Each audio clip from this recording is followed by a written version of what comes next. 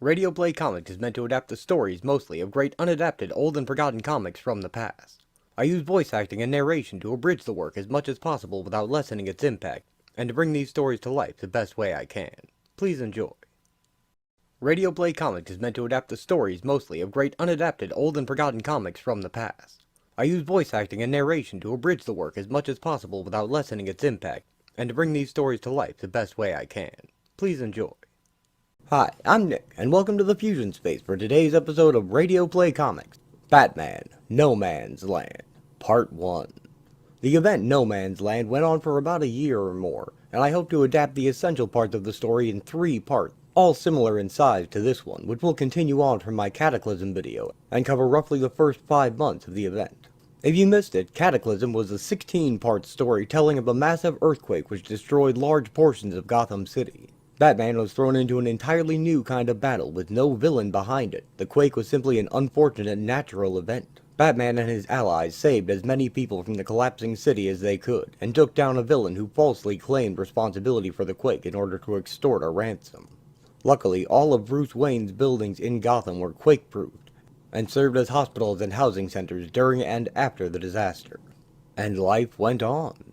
The heading aftershock was on a few months of Batbooks after Cataclysm and before No Man's Land, but nothing of importance happens in them. They were mostly filler material detailing more rescue operations like we saw in Cataclysm, with occasional villain attacks to bridge the gap and show that Gotham was more trouble than it was worth to repair, and that every effort had been made before the radical step that would follow. I would also bet DC wanted the extra time to finish planning No Man's Land, as I expect they waited to see how well Cataclysm would sell before going all in on the long No Man's Land event.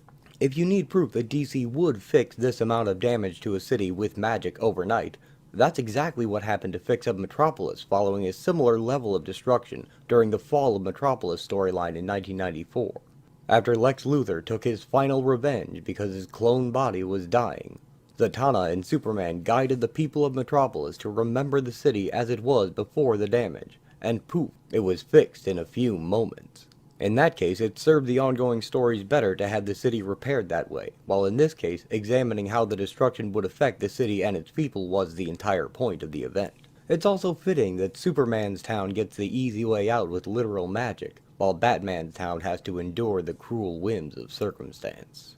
No Man's Land begins when the federal government officially elects to abandon Gotham City, to close the city off to the outside country and declare it a federal no man's land, an area of land outside of the United States' ownership and control. The people were hastily evacuated, as you'll see in a brief prologue, leaving many trapped who would have liked to leave, as well as all those who decided to stay, for a multitude of reasons. For some, Gotham was the only home they'd ever known, and for others, the prospect of no law enforcement sounded like a criminal paradise. Some stayed because they just couldn't afford to leave, and others stayed because the skills they had would be worth more in the disaster area. And that includes both those who thought that selfishly and unselfishly alike. Gotham is still Gotham, in other words, and the parallel that might occur to anyone who played Batman Arkham City isn't quite an accurate one for that large reason. This isn't just a locked-off city full of criminals. Many innocents and good people who just wanted to help those who couldn't leave have remained. But while that much has stayed the same, everything else about the way of life here has changed, and the depth of that change will only become apparent over time. And no one has to learn that hard lesson more than Batman himself, who has vanished as the No Man's Land edict went into effect. As such, the early story will follow Jim and Barbara Gordon as they try to establish a beachhead of order in a city in the grip of chaos. Now that the introduction is over, let's begin.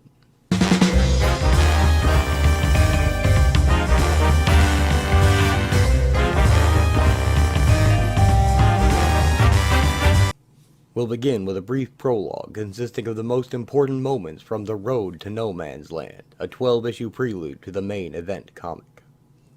The rabble-rousing politician Nicholas Scratch makes his name by leading the charge for the federal government to abandon Gotham City. After months of attempted reconstruction, the situation is grim and the city has run out of resources.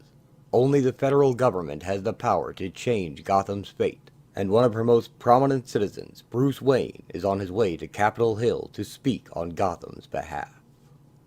Who's gonna speak for you, Mr. and Mrs. Six-Pack? Scratch! Scratch! Scratch!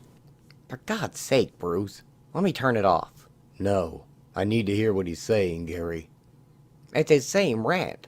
Unfortunately, it's reflected in the polls. Tracking polls show Gotham's fate is sealed. 82% want no tax dollars allotted. 93% say they won't miss Gotham. 70% were in favor of another quake. And you're on my side. I'm paid to be. It's hopeless, Bruce. The odds are stacked a mile high against you. They always have been, Gary. They always have been. Bruce Wayne's address to Congress is also televised to the world. I see Gotham as an anvil. One is broken or tempered on it. So many trials, so much misfortune, so little hope. But some thrive there. Gothamites are a tough breed. They're proud of their town and their talent for living in it. My family has lived there for 2 centuries. It was there that they built the financial giant that is a leading player in a half-dozen industries. And it was Gothamites who helped build it. By their sweat and their labor, and sometimes their lives, they made Gotham a world competitor. Against all the odds. But despite their troubles and their setbacks, Gothamites keep going. And there's something noble about that. It's an admirable trait, I think, to hold out hope when all hope is gone. Every city has its own personality. I like to think that dogged determination is Gotham's.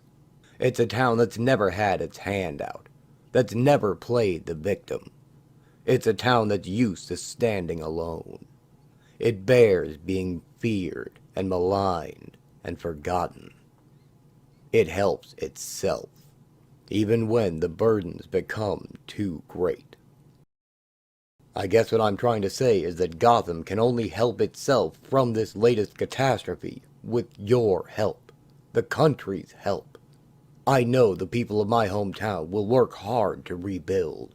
I know they'll repay this nation for any sacrifice it has to make. There's simply more to be gained by helping us than abandoning us. And I'm betting my entire fortune on it, without a single doubt or regret. That's my plea. Thank you for giving me this time. Wow. Mr. Wayne, a few questions, if you will. You must be aware of your hometown's reputation as seen by the average American. Yes, Senator. And I have a plan for the restoration of Gotham that will ease the usage of federal funds. With my own fortune, I'm creating the Gotham Redevelopment Corporation. It's a plan put together by Lucius Fox, my chief executive officer. Publicly traded shares will help Gotham out of this calamity with private monies, and they will pay dividends. I guarantee it. Will this work, Mr. Fox? Not a hope in hell, but look at Bruce sell it. I have that much faith in the city and its citizens. Look at all they've survived. You can't give up on them now. All the horrors that my city has witnessed these past years have one thing in common. No one had the power to stop them. No one could turn aside the tragedy. But that's not the case today. Today, you can make a difference in 7 million lives with the stroke of a pen. With your word. Bruce, you can't just leave. I've said all I have to say. Mr. Wayne, we have more questions. No, you have questions to ask yourselves. And I hope to God you can live with the answers.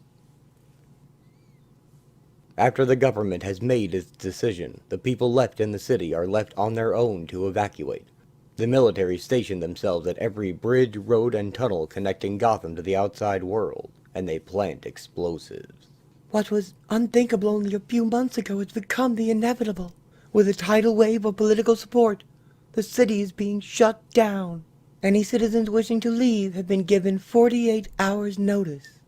We can only guess at the dire living conditions in what's left of the quake-ravaged city. Even from my vantage point across the harbor, we can hear sporadic gunfire from over the water. This is Tara Shanson Jimenez. Haven 11. Thanks, Tara. I guess anyone who was going to get away from Gotham is long gone. What's on the scoreboard tonight, Skip? There is no getting away from a total shutout as the Keystone City Patriots fell to the Bloodhaven Bloodhounds. In an Oracle throws a coffee mug through the screen. I gotta control my temper before I run out of monitors. Lucius Fox takes one of the last helicopters out of Gotham, securing a few final things from Wayne Corporation headquarters, and more concerned with getting everyone else out before himself. He sees the bridges being destroyed from the sky. It's begun already. I still can't believe they're going through with it. Nothing could save us. Not from the outside threats. Not from ourselves. At Arkham Asylum, and with no other choices, Jeremiah Arkham has released all the inmates, rather than allowing them to starve in their cells, as all supplies have long since stopped coming in. He asked them to promise not to go to Gotham, though, as the city has enough troubles, and they all said they wouldn't. But other than the Riddler, who does see greener pastures nearly anywhere else, very few of them stick to their word. After all the fuss and all the nonsense, they run off and leave it to us. Crazy world, ain't it?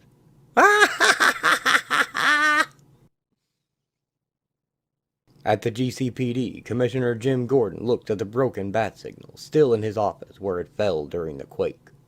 So, how are we going to do this? What do you mean? You said we're staying in Gotham, Jim. What are two cops with zero authority going to do here? Are you trying to talk me out of this, Sarah? I know better than that, tough guy. Well, there has to be a few people who think like us. We rally them and give them a direction. Just because the government has abandoned Gotham doesn't mean the law has to.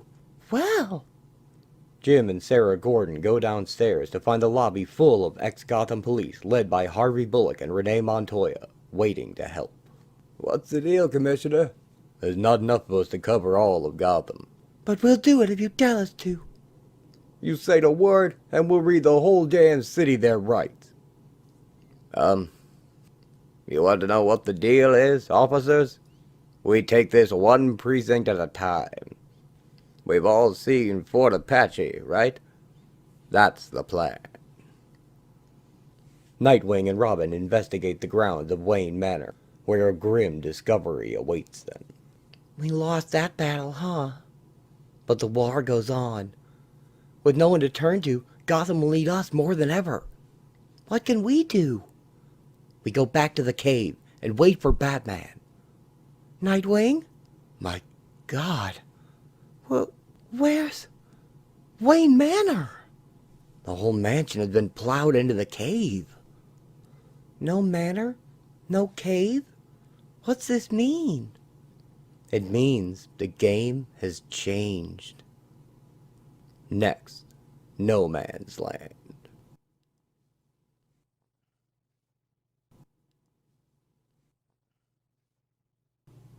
And after the earth shattered and the buildings crumbled, the nation abandoned Gotham City.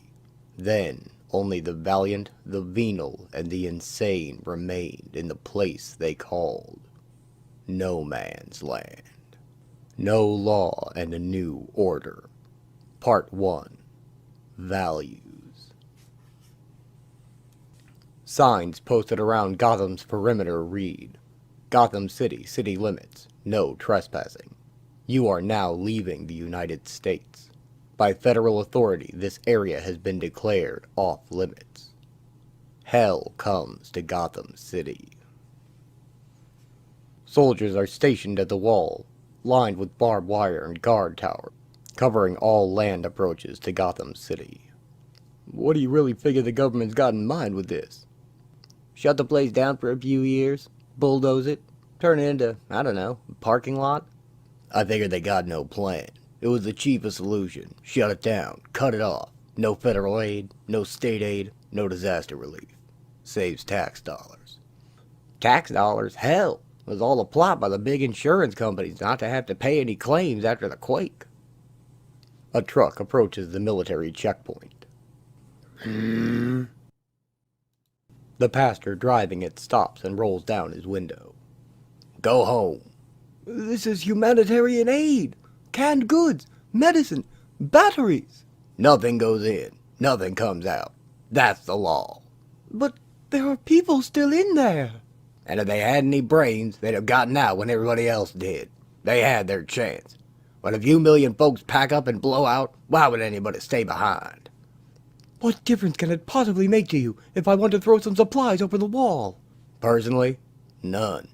But when I'm wearing this uniform, my personal opinion means zip. I'll be a good man of God and turn around. Plenty of Gotham refugees on the outside can use that aid. He turns around and drives away.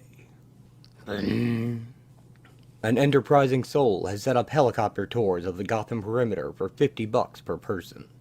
One taker has the bright idea to drop a box of food in and take pictures of the people who will fight over it. He bribes the pilot to violate the restricted airspace, but they are soon chased off by the military, and he drops the food on the way out. Yeah.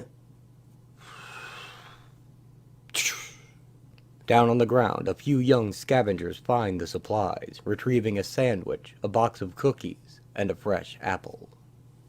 The boy with the sandwich soon has it stolen from him by a thief on a bike. Yeah. Hey! He fires a spiked tennis ball at the thief with a slingshot, hitting him in the back. Two grown men approach as he stops the bike to remove it.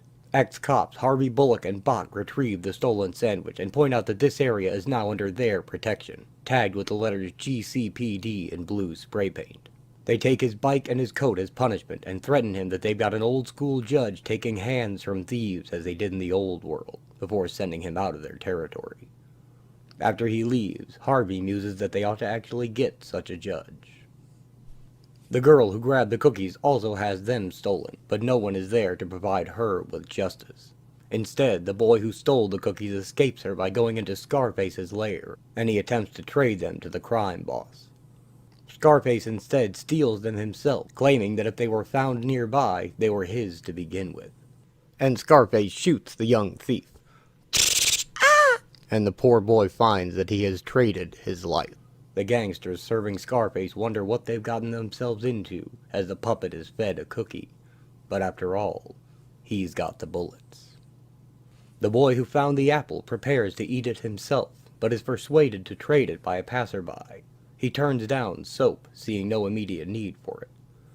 But he trades the apple gladly for 3 cans of beans and 2 cans of soup. The man who got the apple takes it to a local trader and is offered an array of items. A cell phone, a Walkman tape player, and a Rolex watch, before he trades the apple for a flashlight with a set of good batteries. The trader makes a call and prepares to trade the apple for a box of 9mm handgun ammunition. In a fancy nightclub, the Penguin interrupts his stage show to announce an auction for the fresh apple to his high-class guests. He has bid items of great value for it, 5 and 10 gallons of gasoline, a case of lighters, a fur coat, even a woman for the night, but he chooses a 20-carat diamond to exchange for it. A diamond has little value here in No Man's Land, but word is, Penguin has a secret pipeline to the outside. Pengy summons the winner of the auction to the stage to claim his prize. But only after he has a chomp of it himself, reminding everyone that the Penguin always takes his bite. Helicopters patrol the perimeter of Gotham City, still half destroyed from the quake, and now cut off from the outside world by new walls and guard towers on land, and by other measures at sea. Day 93 of No Man's Land. Gotham is still dead. Here in No Man's Land, the area formerly known as Gotham, the universe has gotten smaller. For most of them who stayed, it goes no farther than they can see. Mine's a little bigger. It always has been. I was lucky.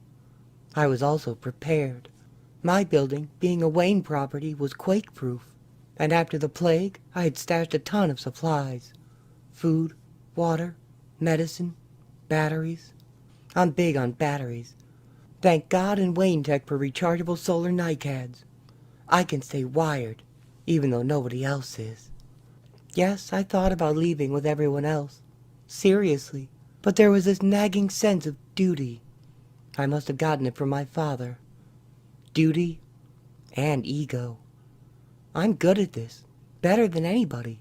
Besides, I didn't know how to do anything else. Information. What could be more important in such a crisis? Having it. Getting it. Sharing it. Maps of the city. Knowledge of various underground supply stashes. Locations of the old fallout shelters. With their stocks. I traded information for sustenance. Barbara sends out 2 people as runners. I'll tell you where there's a stash of the Army's freeze-dried food if you promise to bring me some. Sure. Just don't eat any of it until you come back here with some. The Army put poison in it in case it fell into the enemy's hands. Only I know how to neutralize it. I've had good luck using agents. They return with 3 boxes. Sprinkle a bit of this powder on the food before you eat it, and you won't get sick. It's just MSG. There is no poison. But if they knew that, they might not come back. I traded information for more information. I recruited operatives. I developed a network. Did you know that there are 3 dozen phone terminals with 2-year batteries all over Gotham? GemCon, the Gotham Emergency Communication Network. 15 of them still work. And I just happen to have a tap right here. Another little wiring job I had done after the contagion crisis. Not so hard when you can hack into the phone company computer and write up a work order. Paranoia. It's a good thing.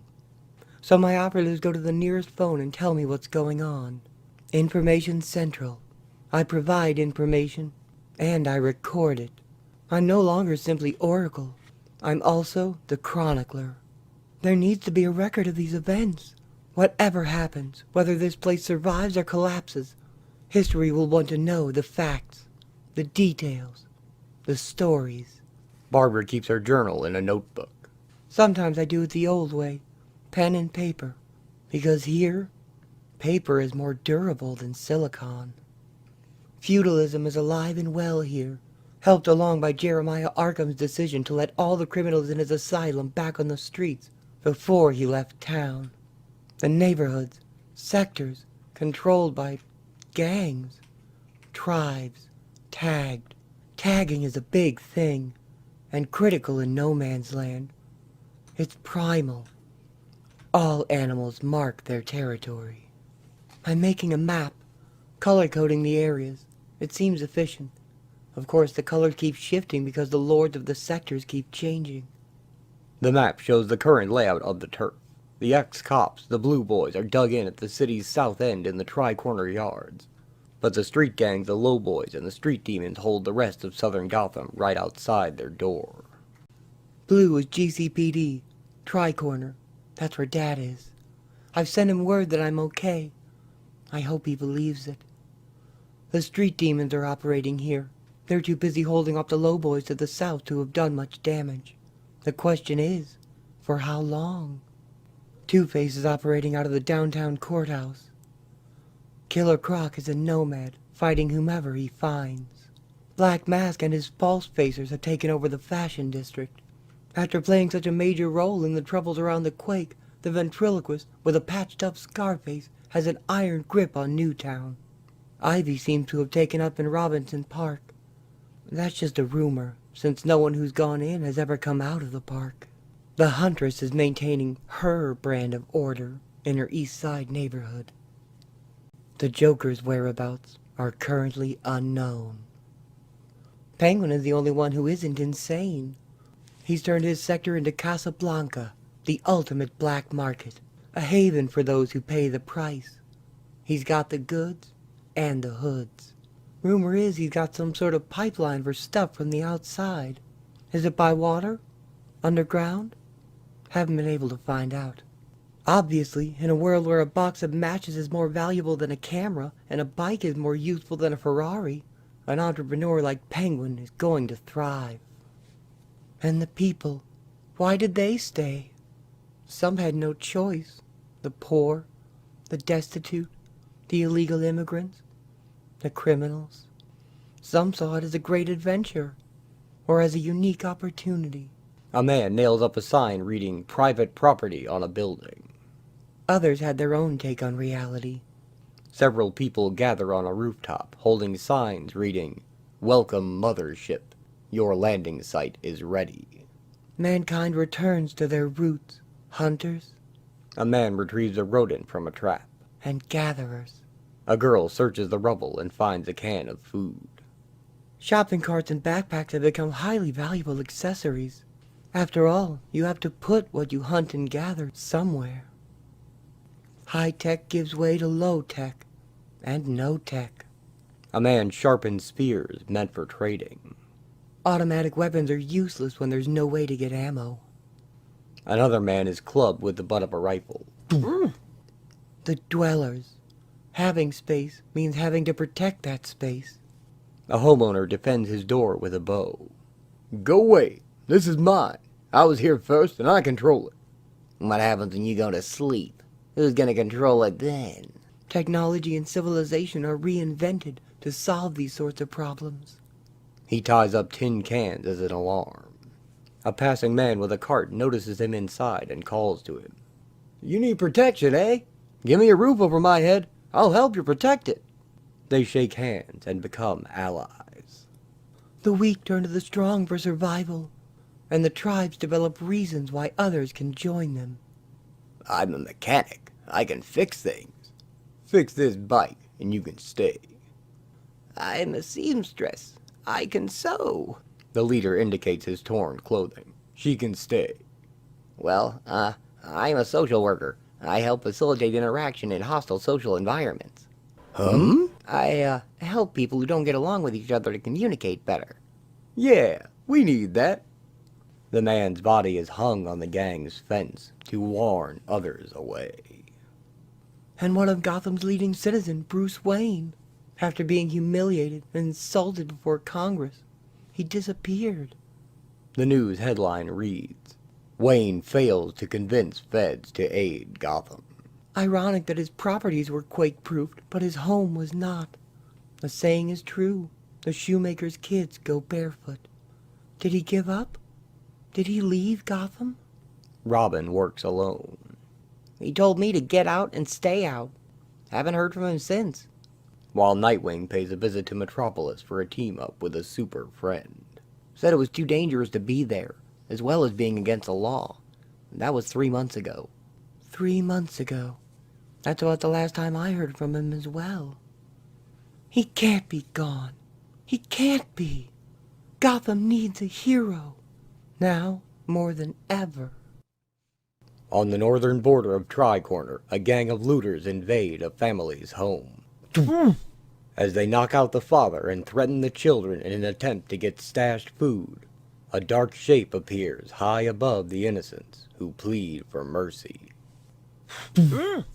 Bach drops down on top of the gang's leader as Harvey and the other blue boys rush in.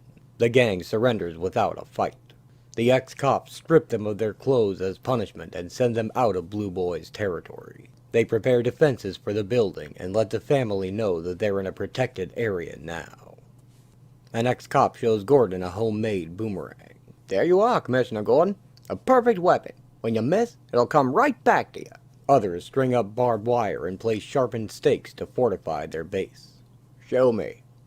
Outside, the man throws the boomerang in a high arc, and it sweeps back down to his hand. Good. Teach everyone how to make 'em and throw 'em. Sir, Bullock reports that the northern border is now secure, but he could use some more barbed wire. We'll get him whatever he needs. Sir, I've got something wonderful to show you. Up on the roof there. This man shows Gordon a makeshift bat signal. I used a low-voltage quartz bulb and some car batteries, all mounted on a steering mechanism that... No! Jim Gordon smashes it with his foot. We don't need this, because he's not coming. Understand that, Wilson? He's not coming! Yes, sir. I understand. Commissioner, how can you be so sure about that? Because he'd have been here by now. Maybe he hasn't shown up because we haven't called. No, Montoya. He gave up on Gotham, like everybody else. He always took the easy way out. Being a vigilante was easier than being a cop. Whatever. Isn't it a good idea to make people think he's around? Why? Why raise false hope? We have to do this, and we have to do it without him. No more myths and legends. This time it's going to be the GCPD that puts the fear into criminals. We're taking back Gotham, and this has no place in my city. Gordon storms off. Why is he so ticked off about the bat? The bee. You don't even want to utter the name in his presence. I thought they were friends. The commissioner spent a few weeks on the outside looking for another city to be a cop in. But they all laughed at him. All because of the bee. They told him, we don't want a chief who needs a bogeyman to help fight crime. We want somebody who's good enough to do it himself. None of those cretins would have lasted a week in Gotham. You know it. I know it. Jim knows it. But it's about perception. We've always had more crime, more psychos, and more general weirdness than any other city. A den of iniquity. That's what Nicholas Scratch called this place. You think he's really gone? The, bee man? If he's not, I don't envy whoever has to break the news to my husband. Jim's wife, Sarah, takes in the silence for a long moment on the lonely rooftop, pondering their situation. I don't like being out at night anymore. It's too dark. If you're scared, turn on your flashlight. Anyway, just around the corner, an old shoe store. I saw somebody moving boxes in today. We're gonna find out what's in them. The two would-be thieves see a bat symbol spray painted on the wall with yellow paint. Say it ain't so. Can't be. Somebody's idea of a gag. A trick to scare us away. Frankie, that ain't no trick. High on a rooftop, they see the silhouette of the bat, and they flee as it swoops down to the street. The dark figure adds another bat symbol.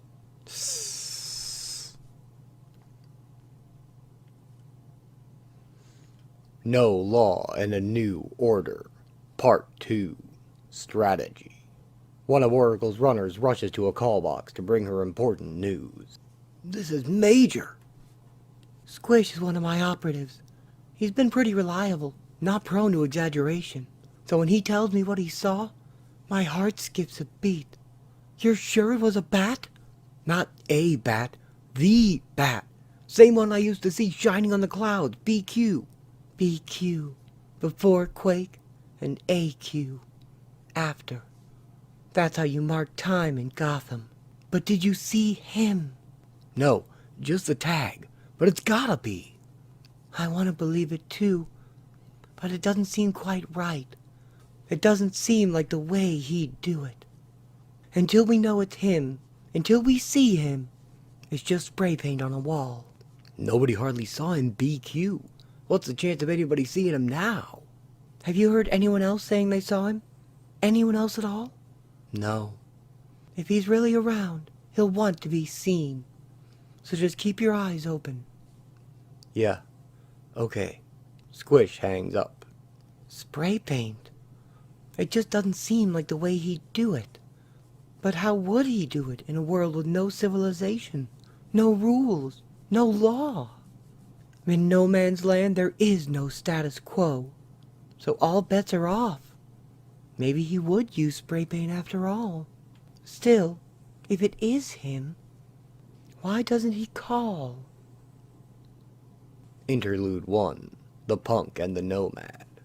A punk with a gun stops a traveler headed for penguins and attempts to steal his batteries. The traveler is unafraid because he knows that if he had a bullet in that gun, that would be worth more than the batteries. The empty gun clicks, and the traveler goes on his way. Gordon is told that the Blue Boys have running water with just a bit of rust in it, and precisely that much is right with the world. Until news comes in that they've taken another block, and Jim goes down to place the tag himself at a small ceremony with his troops. Sarah points out that he used to arrest kids for that, and he promises that she can do the next one. Gordon gathers his forces before a city map to announce their next move. Old Gotham. We take back HQ and everything in between. Damn right. We take back what's ours. No, I say we should hold our position for a while. Shore up our territory, make sure we can defend what we have. Defense? That's old-style cop talk. We're no longer a police force. We're an army. Offense. We need to show strength. Perception of power can be as important as power itself. Besides, the residents here will defend themselves if need be, because they want to. We're their best hope. But HQ? I don't think we're strong enough to mount an attack like that. Don't be so gutless, Foley. The word is prudent, Petite. Something I'm proud to be, as opposed to suicidal. Something I'm definitely not. The low boys control old Gotham, and then we'll be right up against the street demons. You presume we'd mount a frontal attack, go in and secure an area. Forget those kinds of tactics. We're going to start a war between low boys and the demons. Let them thin out their ranks. Then we move in. I love it. Commissioner, are you actually saying? Yes, I'm saying we incite people, bad people, degenerates, to kill each other. Yes, once upon a time that was illegal. But once upon a time we were part of the United States of America, living under its laws and its justice system. Now, we're not. There's no law. But we can still have order, if we impose it. And we will impose it, because it's our city, and we want to live in an ordered society. We're going to take back this city, because we think it's worth saving. That's why we stayed, right? Damn right. Any questions? Ulterior motives, sir? What's ulterior about taking back our own headquarters? Your daughter lives near there, doesn't she? Yes. Yes, I want to protect my daughter. It's not an ulterior motive. It's a human, fatherly motive. Anybody have a problem with that? No one says a word. All right, then. I want to be ready for action in 3 days. Interlude 2. The Punk and the Little Kid. The punk holds up a kid with his gun, demanding the bicycle tubes he hoped to trade. A large man with a bow comes to his aid, though, and proposes safe passage to the Penguin in exchange for a 50-50 split. The boy agrees, and they travel on together. He asks the large man if he's going to take everything, but the man says he knows some helpful places only a small person could get into, and they become partners, at least for now. Jim plants seeds in a rooftop garden. I wonder if we'll be around to reap what we sow. Sarah joins him, fresh out of the newly working shower. I think this environment is bringing out the best in you, Jim. Strength, decisiveness, leadership. Moral ambiguity? Not moral ambiguity. You know the difference between right and wrong. Now, for the first time in your life, there's no politician or judge or special interest redefining what you know as right and wrong. You're working purely on instinct. And your instincts are good, James Gordon. They're excellent. I hope they're enough. They look up and see clothes on a line forming a familiar dark shape in the sky. You're thinking about him, aren't you? No, I think I'm becoming him. A law unto myself. I wonder how he became that way. Maybe he had everything taken away from him, too. Maybe he had to become who he became. Why don't you say his name? Because he doesn't exist anymore. He ran out on us, took the easy way out. I only wish I knew why. You were always on him for bending and breaking the law. Maybe the message got through. Maybe he left because it was the lawful thing to do. Wouldn't that be the ultimate kick in the head? Two young boys run down the street from a larger gang chasing them. As they crouch in fear against a wall, one of their attackers is taken out with a brick to the head. Ah!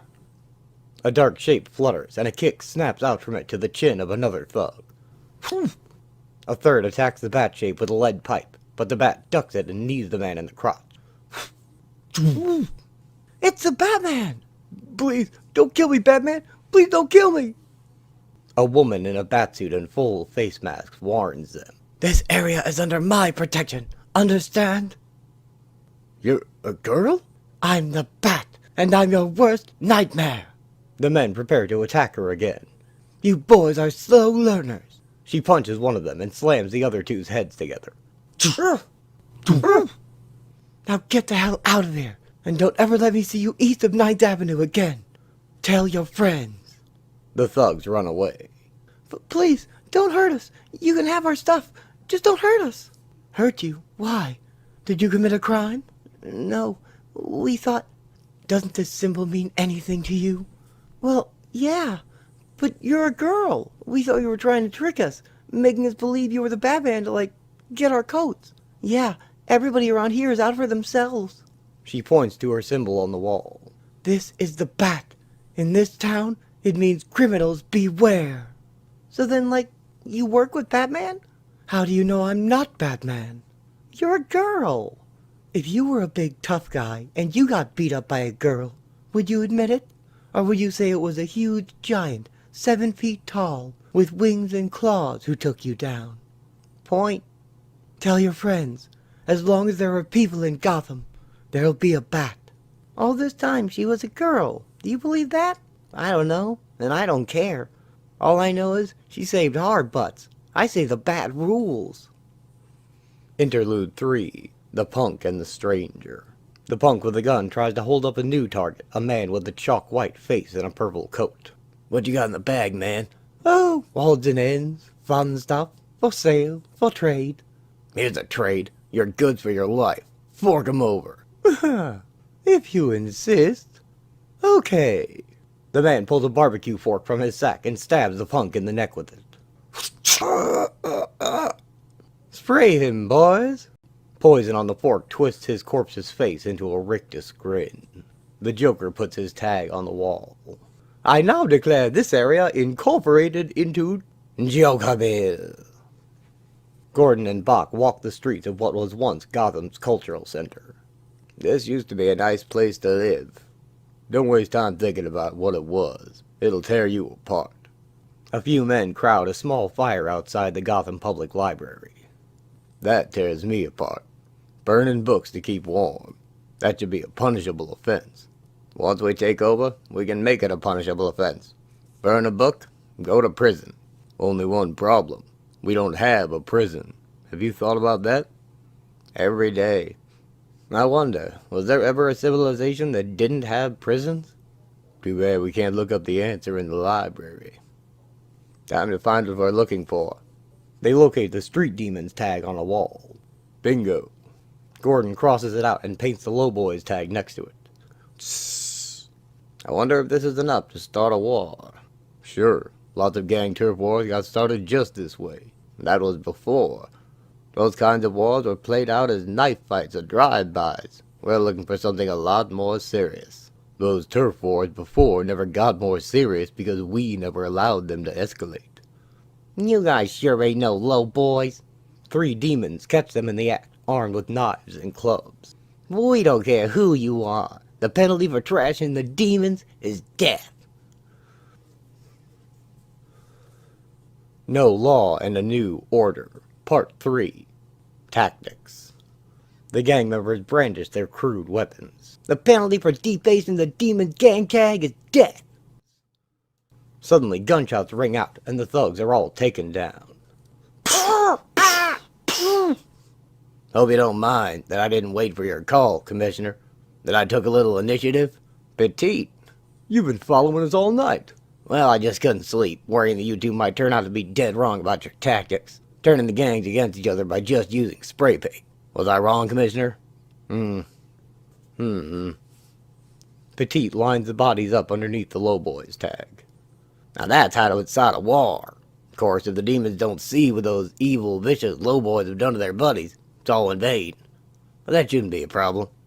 Oh, demons, come out to play! Petite's call echoes through the streets and soon summons more demons, who discover the grisly scene. As they argue over whether to attack or report back, Petite taunts them again with chicken noises, and they give chase. Gordon and his men lead the demons into lowboy territory, and Jim throws a brick at them to get their attention as well. The blue boys hide high up on a fire escape as the two gangs square off. You're gonna die, lowboys. It's payback time. Yeah, we're gonna splatter you demons across the wall. Gentlemen, congratulations. We've just started a war. Back at base, Jim lies in bed with Sarah. I wish I could be sure I was doing the right thing. When have you ever been sure? When that married cop was getting himself involved with a single detective, was he sure he was doing the right thing? You know, I was never sure about us then. Petit is sure. I almost envy his simplistic black and white view of the world. Maybe it's the right view for this world. I don't want to admit it, but he hasn't been wrong yet. The question is, how far will we have to go? How far are you prepared to go? I don't know. Yes, you do. How far will a father go to protect his daughter? All the way. Yes, I'm prepared to go all the way. Day 98 in No Man's Land. Chronicle of a war. No one knows who started it. We all just woke up one morning and it was on. The demons versus the low boys. The bad guys versus the bad guys. Here in demons territory, we wonder, is this a good thing or a bad thing? For those who prefer the devil we know over the devil we don't, it's a bad thing. Which devil do I prefer? I don't know. I'd like to think things can only get better. But it's Gotham after all. Or it was. And here we say, just when you think things can't get any worse, they do. My operatives report in, and one thing's for sure. It's bloody. Estimated casualties, 42 gangbangers. So far, no civilians have been hurt. In the street outside Oracle's tower, the gang stages a display. Demons rule! Another lowboy goes up in flames! Demons rule! Day 99. The war begins to take its toll. The demons are burning the bodies of their own dead, claiming they're lowboys. It's a show for the residents to convince us they're still in control. Rumor is the lowboys are doing the same thing in their neighborhood. Over by Gotham Harbor, thugs attempt to force an innocent man out into the water from a blown bridge. That's right. The Gotham River has mines in it. At least it's supposed to. We don't know for sure. Our boss don't know for sure either. And our boss wants to find out. So he sent us to investigate. And now we're sending you to do something useful. Thing is, if there's no mines, you can escape. But if there is, and you blow one up, then there'll be one less mine to blow up the next guy we throw in. No matter what happens, it's useful. The innocent man strikes one of the thugs in the neck. What the hell? Another grabs him, seeing that under his ragged coat and hat he is wearing a finely tailored suit. The thug shoves him over the edge of the bridge. Woo! The sign said danger. It was correct. The thugs look up. Batman swings down from a high bridge support on a line, his cape flaring out behind him. What used to be a familiar sight in Gotham, only absent these past few months, is also a bit strange to see in broad daylight. Batman advances on a thug as he threatens Alfred, who is hanging from the broken bridge by his cloak. Back off! I'll kill this guy! He throws a batarang and knocks the gun from the man's hand. Run away. The thug pulls a knife. Like hell, you're going down. Batman disarms him and throws him to the ground in one single motion. Hang on, Alfred. A sensible course of action, sir. Batman smashes the window of a car door over the man's head, trapping his arms in the frame. Another goon throws a rock at Batman. He ducks it, and it hits the trapped man, knocking him into the water. He hits the water near a mine, and it explodes. The others have all run away. Batman helps Alfred up to safety. Apologies, Alfred. I cut that a little close. Alfred examines his singed hat. Indeed. Is the homing transmitted effective, sir? It worked fine. I didn't. I have to relearn how to get around in this town. Broken cornices, rubble, collapsed rooftops. It all slows me down. I hope Gotham isn't trying to tell me something. I thought you'd worked past all that, sir. I thought I had too. The work, sir. It's about the work. There's much to do, and if not us, sir, then who? Yes, who? It's been too long since we've seen you in action, sir. You looked good. Did it feel good? No, Alfred. It felt great. Result of tonight's recon? Well, the river is mined. Batman opens a manhole cover with a hidden switch. And their boss? They never said. I assume it's someone who either wants to get out of town or bring something in. Or possibly bring someone in. There is likely an additional way to gather intelligence, sir. Alfred, you know that my approach this time is... Sir, if I'm gathering information, that already compromises your single solitary crusader approach. You're right, Alfred. I should at least check in. The call came the next day, on the special frequency, his frequency, and there was the voice, his voice. No question about it. I'm back. Just thought you'd like to know. So, it was you, doing the tagging down in Dooley Square? Dooley Square? No, haven't been there. Then, who was it? Connection terminated. I hate it when he does that. Day 102. The police are poised, ready for action. They should be. They've waited days for this. It's time. He gives the order. Take the streets. Gordon plays the role of field commander, standing high up with a bullhorn as the Blue Boys beat down gang members in the street, mostly with clubs and fists. There's a new gang on the street. The Blue Boys. GCPD. Attention, street demons. Low boys. You're in our territory. Surrender now. The gangbangers are weak and disorganized. They go down. An ex-cop clubs a knife out of a thug's hand. Quickly. Sarah Gordon trips one with a chain from on a bicycle. Easily. Bach takes another down with a boomerang. A minor skirmish and the police take back their headquarters. It's a great morale booster. Sarah paints the Blue Boys tag on GCPD headquarters. Finally, the residents are invited to join in.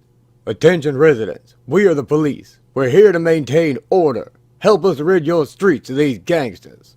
They're thrilled to help with bricks, pots, and pans, bare fists. It's grassroots community policing.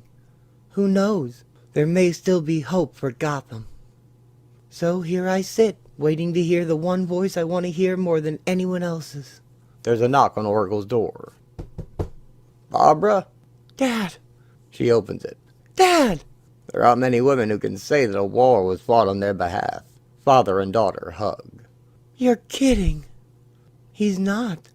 I guess it's true what they say. A father will do anything to protect his daughter. Barbara paints the Blue Boys tag on her own building. Sir, sorry to interrupt. The neighborhood has been secured. So I see. Well done, Bach. Well done. The question is raised of what to do with the defeated gang members. We tell them to get out of our territory. Let them be somebody else's problem. That means it'll just be our problem again later on. Maybe not. Peaceful coexistence across an artificial border? We're cops. They're criminals. It'll never happen. Look at Bosnia. Look at the Middle East. If we push them out of here, somebody else may solve the problem for us. Exactly.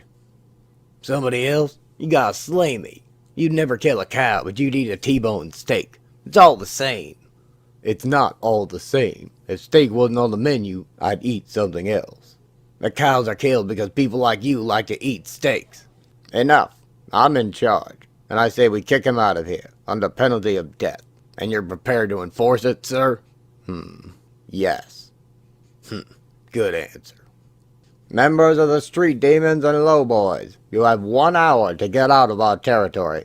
If any of you are found here after that, the penalty is death. And just to show you we're not fooling around, Petite shoots one of the demons in the head. now get out of here. They all flee rapidly. Damn it, Petite, that was out of line. Way out of line. We're still police, and we will act like police, and that means we will not resort to death squad tactics. Is that understood? Yes, sir. I was just taking a little more initiative, sir, so that they know we're prepared to enforce your death penalty. Now they'll run all over town. Tell everybody that the cops have gone crazy, shooting people down in the streets. Maybe they actually won't come back. You want to tell me I'm wrong, Commissioner? Go ahead and look me in the eye and tell me I'm wrong. Gordon and Petite stare each other down. You guys enjoy your steaks. Dooley Square. Don't ever come back here or face the wrath of the bat. I'm gone. After she runs off the thug, Batman accosts the new Batgirl. Nice costume. Didn't think you'd approve. I don't. You haven't been around, and Gotham needed a bat. My previous whereabouts and my reasons are my own. Whatever. You're gonna need help. No. Yes. You just don't know it yet. I sent my other partners away. Too dangerous. I didn't want the responsibility for what might happen to them, for what they might become. Of course, a city without law offers certain behavioral temptations, but I've already been doing this for weeks in your absence, and I intend to keep doing it, so you have no issue of responsibility with me. And the costume? I don't have to wear it, but it's a powerful image. Primal. Mythical. Works very well. Still, if you tell me to take it off, I will. The tagging. It's a good idea. I intend to use it. Thanks. You all right about one thing. The city does need a bat. Maybe more than one. Just don't disgrace the symbol. Then, I'm approved? No, but you're not disapproved. That's good enough. For now. No Law and a New Order. Part 4. Language. Batman has set up shop in the sewers of Gotham. Are you sure, sir? Are you sure this is the right approach? I'm back to basics, Alfred. The image of the bat. I chose it years ago because of its power to strike fear into criminals. Now the image needs to be seen. The people need to know I'm here. But in spray paint? Via acts of common vandalism? This is the new language of Gotham. If I don't speak it, the message won't be understood. I miss mass communication. For the first time in history, Gotham is safe at night. No one goes out, not even the criminals. It's too dark, hard to see. Turning on a flashlight is an invitation for someone to steal that flashlight. Easier to scavenge and operate in daylight. It's warmer, too. And so, no one sees me. No one bothers me. And my night vision lenses make the task relatively simple. Batman spray paints bat symbols on the walls of his area. The quiet is strange. No traffic, no trains, no electrical hum. The smells of smog and exhaust have been replaced by the pungent odor of garbage and human waste. It will take a monsoon to wash away those smells. Gotham is a different world now, with a different pulse, a different language. Language. The words of my childhood French teacher come back to me. You can study a language in school for years, but until you live in a place where the language lives, you can never truly understand it. The Blue Boys show Gordon a bat symbol tag outside of their turf. I realize it's beyond our perimeter, but I thought you should see it. What were you doing way out here, Ramirez? Recon scouting. What does it mean, Commissioner? I'll tell you what it means. Nothing. If he's really here, he wouldn't announce himself like this. Tagging. It's not his style. It's not our style either, but we do it. Probably just some joker.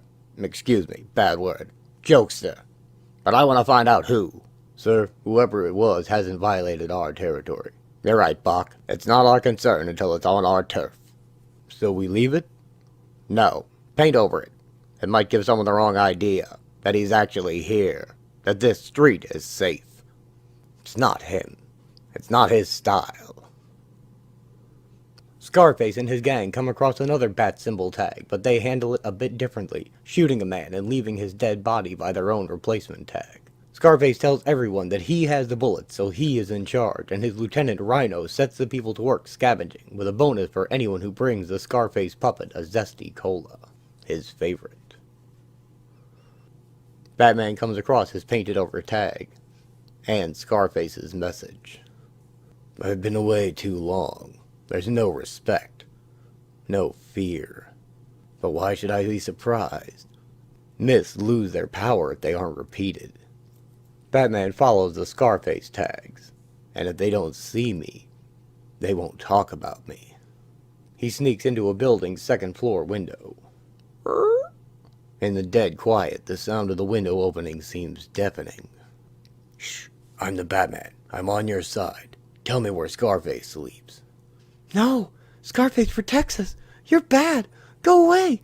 Outsiders are bad. No, I'm here to help. I can end the terror. Get out. Go away. Freeze! Batman is caught by a guard's flashlight. You're dead! The sudden light is blinding. I make myself a moving target. The guard fires a shot as Batman dives out the window. I can't believe you didn't take another shot at me. Maybe there's some fear after all. Weeks of recon, Alfred, and we missed it. Yes, we learned where our enemies are. We learned the boundaries, got a sense of logistics. But we assumed the people were still the same. They're not. They're conquered people. All they know is what the ventriloquist tells them. All outsiders are bad, and they're in a safe haven. No TV, no radio, no phones. Ventriloquist is their only source of information. 6 square blocks, and it's like being in another world. Perhaps those 6 blocks are an anomaly, sir. I'm going to take him down, Alfred. I have to. Maybe you should ask for help. Your former partners? Perhaps even the former Commissioner Gordon. The image of a policeman might be more appropriate than the image of the Bat. No, I have to do this myself. Gotham is my city, my responsibility. I took an oath to protect it. Bruce Wayne couldn't save it, so Batman must. If the myth of the Bat has been neglected, it's my fault. I have to recreate it, rebuild it, from the ground up. I scared him off, boss. You should have seen him run. He ain't coming back. Good work. You'll get a cigar for that. Rhino, give him a cigar and a reload. Just remember, don't ever say that name. If we don't say his name, he don't exist. What do you have on the ventriloquist? Controls Newtown. He's got guns and ammo, and a sweet tooth for zesty cola. Very hard to get. I know all that. Tell me more. I can't. Can't? That word has never been in your vocabulary. It is now. Increasingly so. I can't hack his computers because he doesn't have computers. I can't tap his phones because there are no phones. I can't even get second or third-hand information because the guns keep everyone away. I'm a high-tech girl in a low-tech world. Sorry. She made me realize how dependent I had become on technology. I'd gotten so used to databanks and quick answers that it took me a moment to remember that my finest, most reliable computer was right here with me, my brain. To use it, all I had to do was think. Think. Ventriloquist is of a small stature with a gang of armed thugs who outnumber him. How does he keep them in line? How does he ensure their loyalty? He controls something they want, or something they need, or something they're afraid of. Of course, he controls the bullets. The costume is a liability, yet without it, there is no Bat. Compromise. Take it off, until it's time for the maximum effect. Bruce Wayne goes undercover in street clothes and trades a zesty cola for a lighter. He also learns how Rhino sends out the work crews to scavenge in the rubble, and how each gang member is only given 1 bullet at a time. Along with the soda, he sends a letter to Scarface about a further trade. Scarface reads the note. Bruce offers to trade 1,000 rounds of ammunition in it, and Scarface is very interested. A messenger is sent to meet with Bruce to bring him back to the lair to talk. Bruce is shown a vast array of supplies by the puppet and the ventriloquist. Bring me a case of ammo. You can take out of here whatever you can carry in your 2 arms. No, I won't make the trade in your territory. That's an invitation to get shot. I'm listening. Tomorrow, noon, Addison Street subway station. Bring 24 flashlights and batteries. Big, bright ones. The case of ammo will be there. Leave the lights, take the ammo. I'll be hidden with a rifle. You try anything, I'll shoot. How do we know this ain't some sort of double cross? If you're worried, don't show up. I can deal the ammo to the Black Mask gang. They're close to your southern border, right? Okay. Noon tomorrow. Addison subway station. I'll be there. Are you sure the ventriloquist will go himself? He'll be there. He'd never trust his men alone with that much ammunition. Scarface and his men find the ammo crate where it was promised. Open it. The box explodes with white light and a loud bang, along with gas. The magnesium flare blinds them, and the tear gas makes them choke. Advantage mine. Batman rushes into the gas and elbows a thug. He smashes 2 more goons' heads together. Batman flips another onto the ground. Ow, I am. He takes out a gun-wielding thug and another beside him with a punch and a kick in one movement. Leaving only the ventriloquist. Tie them up. Say my name. Catman. Batman takes Scarface from the ventriloquist. Say it correctly. No, give him back. You'll hurt him. Say my name. Batman. Louder. Batman. Who's in charge now? Batman. Batman's in charge. Hands behind your back. Okay. Just please don't hurt Scarface. Batman cuffs the ventriloquist to a support girder. What's gonna happen to us? You'll live. Wait, Scarface. Don't take Scarface away. Sir, have you made the necessary arrangements for their disposal? Not yet. First I want to finish the job. Make sure there's a story to tell. Recreate the myth. Batman hands Alfred a shotgun. Keep an eye on them. I won't be long. It's something new for me, going out in the day, in costume. Batman calls to the residents of Scarface's turf with a bullhorn. Now hear this. Scarface is finished. This is now territory of the Batman. You men with the rifles, your friends aren't coming back. Surrender or face my wrath. Stop that. A bullet clips the Scarface puppet. The first one's a bad shot. That doesn't make for a good story. I hope the others are better. A sniper shoots Batman in the back, and he falls down. He soon gets back up, perfectly fine. Huh? Batman runs down the street as more Scarface goons shoot at him. He is knocked down again, but once again quickly rises. He can't be killed. He ain't human. My most dangerous hunch proved correct. No one had armor-piercing shells. Had I been wrong, I'd be dead. But it was only logical that the ventriloquist would not have given one man more firepower than another. The thugs run for it. No. I don't make a move to stop them. I know they'll leave the neighborhood and spread the story. The Batman is back. He's angry, and he can't be killed. The people come out of their homes and crowd around the hero. Lord Batman, what do you want us to do now? Yes, tell us what to do. I don't care what you do. You're free. Free to do as you choose. Batman tosses the Scarface puppet away. But who will give us our rations?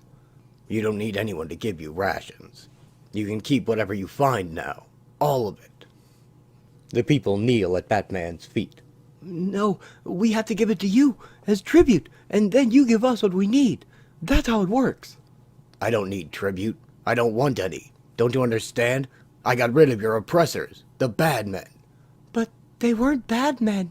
They protected us, took care of us. And Rhino's not a bad man. He made sure no one got more than anyone else. Please, tell us what to do. Now I realize who these people are. The destitute, former welfare recipients, the intellectually challenged, the unmotivated. The people with common sense would never have tolerated Scarface's regime. They left this neighborhood weeks ago. Rhino stands up. It ain't about good guys and bad guys anymore, Batman. It's just about survival. Maybe Rhino's right. Maybe traditional good guys and bad guys aren't part of the language. Whatever you were told to do this morning, keep doing it. I'll be back, Rhino. Batman returns to Scarface's thugs, tied up earlier by Alfred. You have a choice. You can work for me, or you can go with him. Where's he going? Hell. But you said... Batman backhands the ventriloquist. Shut up. Who's in charge? You are. But Batman's in charge. And again. Ah, stop! You are! That's right. I'm in charge.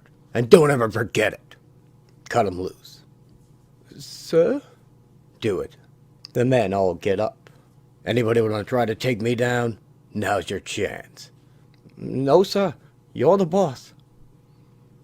Batman addresses his new followers outside. You all work for me now, and these are my orders. It's just like before. Rhino, you tell the people what to do and provide their rations. Real food, not dog food. You give each lieutenant a weapon, but no guns. Lieutenants, you provide the protection and collect the tribute. I get first choice of goods and supplies. You get first choice of food and drink. So already you're doing better with me as your boss. You'll never know where or when I'll show up, but I'll be around. So don't mess up, or I'll take you out. Yes, sir. Whatever you say, sir. The men head out to perform their tasks. Order, rules, structure. Without them, a civilized society cannot exist. Freedom deteriorates into anarchy. Tribute, sir? Like a pirate? Like a despot? It's a sign of respect, Alfred. It's the language, and one cannot succeed unless one is fluent in the language. Are you fluent enough to succeed, sir? Not yet, but I intend to be. Batman sprays his tag on the wall. Tributes are soon left before it. End.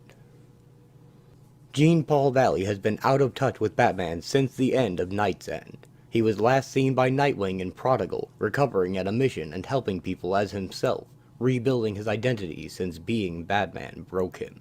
Now he is Azrael. He has tried to redeem his father's name and image, and in this event he returns to Batman's service and is truly forgiven. In this issue he is also given a new costume to reflect this change, and his book is now subtitled Agent of the Bat, and his old costume is destroyed as well as being publicly disgraced, as that version of Azrael is framed for murder by Nicholas Scratch. I'm telling you all this now because Azrael has a subplot I have largely removed from the event as it is largely unconnected to the main plot, but it is happening in the background. Azrael's main target is Nicholas Scratch, the man who helped cause the No Man's Land to begin with his fiery political rhetoric. Resurrection. You want my help? Not want, Jean-Paul. Need. Someone has to deal with Nicholas Scratch. I've got my hands full here in Gotham. Why? I mean, why Scratch? He's got what he wants. Gotham City is off limits to the rest of the country. And I'll spend all my resources and myself to win the city back. I know. So why worry about Scratch? Because I'm afraid he'll undo whatever we manage to accomplish, unless he's stopped. That's your job. You can't wear your Azrael outfit, not since Scratch framed you for the murder of Senator Hallivan. But I've got to. Without it, I'm just plain Jean Paul Valley. No match for a really tough Petunia, much less Scratch. My friend Brian explained it to me. Sort of. It has to do with my childhood conditioning. The suit triggers my special abilities. What's this? Another costume. Different design. One that won't be associated with Hallivan's killing. Harold ran it up. Gee, I don't know. Will it work? A different costume. It might. How do I find Scratch? Somehow. Thanks for the vote of confidence. Lightning crashes dramatically behind Azrael as he dons his new costume and prepares for his new role in and out of the no man's land Gotham has become. Hello, Azrael. The most recent map of Gotham shows the progress the Blue Boys have made, and Batman working on the other end of the city. Though they are not working together, as they are not on speaking terms, Batman is moving to be as effective as he can in relation to Gordon's efforts, forming a classic pincer movement on the entire city. Batgirl has been a great help in this regard, taking some of Black Mask's territory, as well as helping wipe out a few smaller street gangs. And the Huntress convinced the Scarecrow that his brand of fear has no power in no man's land.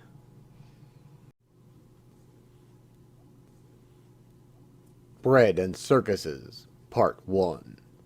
Batman jumps down from a rooftop into a gang of armed thugs in the process of painting over one of his bat symbol tags.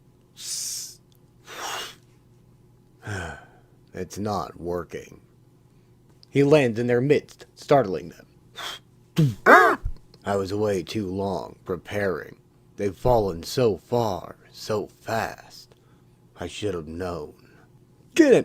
Kill him! No one crashes Red Devil turf, but it's him! The Bat! So, that was then.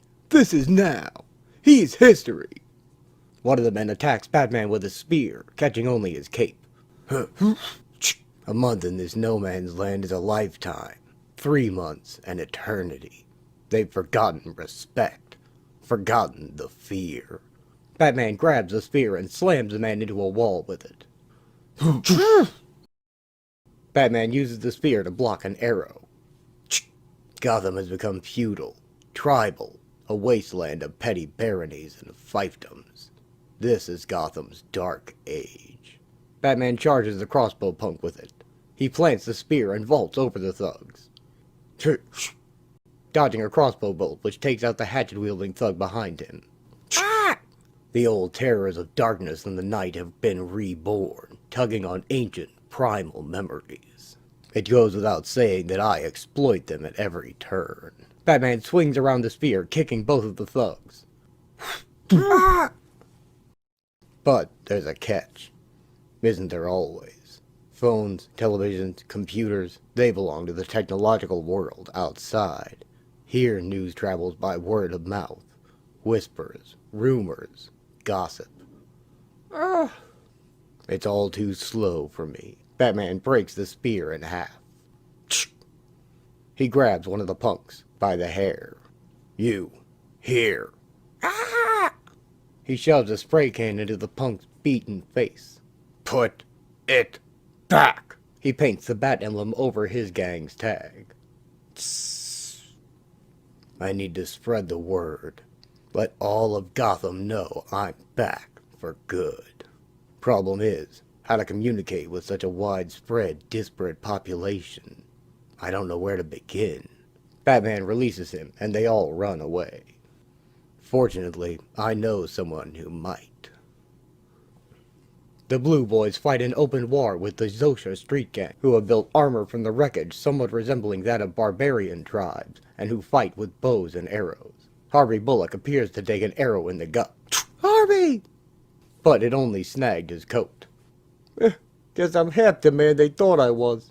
He slimmed down considerably since No Man's Land began.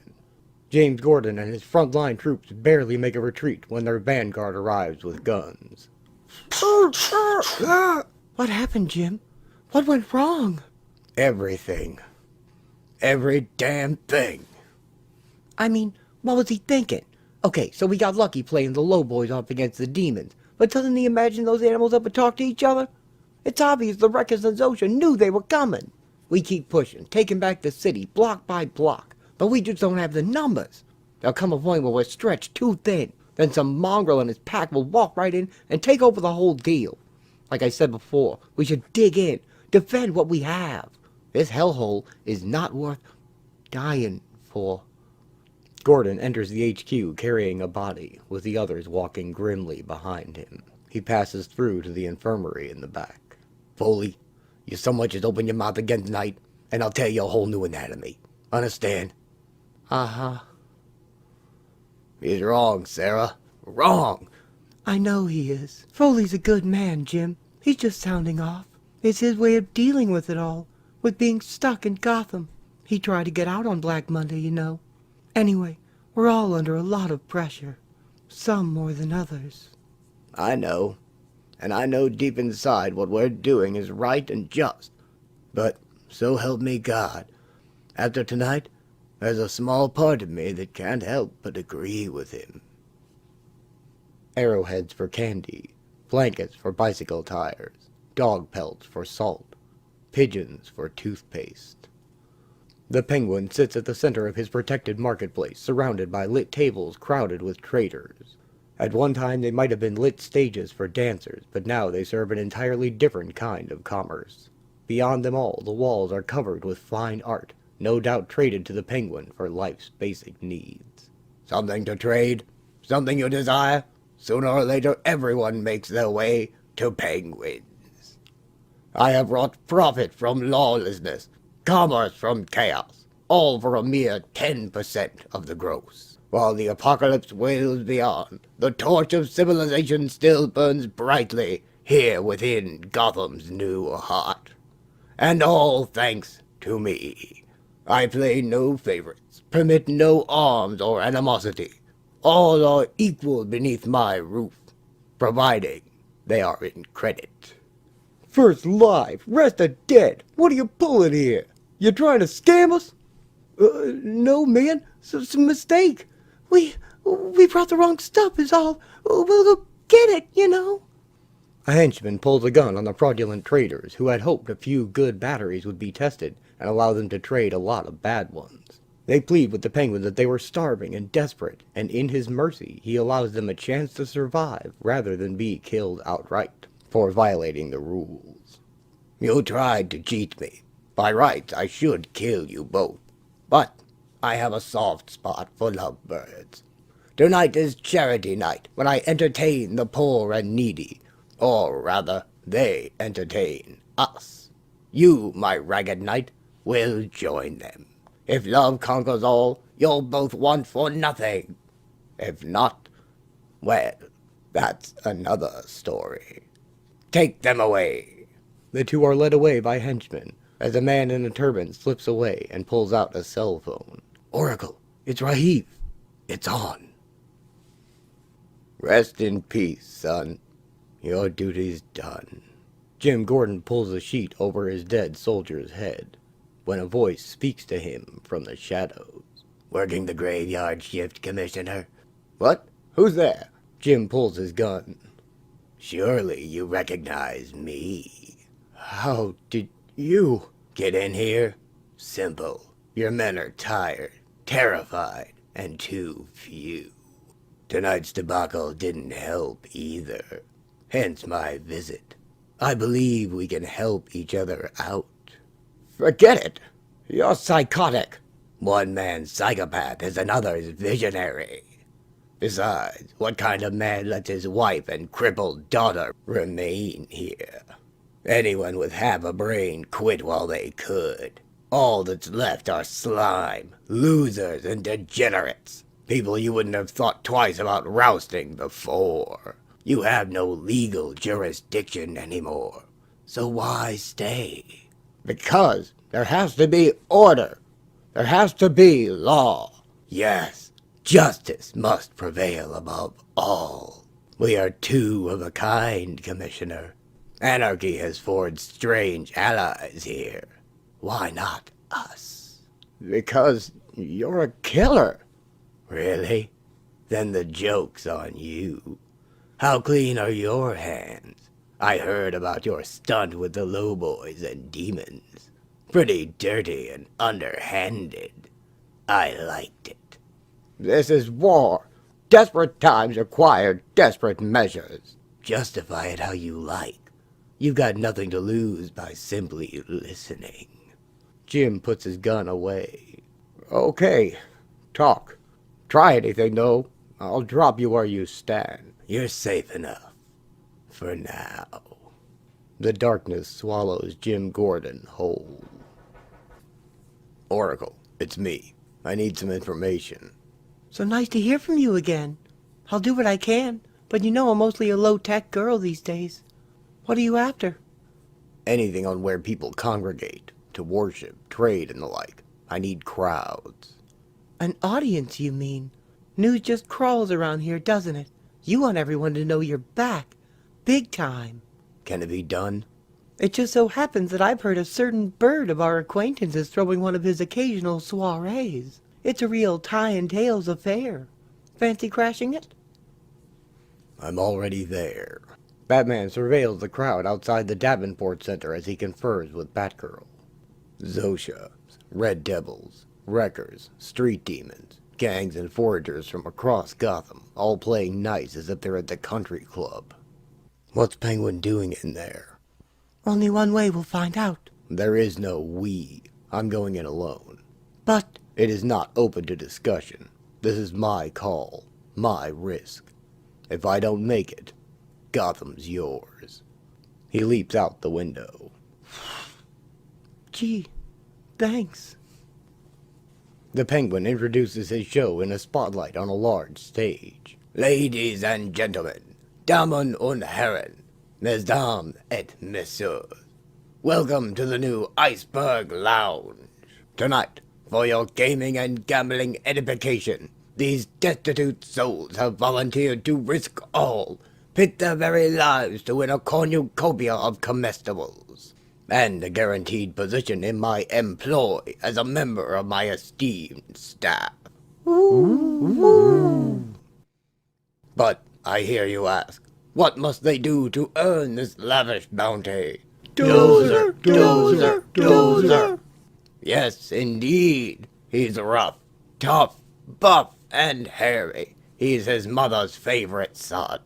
The one, the only, Dozer. A large muscle man comes out on stage, dressed like a wrestler. After 12 rounds with the muscle machine, one way or another, your troubles will be over. I changed my mind. I don't want to do this. What makes you think you got a choice, puppy? And the first lucky contestant is... The Penguin hooks the unscrupulous traitor with his umbrella. Jared Kern. Jared Kern, ladies and gentlemen. He's young, wiry, fast, and mean. A sneaky mover, I guarantee it. Will he be the one to bring Dozer down? Place your bets now. 10 jars of moonshine on the boy. 6 dog steaks on Dozer in the third. Breaks the kid's back in the second. Hunting knives on Dozer. All bets are off. Who dares? It's you. I should have known. I heard you were around. Batman announces himself from the rafters. There's a new game in town, Penguin. It's just you and me. Bread and Circuses. Conclusion. Batman leaps to the stage. I'm back. It's time to make my mark. Give them something that'll keep them talking for a long time. Now hear this. This is my city. My law. After all, there's no such thing as bad publicity. You threaten either, you answer to me. That got their attention. Ha ha ha. Surely you jest. Let's see what I can do about keeping it. You're mistaking me for someone else. Batman socks Penguin in the face. Ooh, that's kinda smart. Maybe we should do something? Nah, dude, it's the Bat. We're in for a show. I want to see how this scopes. My nose! You broke my nose! Batman lifts Penguin by his collar. I'm just getting warmed up. Call them off. I'm okay. Back it up. Back it up. Things are different now, hero. There's a new pecking order. You're not getting out of here alive, you know. That depends on you, Oswald. On how eager you are to do business. Business? A wager. You? Me. I'll go up against your pit bull. I win, you abandon these bouts. Permanently. Give these people food in exchange for work. You win, you get to be the bird who killed the bat. Public-spirited as ever, eh? Well, forget it. I'm not stupid. This is a trick. We both know you can take Dozer. However... Penguin motions to his assembled henchmen. Can you take all of them? Good question. Do I have a choice? He's sharp. He maneuvered me into a corner I can't back out of. No wonder he survived so well in Gotham City. In no man's land. I can't afford to underestimate him again. This place is a lifeline in Gotham's new social order. Neutral trading ground for gangs and scavengers citywide. News of my return will spread like wildfire from this place. Well, like I said, do I have a choice? yes. Gordon rallies the Blue Boys for another attack on the Zosha and Wrecker gangs. He says if they don't act, they'll lose respect, and that's even more dangerous. Despite the fact that they're outnumbered 3-1, Gordon tells them to have faith, just as the word comes in that something big is going on. Something really big. Batman blocks a kick from Dozer. He's good. Fast. And another. Military training. Green Beret. He counters with a jump kick of his own. It's not enough. And Dozer goes down. Dozer's eating dirt. Forget him. He's cannon fodder. It's them I'm interested in. I've got them where I want them, eating out of the palm of my hand. Look at them, Leonard. They're lapping it up. This is what the people want. Bread and circuses. Feed them, appease their sordid appetites, and their hearts and minds will follow. Batman is handing me Gotham on a plate. What are you doing, Batman? You've done it now. My sources report the streets are buzzing. Almost every gang, tribe, and posse are on their way to Penguins. Watch your back. Batgirl watches the crowd swell around the fallen-over Davenport Tower, now serving as Penguin's meeting hall. The bugs and vermin sure are crawling out of the woodwork tonight. I have a bad feeling about this. The Blue Boys venture into their enemy's turf, only to find both gangs decimated, their bodies lying everywhere. What the hell happened here? War. They lost. No, they were exterminated. Commissioner, this is our tag, and it's fresh. That can't be right, right? No, it can't, can it? Batman squirms in the grip of a huge woman. Does it hurt? Poor baby. Be over soon. Gotham has become an anthropologist's dream, a living, breathing testbed of Darwinian theory. He headbutts her, and her arms loosen. Survival of the fittest. And then some. Batman knocks her out with a palm strike to her chin. Batman takes down every adversary sent his way. It's going to be a long night. I count the hours in blows. I have to show them. Show them the law has come to reclaim Gotham. The night becomes a blur of limbs being broken and bodies hitting the ground. Gotham is mine. Send in another one. Razor Eddie, I think. He's always been a crowd pleaser. Yes, boss.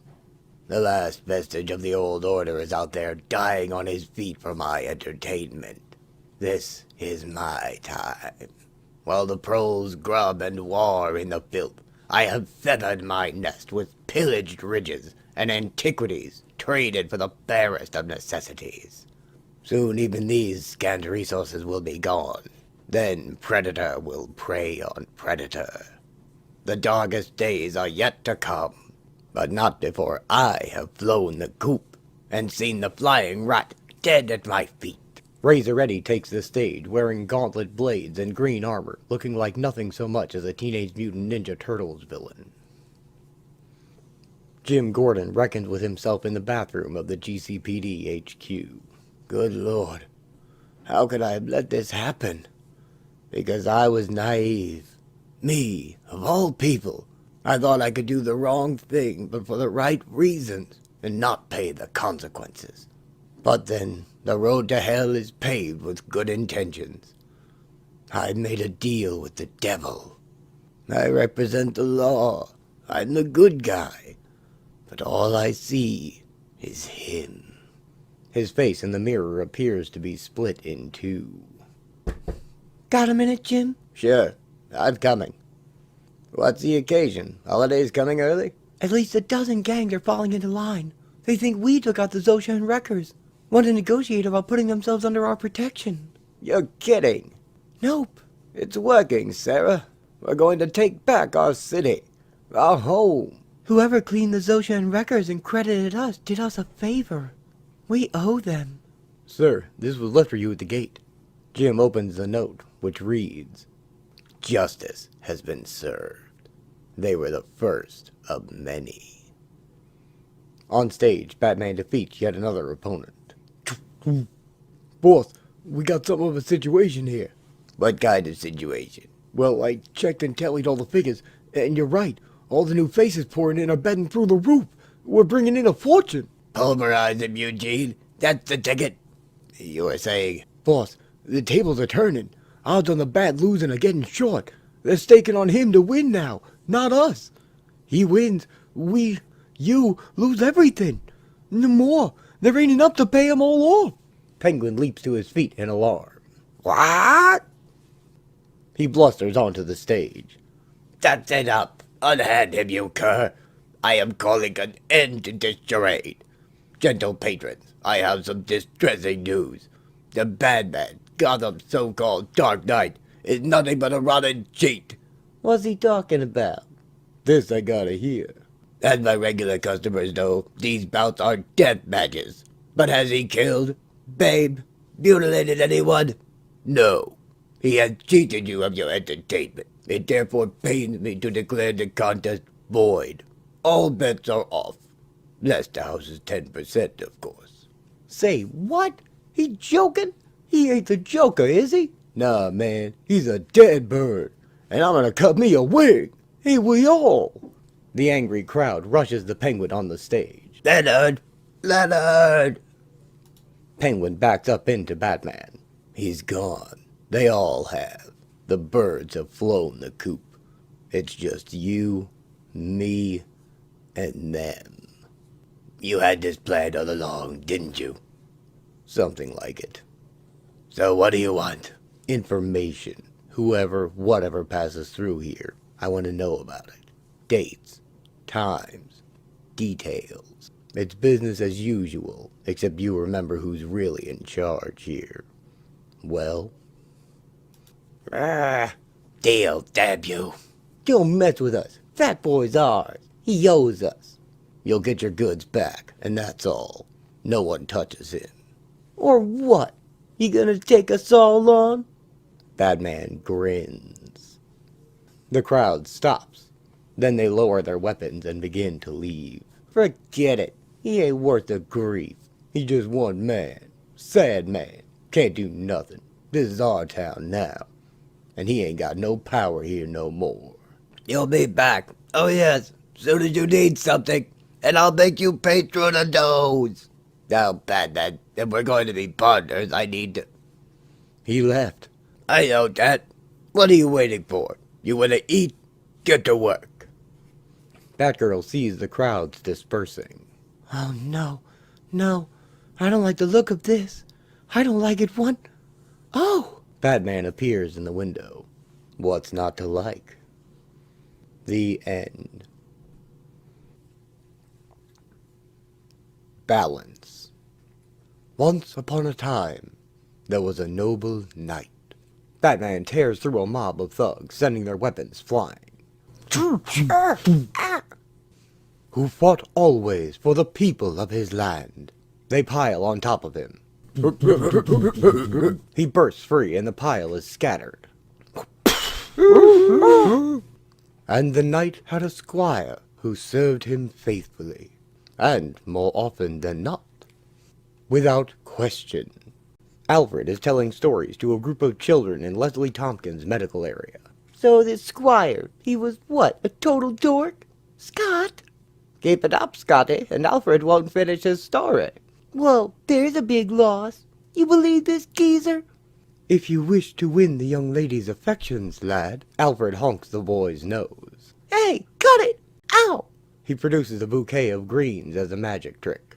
Start with flowers. For you, my dear. That's so cool! And then I'd recommend cultivating the fine art of listening. Now, where was I? The squire and the knight. Ah, yes. I recollect it now.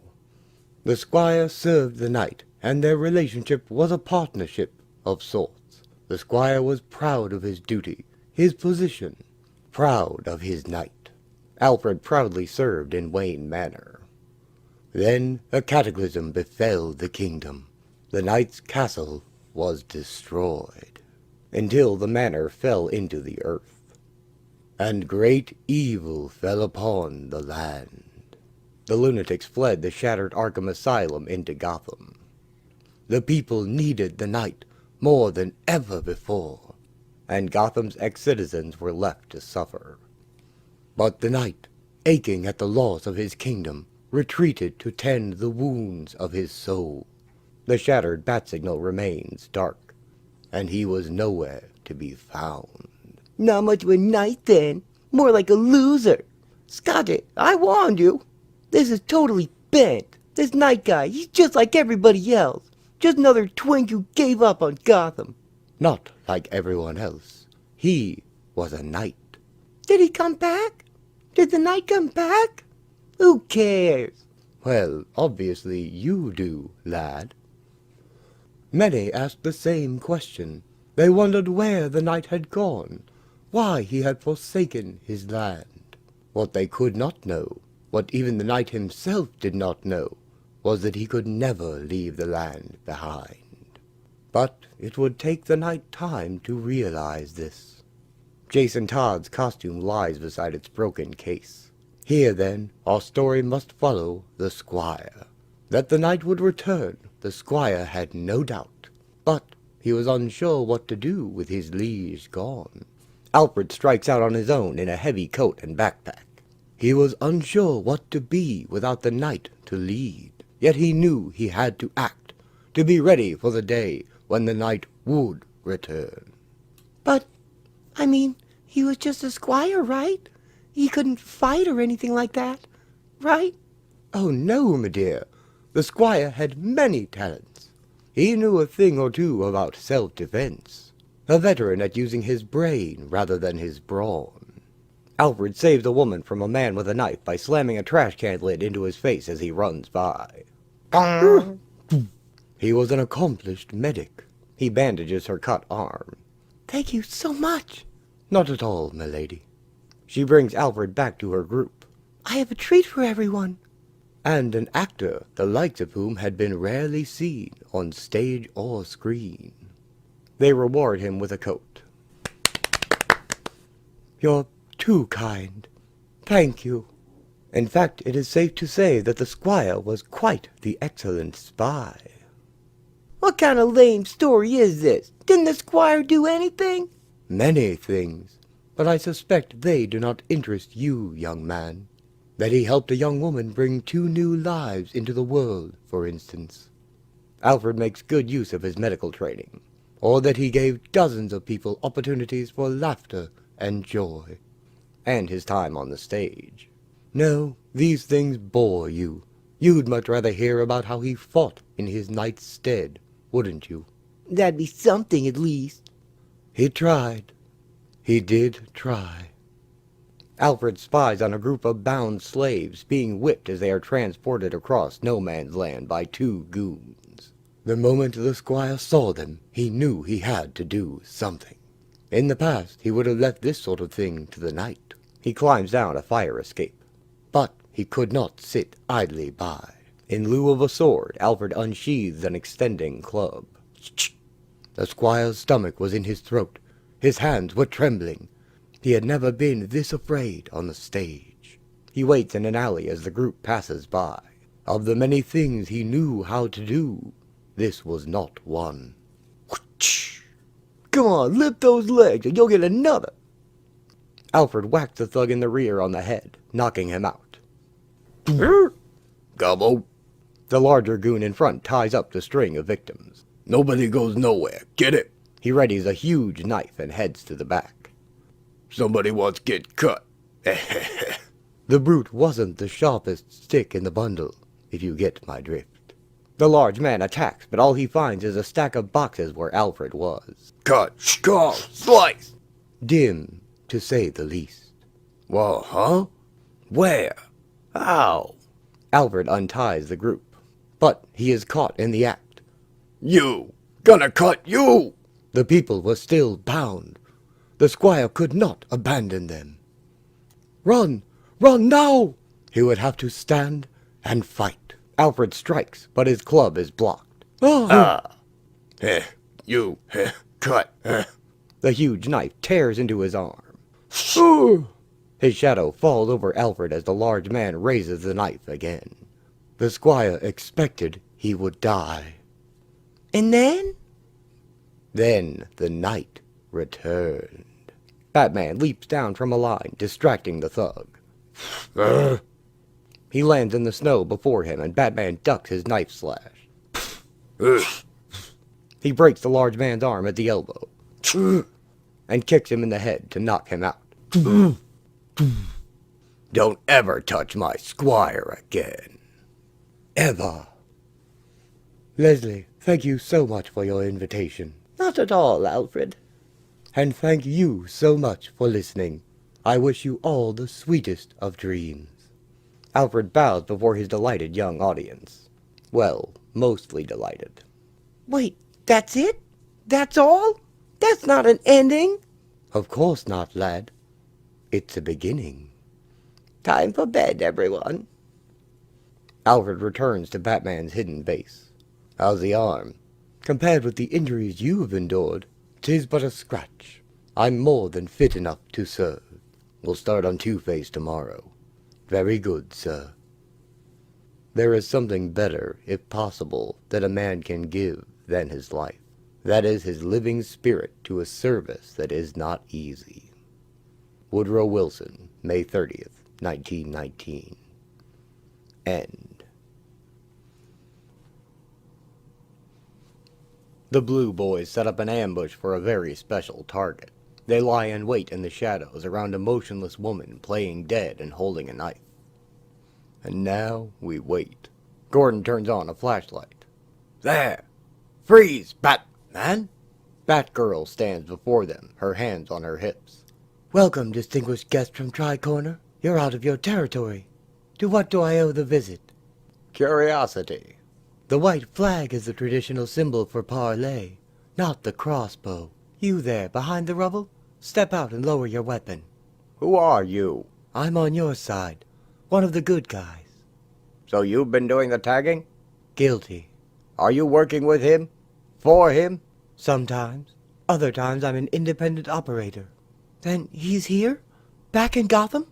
Batman? Yes, he's here. I knew it!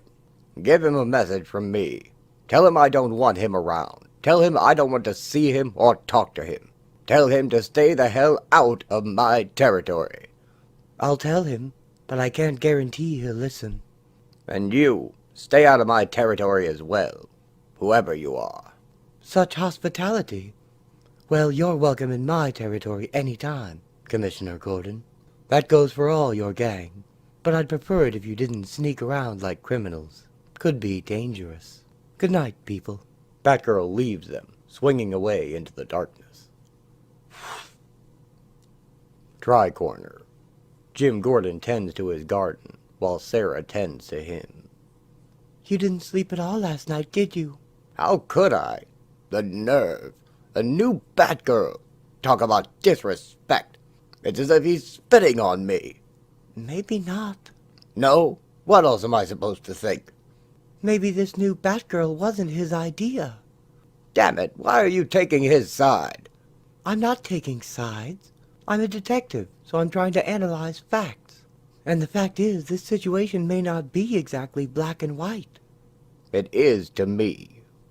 Another fact is, you're spending a lot of energy inventing reasons why you're being slighted, victimized, by your former ally, none of which are backed up by hard evidence. Sarah, do you think he'll show up here? After he gets your message? No. And I think his not showing up may disturb you more than if he does. I don't need him, and I can't depend on him. And if he's not here, then I won't be tempted to depend on him. I'll become more self-reliant, and that's the best thing right now. For you, perhaps. But for the city? Batman comes across a man beating another man's motionless body with a stick and shouting at him to die. He runs, but Batman catches his legs with a bola and he trips. He wants Batman to take him to Blackgate prison for his murder, but Batman checks the body and it has been dead for days. The man was hoping for safety and shelter in the prison, but after his trick is discovered, Batman simply leaves him. You're no murderer. But you have to put me in prison, Batman. You're supposed to protect us, right? Keep us safe? Well, if Blackgate's safe, you have to put me there. What kind of hero are you, turning your back on people like me? Why should murderers get all the breaks? I'm a good guy. Why don't I get to be safe, too? If I die, it'll be your fault. My blood'll be on your hands. Is he right? I'm not sure. This sort of thing could never have happened before. Distracted, I almost missed the message. Batman finds a note in a hiding spot reading, "Meeting place number 4 at 2 p.m. It sounds like a baby. He heads toward the cry. Batman finds two women arguing over who should keep a baby. One says she was given the child by its mother before she died. The other says she found the baby unattended just now and nearly attacked by rats. And the first woman says she went somewhere dangerous for supplies for just a little while, not knowing about the danger here. Batman tries the old King Solomon trick of offering to split the baby in half, but neither woman is fooled in this modern time, and both decry the idea as sick. Batman ends the argument by taking the baby himself, and he leaves them arguing over the blame.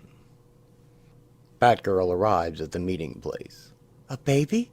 Whose is it? Right. I won't ask. I saw an old friend of yours last night, James Gordon. He asked me to give you a message. Stay away. You're not welcome in his territory. Gordon said that? With no gray area for interpretation. What's the story? Why would he say that? Right. Just thought you'd like to know. Batgirl leaves Batman to his business. Batman returns to his hidden base, and Alfred tends to the baby. Anything wrong, sir? No, I just need a shower. Sir, perhaps you should tell me what's troubling you. Nothing, Alfred. Nothing at all. I beg to differ, sir. You put your shirt on inside out. A rare occurrence, to say the least. Bruce looks down, and indeed, he has.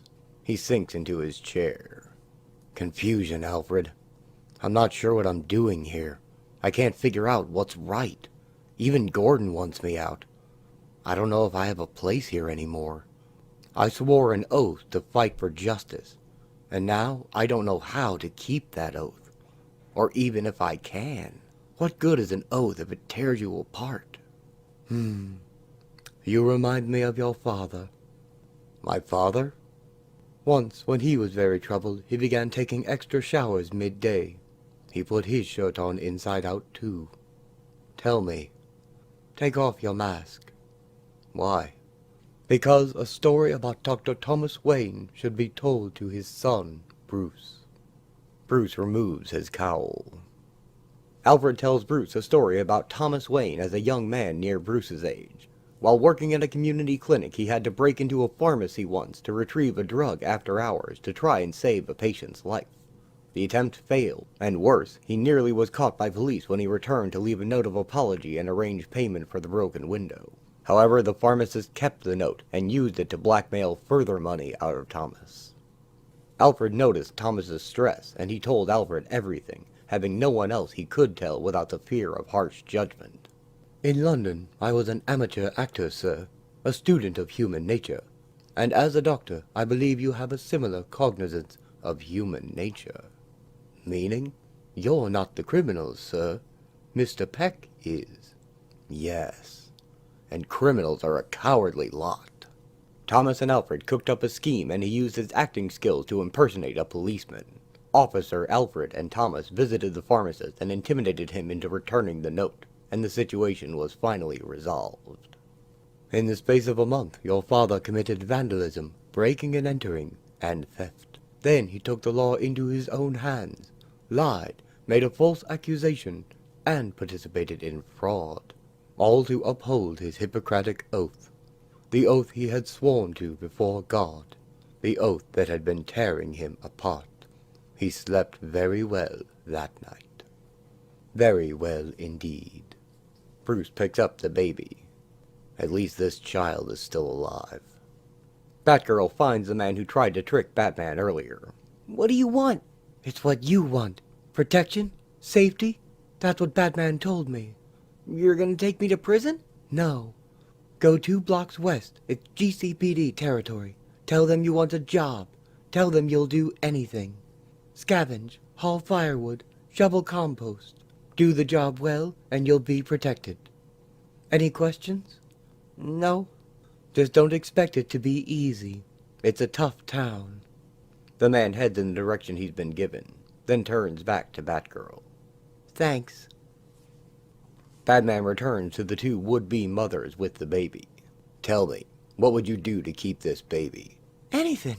Anything I had to do, I'd do. What would you do to keep the baby? I'd do anything she would, and more. Then I've decided. You are both to be responsible for the child. But I don't trust her. And I don't trust her. I thought you both said you were willing to do anything. Well, anything means you have to work together. For the good of the child. Because in this place, a baby needs 2 parents, not just one. When one of you is looking for food, the other can be with the child. Agreed? Yeah, okay. Put your hands on mine and swear. An oath to me. With God as your witness. May you burn in hell if you break it. He holds out his hand. They both place their hands on Batman's. I swear I will take care of this child. I swear it as well. Take good care of him, and take care of each other, or else no one will survive. Batman leaves them to it. I'm Jenna, short for Genevieve, Catherine, Kathy, and his name's Thomas. Thomas needs to be changed. Yes, he does. He may be Batman, but he doesn't know much about babies. No, but I think maybe he knows something about people. Shades of Grey. While most of Azrael's subplot has been cut from this production, he did have a few run-ins with the Joker after being tasked to handle him by Batman himself, and those will be included. Jellybean Deathtrap. I can't poison the water supply. The water supply is already putrid. I can't foul the air. The air is already soot soup. I can't terrorize the citizens. The citizens are already scared out of their gourds. I am plenty frustrated, I'll tell you that. Lonely, too. Ever since I left Arkham Asylum, I've been waiting for him. Like a little puppy waiting for its master. I thought he'd come looking for me so he could bash me in the face and lock me in a cell. But does he? Does he even call? Does he remember my birthday? Christmas? Groundhog Day? No! But I've been thinking of him. Yes, indeedy-doody. I built this giant extra special death trap just for him. The Joker admires his shiny new death trap, a large clear box loaded with instruments of death aimed in cartoonish excess at a single chair in its center. It's got knives and bullets and explosives and acid. Oh, and lasers. He'll love the lasers. I think they're kinda cute myself. A nice touch. Très moderne. Well, if Batman is going to be an unmannerly churl and forget his old pals, we'll just have to make him come. Batman comes to Azrael as he searches an area for clues. Lose something? I thought you never came out during the day. Different tactics for different times. Before the quake, I didn't want to be visible. Now, the more I'm seen, the better. If people know I'm around, they might think twice about doing certain things. I repeat, did you lose something? Not something. Someone. Named Calabax. He's a mutant, I think. A monster in all senses of the word. They'll have to wait. I've got a job for you. I want you to take down the Joker. Calabax is a cannibal. Which makes him a Boy Scout compared to the Joker. Okay, Calabax is on hold, for now. Where do I find the Joker? 6 blocks north of here, in Burnley. He declared the neighborhood his turf. Find him, free any captives he has, and then nail him hard. What's he been up to? I don't know. That's what worries me. Whenever the Joker's loose and quiet, expect the worst. He won't disappoint you. I want to ask. About Nicholas Scratch. How did you... Scratch is somewhere in Gotham, but he's not causing trouble, so we forget about him till he does. The Joker isn't causing trouble either. Yes, but he's the Joker. The task I've given you is important, difficult, dangerous, but you'll handle it. You'll do fine. Batman swings away. You'll do fine. He feels like he's just been appointed king of the world. 6 blocks north. Calabax headed north too. Maybe he'll get lucky and find Calabax and the Joker. If meeting a pair of ruthless, sadistic, merciless, homicidal maniacs can be considered lucky. The Joker has kidnapped a child and placed him in the death trap, out in the open. Azrael finds the group he was taken from, and soon, the Joker as well. Azrael calls the Joker from the tree line. I said, let the boy go. You know you'll have to rescue him and put yourself in dire peril. I don't have to tell you that, surely. I mean, you and I have waltzed to this tune a time or two before. But first, there's a convention we must honor. Go beat him up. Gotcha, Mr. Joker. A clown-faced thug rushes at Azrael in the trees. He is instantly thrown back, bleeding. Well, that was disappointingly fast. But at least we honored the conventions of the form. Now to the real deal. I don't want to play games with you. You're not him. He sent some sleazy second stringer. I'm mortified. And I gotta say it, a little hurt. Let me tell you this, Mr. Substitute Nemesis. I won't let you get skewered, sprayed, sliced, and smithereened by my magnificent machine. You're not worthy of my genius. Did I mention how hurt I am? So here's the drill. Either you crawl into one of those pipes, or the tyke gets snapped. Fast and forever. It'd be easy to drop him. Easy to do what Batman asks. He might be bluffing about the boy, but if he isn't... Azrael obeys, climbing into a huge pipe as Joker's henchman seals one end of it. Before he can seal the other, Azrael rolls the pipe into the water and swims out at the other end, right back to the surface. Doom, doom. He gets out of the water, angrier than ever. No! Azrael shouts, grabbing the Joker's goon and knocking him out with one punch. Huh? Batman told me to nail you. He said to nail you hard. Huh? Then he does care. Aw. You think this is funny? He is about to slug the Joker when he hears the child. Mister, can you get me out of here? Please? I'm cold. Azrael watches the Joker scamper away. He takes a step forward, and then he turns to a frightened child. Sure, I'll get you out. And as a bleak dawn again breaks over a ruined city, he begins his task. I failed. It took me 4 hours to figure out the trap and free the boy, and by then, the Joker was gone. I looked for him, but I didn't find him. So, I failed. You saved a life, a child's life. That was no failure. Azrael, I've never quite decided how much of what we do is about vengeance. Some, surely, but it has to be more about justice and compassion. If it's not, we're as corrupt as our enemies. You had a choice, and you chose well. Bruce put a hand on Jean's shoulder. You chose compassion.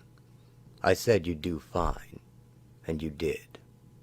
Azrael does not know what to say, whether to smile or merely nod. By the time he decides, Batman is gone. Then he moves slowly into the cold morning. End. I'm only including one short story from this issue of the Batman Chronicles. Harold, Bruce Wayne's mute helper who built the subway rocket seen in NightQuest and many other things around the Batcave, hasn't been seen since before the earthquake. This is his story. Harold. Harold is remembering his mother when the earthquake begins. Remembering the icy voice. Get out of my sight! Do you hear me? Rising to a scream. Get out! Wayne Manor implodes during the quake, falling into the ground. Her last words to him. Harold is buried, but quickly crawls out of the rubble. He doesn't know what happened, just that it was bad. Very bad. All the things Batman depends on him to fix, are ruined. He finds his toolkit. He has a lot of work to do. That's good. When he works, he is happy. He begins working on the Batmobile. But as he is beginning, his friend Alfred comes and... Harold, lad, I wouldn't bother with that now. Though he cannot speak, Alfred understands him. But it is broken. I know, but there are more important matters to concern me. More important than fixing things? Then what should I do? Please, just go away until I call you. Get out! Harold begins to cry. He climbs to the surface. He has not seen daylight since Batman brought him to the cave. He has not wanted to. The breeze is sharp, cold, but he barely notices it. He feels like he is leaving the only home he has ever known. He is leaving the only home he has ever known. The only real home. And something is heavy in his throat. He walks. Nothing else to do. Then he sees it. A city. A whole city. Broken. Needing to be fixed. He has a lot of work to do. Harold begins to run. When he works, he is happy. End. The Visitor. As Superman flies into Gotham, he sees one man kicking another on the ground before a crowd. Gotham, it's worse than I feared. This city needs me. Those poor people, cast off by their own government, cowed into submission by petty tyrants. Not anymore. Stewed tomatoes? 1 can of stewed tomatoes? That's your tribute? That's what you bring to me? It's all I've got, Mad Hatter. Superman zooms behind the Mad Hatter, taking out both of his armed henchmen. He pulls his hat down over his ears and throws him into his guards on the ground. Ladies and gentlemen, it's over. You're free to take back what's rightfully yours. He helps the victim up. Are you all right, sir? Yes. The man clings to Superman. What do you do? Do? This man looks half alive. What did you do beforehand? I was an engineer. I was chief engineer at the power plant. The crowd of people all look up. What is everybody? Superman sees Batman perched on a stone column. Ah, him. Come here. Superman flies up to him. What do you think you're doing? I came to help. Then leave. You're out of your element here. Now more than ever. I knew I'd have to do this sooner or later. Don't antagonize him. I respect you, Batman, and I've respected your sovereignty over this city. That hasn't always been easy. But these people need my help, and I wouldn't let you stop me. Say it. He needs to know I'm serious. Even if you could. Is that a smile? What makes you think I can't? He's bluffing, isn't he? Reaching for something. What? Batman pulls out a batarang on a line. You've got 24 hours. Do all the good you can. I'll be waiting for you right here. He throws it and swings away. Superman returns to the chief engineer. Sir, I need your help. You need my help? We're going to rebuild that power station, sir. We're going to bring the light back to Gotham. Superman brings him to the main power plant. The quake took most of the men. The riots took the rest. I'm the only one left. Then we'd better get started. What's our first move? Sir, I know it looks impossible, but we'll just take it step by step. Now, what do we do first? Conduit. Check the main power conduit. The engineer directs him, and Superman does the heavy lifting. Remarkable. Just 4 hours ago, that man was completely broken. Now look at him. Working, sweating, fighting to win back his city. And all it took was the slightest glimmer of hope. Superman fuses a power conduit with his heat vision. If my father had men like that around him, our world might not have died. That should just about do it. Here, I found this in the wreckage. I think it belongs to you. Superman hands the man his chief engineer hard hat. Thank you. Throw the switch. The engineer moves the lever, and power returns to the station. It lights the building up like a beacon in the night. Gordon checks in on his garden. Still winter. You bloomed too soon. Commissioner, it's true. Superman's here. He's already got the number 9 power grid up and working. Don't you see what this means? Even if he just stays a couple of weeks, He won't stay. What? What do you mean he won't stay? What makes you so sure? He is smart. The engineer tells Superman something's interfering with the power line from outside, and he flies out there to check. As he does, men with guns invade the plant and find the chief engineer. Superman finds Mr. Freeze outside, already tapping into the power conduit. He flies past his henchmen, knocking them aside, and upends a large machine, melting part of it with heat vision. The men in the plant ask the chief engineer what they should do, having come to offer their service to the man with the power. One man throws himself at the engineer's feet, begging to have his power restored first. Meanwhile, outside, Superman powers through Mr. Freeze's freeze ray blast until he is frozen in a block of ice. But he soon breaks free, reaching for the villain. Superman lifts Mr. Freeze with one hand. Drop the toys, Freeze. Listen up. You control this area. You're responsible for the conduit. If the power goes out again, I'm coming for you. His eyes glow red in an intimidating stare. We going to just take that? For now. While back inside, What? No, you don't understand. I'm going to hook everyone up. It'll just take some time. I know. Hook me up first. I can't stand the cold. Forget him. a large man pushes the begging man aside. Whew. He grabs the chief engineer, Hook me up first, or I'll kick your head in. but the guards quickly pull him off. Back off. Don't worry, boss. They subdue him with the butt of a gun and aim it at him. We got this. All right, all of you, back up. I want to see one line. You all know the drill. You'll all get your turn. The crowd of people form a line, all prepared to offer their tribute to the chief engineer. The begging man holds up a can of stewed tomatoes. Please. It's all I've got. Power's back up. Good. Superman flies back to the plant and sees the line of people and the guards. Wait. What? Really, my men and I have all that we need. I'm putting you down in order, just like everyone else. An old woman leaves a jar of preserved fruit on his table anyway. Bless you.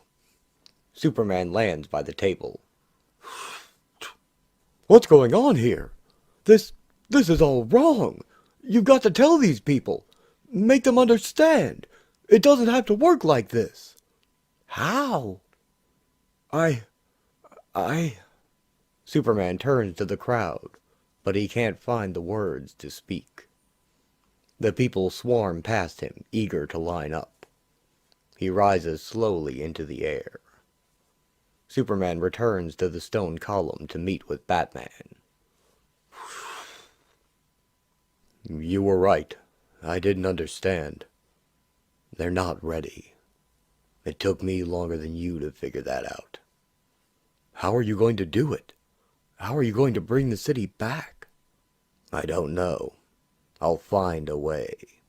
I hope. End.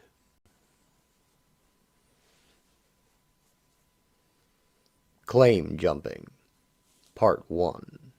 The current map shows the Blue Boys sharing the south end with Two-Face on the east, who shares a border with Penguin to the north of them, with the Zosha or the Triads holding their western side. Batman has claimed the northern half of the city, expanding around the MASH sector where Leslie Thompkins treats the wounded, with Ivy still holding the park, and Croc, Mr. Freeze, and Zsasz holding smaller areas in the middle. Many names are crossed off the list now, the villains and street gangs who have been defeated and left the city or dispersed into other groups. Those include Black Mask, Mad Hatter, and Scarecrow, along with the street demons and lowboys. Ever think about land? I mean, really think about it. What people will do for land, for territory they call their own. We're talking dawn of time, primal motivations here. All for land. NML, day 127. Tail end of the worst winter anyone can remember. It's not. The winters of 88 and 67 were far worse, and that's just this century. But in 88 and 67, people had central heat, or at least standing shelter. When the river froze, some thought it was their way out. 2 people try crossing the ice. They step on a mine and it explodes, leaving just a hole behind. Nobody tries to escape anymore. So we wait for spring, all of us. Alfred looks out a window. We wait Montoya looks over a growing plant. and wait Sarah lays in bed, alone. and wait. Oracle bundles up with hot cocoa. Most of us do, at any rate. Batman and Jim Gordon both hunch over their desks, planning. Others plot. Two-Face and the Penguin meet at their border, both with small armies of men. And what exactly are you offering, my bipartisan friend? A solution to a mutual problem. We don't have to fight. If you're proposing a surrender, Harvey, I should caution you. By all reports, my forces vastly outnumber yours. But you can't attack me. You've got to deal with Batman. You're supposed to play nice. Only as long as it serves me. I can give you his land. Keep your hands clean. Such largesse is unlike you, Harvey. Meaning, my confrere, what's in it for you? You always were the smart one. Meaning you take pressure off my north border. That frees my men to go west. Gordon's on your west. I'll destroy him. You do take it all personally, don't you, Harv? And you can deal with Batman? I guarantee it. 2 days is all I need. That, and some help from you. Help? How? Several things. We start with a little false information to bait our vigilante. NML, day 128. Batgirl calls Oracle for information, but she gets angrily hung up on, as Barbara tells her she only deals with Batman. That was unprofessional. I know who she is. Don't talk to me about professional. I don't have time for this. You have intel? Your new pal Penguin says Two-Face is on the move. Penguin's paranoid. Two-Face is on his border. True, but one of my agents confirmed that there's something brewing at City Hall. Something about trial by combat. Two-Face brand justice sounds like. Tomorrow night. Figured you'd want to check it out. I will. You want to know what I think? No. Batman leaves. I think it's a trap. Gordon tells his troops they're attacking Penguin's land to the north. Some of them object as the Penguin still has bullets, but Gordon sees no better way to shore up their defenses, as taking out Zosha to the west opens them up to everyone beyond them. They're a useful buffer zone.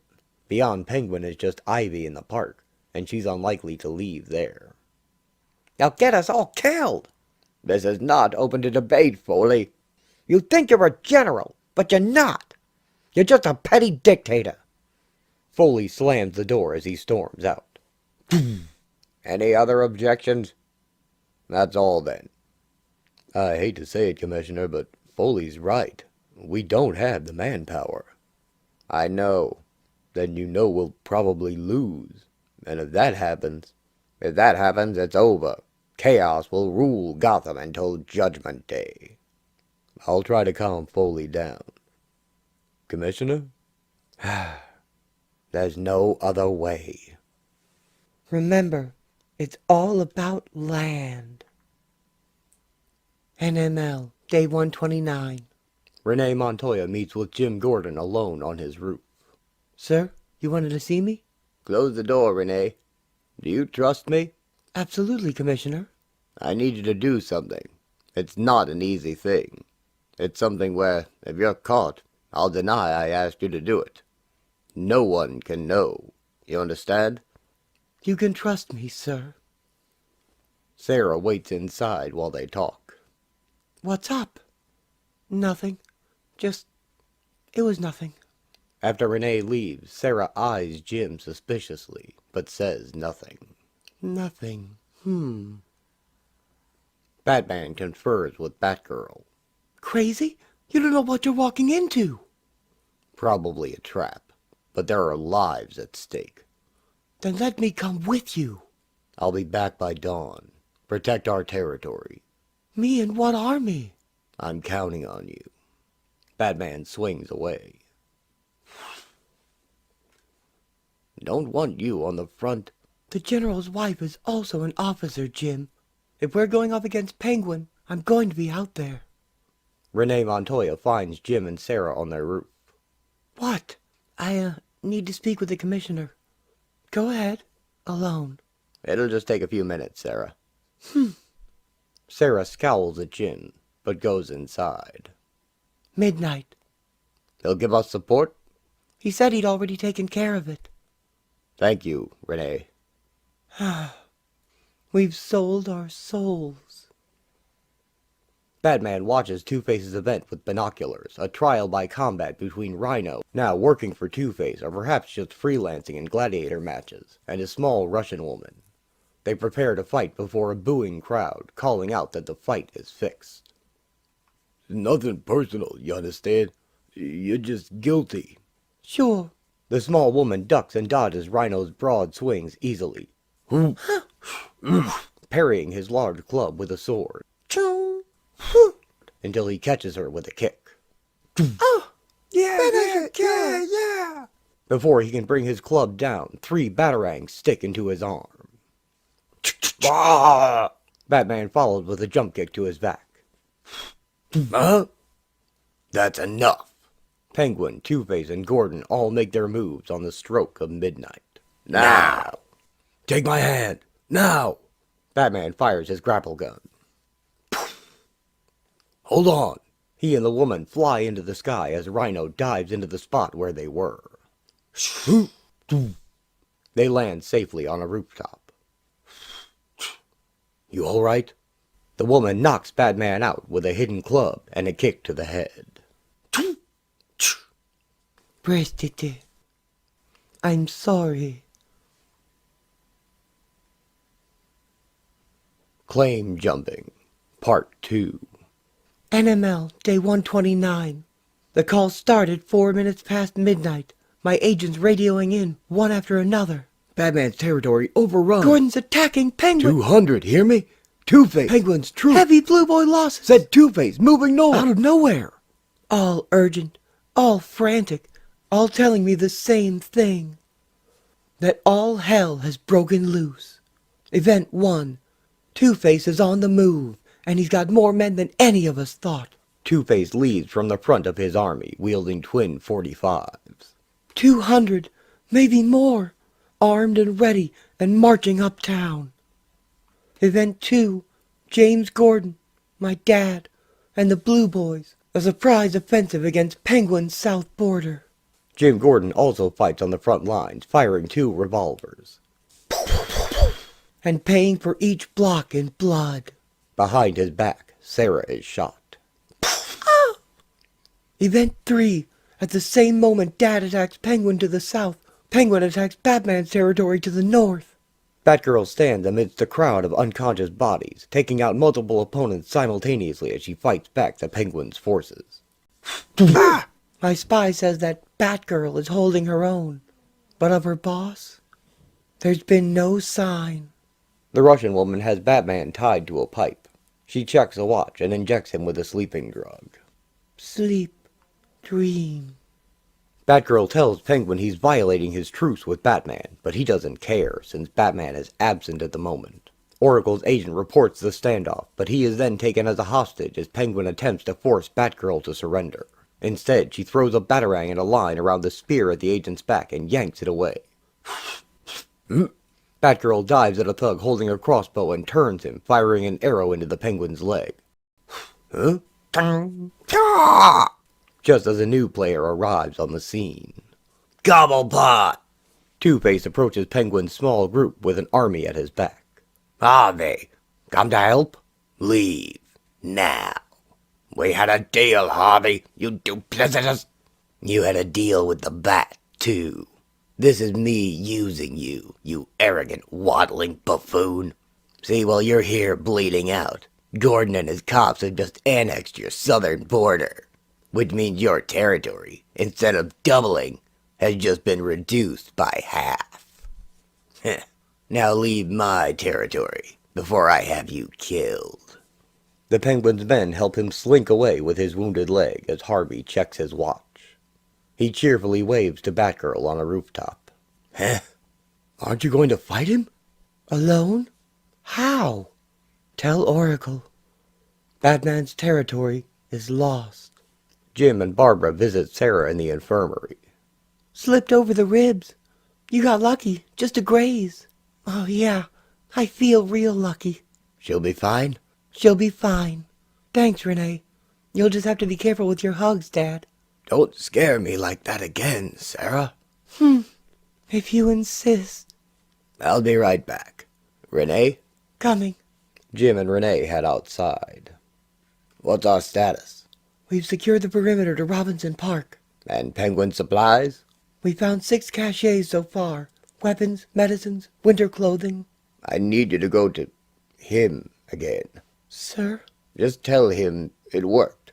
That we're done. And Gordon! Foley angrily rushes toward Gordon. are you happy, Commissioner? 11 good men dead! He points at the bodies in the snow. The price of your ego! Jim decks him. Foley sits in the snow, holding his chin, while Gordon walks away. The Russian woman holding Batman is also a psychic, and she looks into his mind, seeing his deepest trauma, the murder of his parents, and the soul of the bat within him.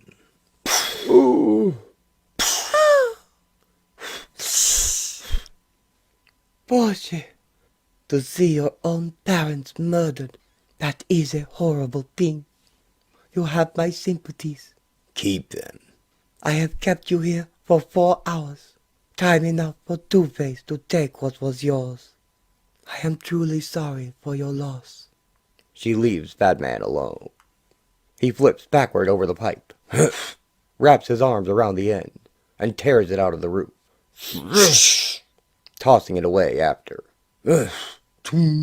Batman puts back on his gloves and utility belt. Leaping across the broken rooftops and swinging from crumbling gargoyles, Batman makes his way back to his territory, seeing that Two-Face's tags have replaced his own.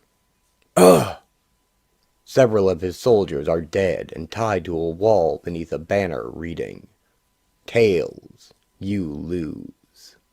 Not the end."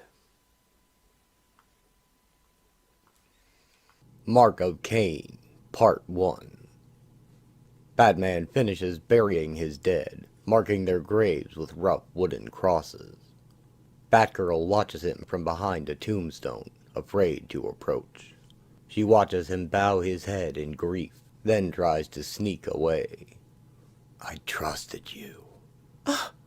When she turns, he is gone. Oracle awaits the return of her best courier. A young Asian woman, Cassandra, finally arrives with her messages, as well as an apple for her teacher. Barbara has been teaching Cassandra how to speak English, as she is capable of speech, but has learned no spoken languages. During today's lesson, Jim Gordon arrives. "Barbara, I need you." That was very good. I mean it. Tomorrow, okay? Cassandra looks at them sadly as she leaves. On her way out, Cassandra notices a man she knows in the street and quickly hides from him. She follows the man to a high window, where he unpacks a sniper rifle. He aims it out the window at Jim Gordon, to Cassandra's alarm. Just as Gordon enters his crosshair and his finger tightens on the trigger, Cassandra jumps in front of Jim, blocking his shot. Huh? The assassin recoils in shock. Gordon's men open fire on the window. The man drops his gun and backs away, taking a round in the shoulder. He barely seems to notice it. A blue boy crashes into his room, and the assassin quickly slugs him in the stomach, then snaps his neck. He slips away as the blue boys flood the building's alley, headed inside.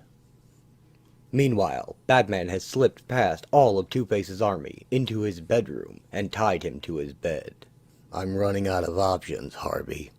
Those people you slaughtered. I vowed to avenge them, Harvey. On their graves. How am I going to do that? There's no judge to sentence you. No jury to convict. So what's left? Gagged as well as bound, Harvey looks terrified. Both of him. You know, I think I get it now. Batman considers one of his scarred coins, taken from a full jar of them on his nightstand. It must be nice not to have to choose. He flips it. Just this once. And catches it in his fist. After taking a moment to let the message sink in, he throws the coin away. Ting. Don't force my hand, Harvey. We'll both lose. Batman heads out the window. Back at the GCPD, Jim Gordon questions Cassandra. No, miss. I don't think you understand. I need to know who. Who tried to shoot me? She has drawn a symbol and points to it. This is getting us nowhere. Keep working on someone for whatever language she speaks. But I can't wait any longer. Put the perimeter guards on alert. Also, make sure... Dad, I recognize this. It's the mark of Cain. Cain? David? Cain? Sir, if that's true, we need to move you to a safe... Hold on. Cain shoots girls. He didn't shoot you. Why? You know him, don't you? Cassandra points to Jim, then to Barbara, then to Cain's symbol, and to herself. You're his daughter? Sir, if he finds you... He won't have to. He's killed 2 of our men. We're going to find him. Cassandra tries to stop Jim from leaving. Montoya? Barbara, I need you to lock her in for the night. What? She's young, headstrong. I don't want her trying to shield me again. She breaks free from Renee, grabs the keys from Jim's hand, and slips out the door before anyone can stop her. She locks it behind her. Cain stands in the room with her, aiming a handgun and waving her away. She refuses to move from the door, and he fires. Bullets impact all around her body, barely missing her.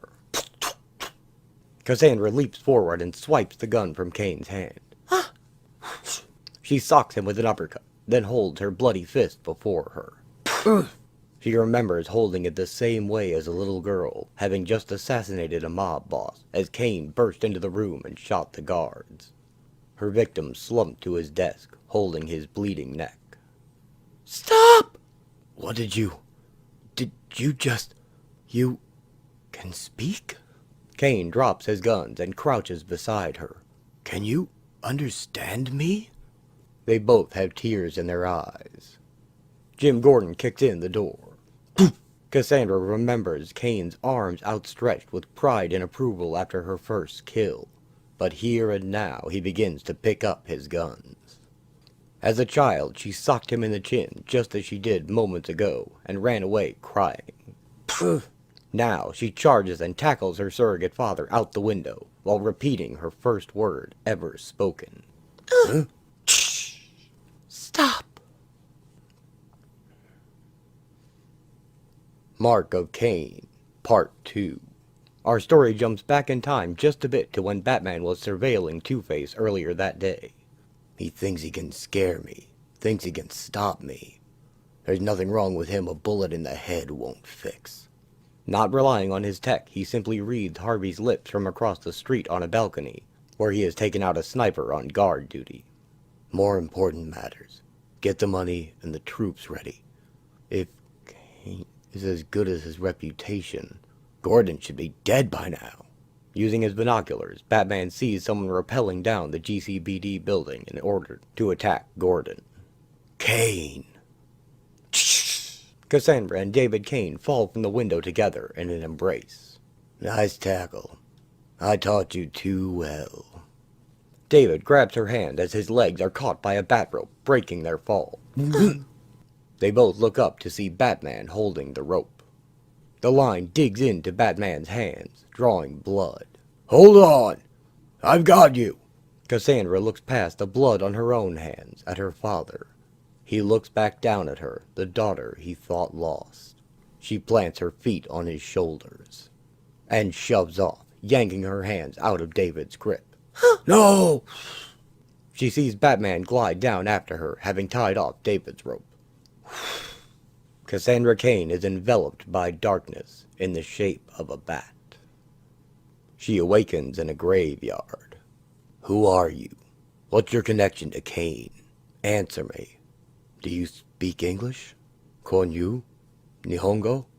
Tagalog? Cassandra holds up her hand. She places her fingers over her lips, then forms a fist. Bruce remembers when he trained with David Cain as a young man preparing to be Batman. Fists, not tongues. Blows, not words. I'm going to teach you a new language. A better one. If only I'd gotten a hold of you sooner. I'm a fast learner. You don't speak any language, do you? Except violence. Cassandra throws a punch. Bruce remembers David doing the same and deflecting it. Just like I taught you. He repeats the motion, stopping Cassandra's punch the exact same way, and her expression softens. How'd you guess? Look, whatever your involvement was, it's over. Stay away. Batman holds up a palm, signaling stop.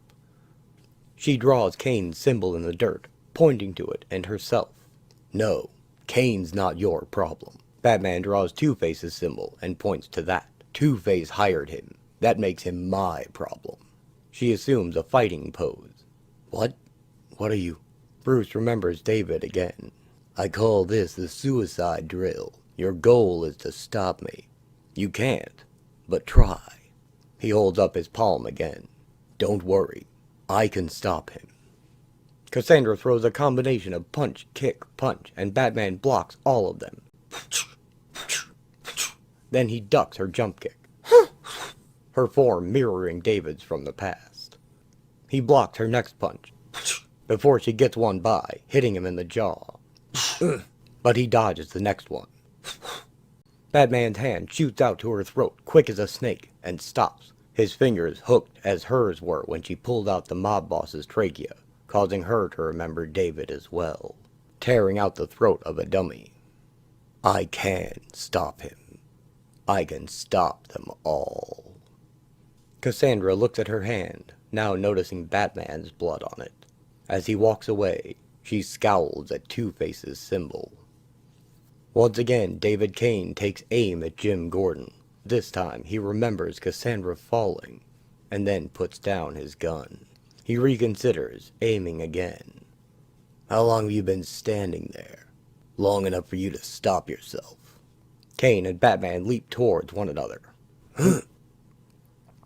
Meanwhile, Two-Face has been preparing to possibly hang some people he has deemed guilty. As he flips his coin, a pair of eyes loom at him from the darkness behind him. Ding! Cassandra emerges in a black mask, smacking his coin away and standing before him, her fingers hooked around his throat. Ding!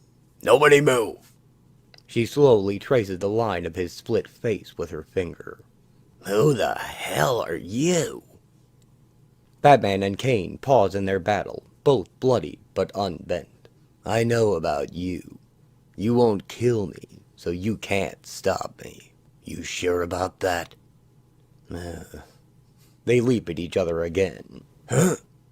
Both of their fists impact bags of money instead. They turn and see Cassandra standing nearby.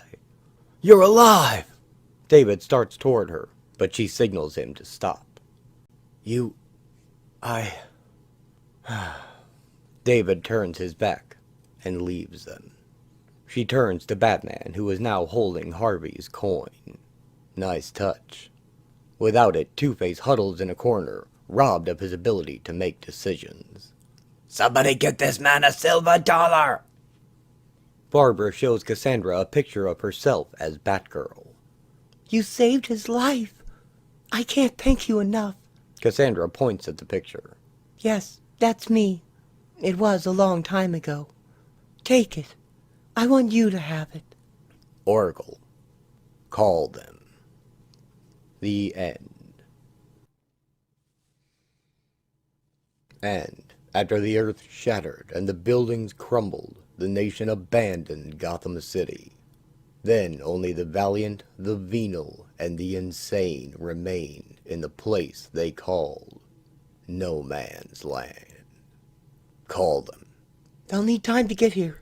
24 hours. If they can't do it in that, then they aren't up to the task at hand. In the meantime, I have business to take care of. Batman swings away from Oracle's clock tower. Jim Gordon works in his garden before dawn. Jim? Hon? You coming to bed? In a minute. Sarah goes inside. Soon, Jim realizes that he's not alone as Batman arrives. Jim, go away. Gordon turns to face him. I don't want what you're selling. I didn't want your help against Cain, and I don't want it now. Get out of my home. Jim, hear me. No, you hear me. Leave. Batman glowers at Jim. Jim slugs Batman across the chin.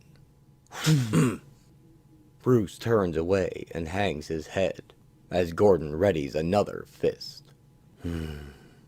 Two-Face isn't an ally you can trust. Batman vanishes. Neither, apparently, were you. Sarah returns. Jim? I heard shouting. Jim? Gordon also slumps, looking defeated. As much as he may not want to admit it, Jim knows that Batman is right. Robin, Nightwing, and Azrael have arrived at the clock tower. Talking about me behind my back. You wish, short stuff. Ha, then you must have met me. He's delusional. Dick playfully slaps Tim. Ow! Watch it. You're not too big to spank. Azrael? Nightwing? And this would be? She doesn't have a name. She's been helping. They're okay, if goofy. The smaller one, he's Robin. The bigger one, with the ego to match, that's Nightwing. What is this, Abuse Nightwing Day? Only until 5, then it's Abuse Azrael Day. Hey, nice to meet you. Dick holds out his hand to Cassandra. She makes a fist and places it in his palm. Don't think that's how you do it. Nice way to say how do you do, huh? Neat, if that's what she's saying. Batman arrives. It's good to see you. You've come far. Now I need you to wait here. Nightwing, you're with me. Their reactions are mixed. Oh, so that's how it's going to be. And where are we going? You'll see. Cassandra grabs Tim's hand. Hey! Relax, Robin. She's just saying hello. She places her fist in his palm. Batgirl prays with a small cross alone on her rooftop at sunrise. After a while, she goes inside. Batgirl takes off her mask. It's harder than you thought, isn't it, Huntress? Not working out like you planned? No. Did you know from the start? Yes. 6 people are dead. My fault as much as yours. You want to keep that cowl? I have to be able to trust you. I have to know that you'll follow orders. I tried. Trying isn't enough. You were to stop Black Mask out of sight of the clock tower. You failed. I told you not to follow me when I took Black Mask into custody. You disobeyed. I told you to protect our territory, our people. But Two-Face now commands that land, and 6 more bodies are in the ground. And you blame me! Huntress throws her mask at Batman, and he catches it. No, I hold you responsible, as I hold myself. You think I don't know what happened? You think I can just forget that they're dead? You think I can sleep at night? You think I can forgive myself? You left me alone to face 200 of Two-Face's goons! What was I supposed to do? More. You lack discipline. You lack control. You're too emotional. If you want to remain with me, with us, you'll have to find a way to fall into line. Otherwise, you're out. That's the way it has to be. Yes, your way. The only way. And nothing else will do. Either I'm your lapdog, or I'm nothing. Is that it? Huntress, think. Keep out of this. You may submit to him because you want to. But I don't take orders. And certainly not from you! That's the problem. Not mine. Not anymore. Nightwing reaches out to her. Don't touch me. I won't be what you want, Batman. Don't ask me. I can't. Then stay out of it. You'll only get in the way. I can't do that either. Huntress sinks down to her floor, holding her cross, as Batman and Nightwing leave via the rooftops, while the sun rises over Gotham. You can't push her like that and expect her to play along. I know. Then you know she won't stay out of it. She'll go rogue. Yes. Uh-oh. I know that tone. That's the I have a plan tone. Yes. I made a mess of it, Dick. I tried to pretend it was the same. I knew what I was working for. Gotham's redemption. But I didn't know how to get there. What Two-Face did woke me up. That's why you called for us. Yes. Let's go. Oracle is waiting. Batman and Nightwing swing away, headed back to the clock tower. Batman addresses the assembled members of the Bat family. I need your help. I thought I could. I thought I needed to do this alone. A back-to-basics approach. I was wrong. The boys gasp in unison. No one person can do this alone. No Man's Land is too big. Too dark. The only way to bring light back to Gotham is working together. All of us. By us, you mean also her. Correct. I can see where this is going. You can trust her. 6 months ago, that would have gotten you further than it will now. Now? I'm not sure it's enough. What more would it take? An explanation of who she is, for a start. She has no name. Her father is the assassin Cain. He raised her to be a perfect killer, the ultimate fighter. She rebelled, fled from him. She came here. Oracle found her. She's been learning for the last 5 months. The young woman is as well trained and committed as any of you. She will never take a life. She will never surrender a fight. You're so certain. Her father was one of the men who trained me. Cain trained you? Knowing how to kill doesn't mean you must kill. That's why she left him. That's why she's here now. I'm still not sure that's enough. Oracle? You can trust her. Last week she saved my father's life. Twice. Everything Batman said about her is true. She can do the job. She has my blessing. All right. Then this is what we're going to do. Oracle will continue to gather, interpret, and disseminate tactical intelligence for our operations. Robin will work with me on a special project in Robinson Park. Within 24 hours, Nightwing will be inside Blackgate. Within 48 hours, Blackgate will be under his complete control. And Azrael and our new friend will find out what Nicholas Scratch is up to, and put a stop to him. The man most responsible for Gotham City being declared a no man's land. Any questions? No one says a word. Batman hands Cassandra Cain a wrapped package. It is a sacred trust. Remember that. Honor it. Shh. She opens up the paper and finds her own new batsuit. You can change in the bedroom. The new Batgirl returns to the others. She looks almost as good in the ears as you did. My opinion? She looks better. Enough. There's work to be done. The 5 members of the Bat family swing into action as one. Assembly. End of Part 1.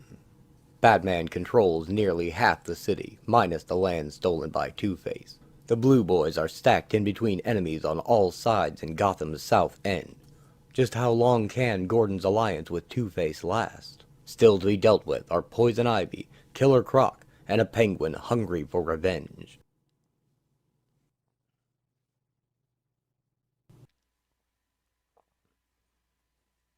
And after the earth shattered and the buildings crumbled, the nation abandoned Gotham City. Then only the valiant, the venal, and the insane remained in the place they called No Man's Land. Fruit of the earth, Part 1. No Man's Land, Day 23. A plaque on a stone column reads, Robinson Park, North Gate. This is your park. Please keep it beautiful. Clayface tears the gate out of the wall. He stalks into the park, and a few children dressed in leaves run from him deeper in. He asks the children, Where is she? Clayface chases after the children, smashing his fists into the ground shaped as hammers. Gonna get you. You'll talk. The children run into a green area amidst the snow and dive into a wall of vines. I've got you. And now you know what happened, you little brats. Unky Clayface melts you to goo if you don't tell. Enough! I knew you were here. Got a great deal for you. Show yourself. We can talk. Poison Ivy appears from the greenery, cradling the children protectively in her vines. I have no interest in your deals. No interest in you, in any of you on the outside. This park, this is Gotham now. Its future reclaimed by nature, pure, without mankind's assaults. It is a sanctuary now, and I am guardian. I will not let it be defiled. Not by anyone. Certainly not by you. Leave. We got a chance here to be rich, Ivy. The key is produce, sweetheart. Fresh fruit, fresh vegetables. In another month, everyone in this town is going to be suffering from scurvy and rickets. All those fun diseases you get when you don't do like Mama says. When you don't eat your fruits and veggies. Everyone but you and me, that is. Clayface stabs an apple with a spiked finger. We're not meat, are we? No, we're more. Figure you grow it, your brats harvest the crop, and I handle distribution. What do you say, gorgeous? Let's seal the deal with a kiss. Nice try.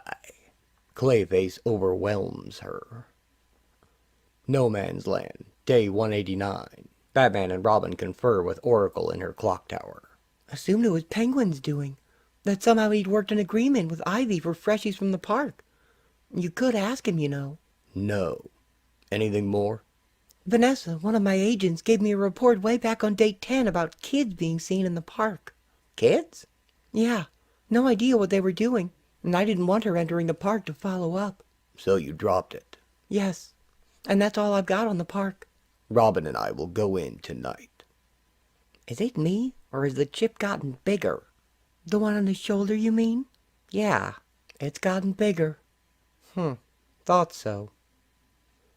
In his lair, Penguin has his leg recently shot with a crossbow by Huntress's Batgirl, tended to. Gently, Mynheer, gently. I've had quite enough pain from that wound already. Sorry, Mr. Cobblepot. There's a dear. Hey, you can't... Mr. Cobblepot, sir! Batman! Yes, I can hear that. Let him in already, you fool. Very good, sir. Batman kicks through the door, knocking the guard down. Just the person I didn't want to see. Poison Ivy. Tell me. I have no idea what you mean, dear chap. Batman picked up a fruit from Penguin's table. This is a Royal Ecree pear, considered the finest in the world. You know me, old fellow. Only the best. It's out of season, unique to Eastern Europe. Batman grabs Penguin by his collar, with the exception of a single Ecree tree in the Robinson Park Botanical Garden, and lifts him out of his chair. This hurts. I hear she's using kids. Hurts quite a lot, actually. I'm losing patience. Batman drops him. Not to my knowledge. Then how? Clayface arranged it. The thespian version, in case you're wondering. He's been making the deliveries. That's all I know. And for this, Clayface gets what? Money. An account in Grand Cayman that has grown in the last several months. Batman leaves through the window. Clive, cancel the last transfer to credit Grand Cayman. Yes, Mr. Cobblepot. Oh, and Clive?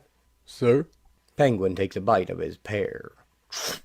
You're fired. The Blue Boys confront a group of hostage takers. Our terms. We want the return of Black Mask. Told you already, dead meat. That ain't gonna happen. Get ready to take him down. We can still negotiate. Shut up, Montoya. Negotiations make me sick. This is your last chance. Let the hostages go, and no one gets hurt. Petite aims his gun. On my mark. Hold it. Nobody is going to shoot anybody until I say so.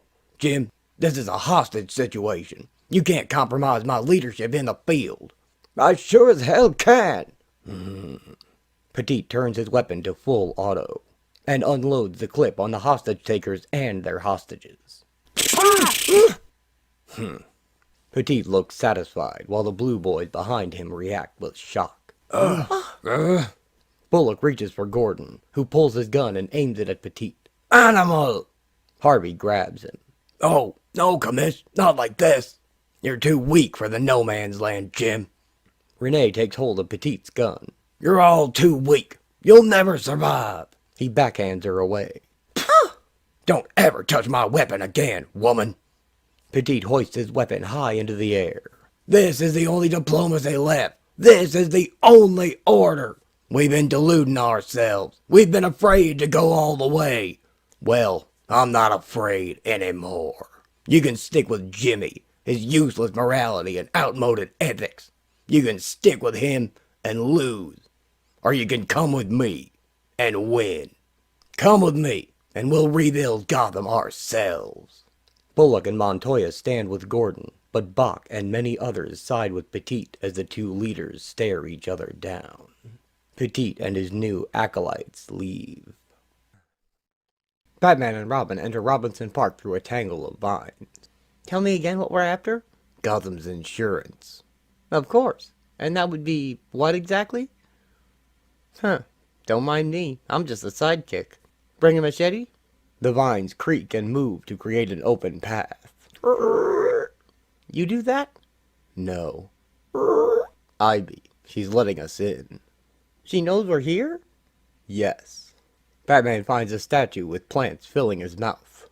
Emperor Nero. They say he played the fiddle while Rome burned. How appropriate. Don't mistake Gotham's fall for Rome's, Robin. He lights a torch and burns the mouth free of obstruction. Beep. What are you doing? Unlocking the door. It triggers a hidden switch within the statue. Batman pushes the statue back to reveal a hole. Caligula means little boots in Latin.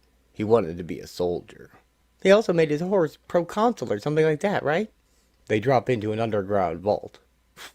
You knew this was here? I built it. Lights. Beep. The lights come on. You built this?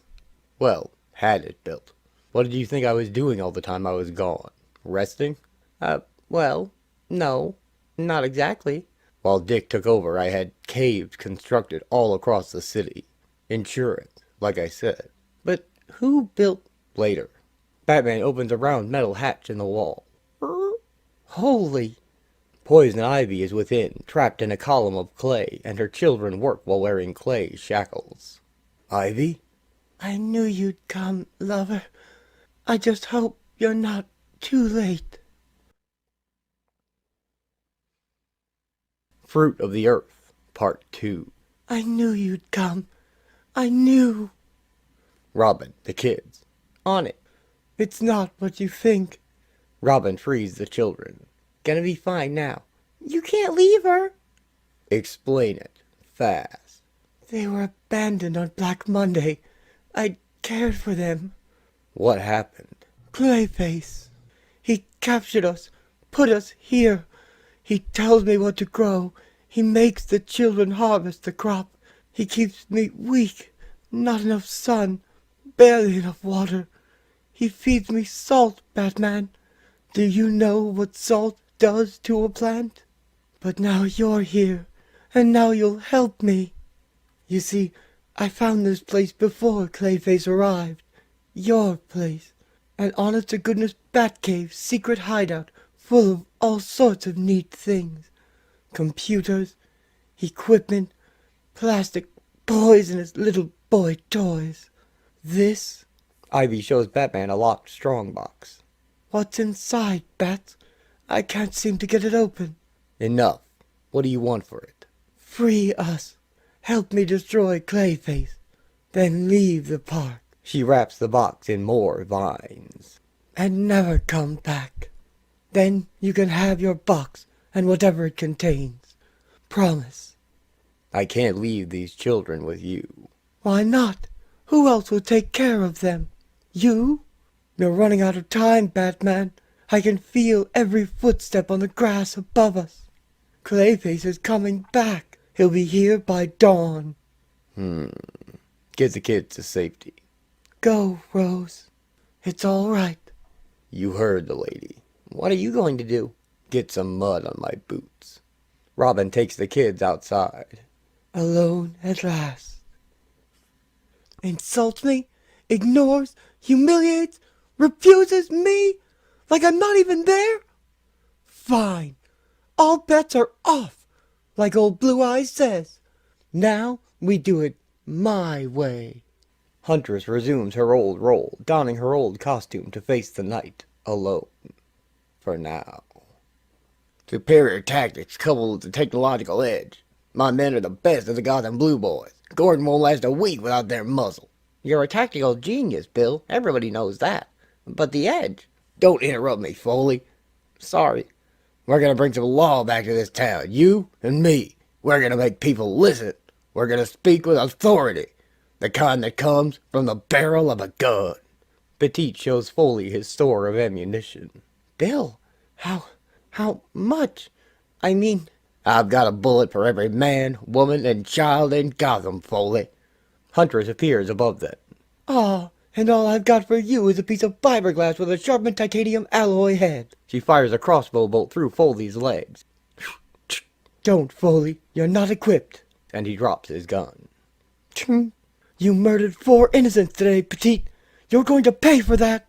Innocents? You actually believe that crap? There is nothing innocent about those men. Any of them. They were raiders and true-facers. They were murderers. Gordon's boys said... Exactly what Gordon wanted them to say. You know what that old man is like. He's too sentimental, too soft for the NML. Not like us. Huntress jumps down to Petite's level. Why should I believe a thing you say? Because we're alike. Be careful what you say, Billy. I'm not a killer. And since when has a crossbow been non-lethal weaponry? No, you're not a killer, Huntress. Neither am I. What we are, we're soldiers. And soldiers fight in wars. And Gotham is at war. Huntress smiles. And war is hell.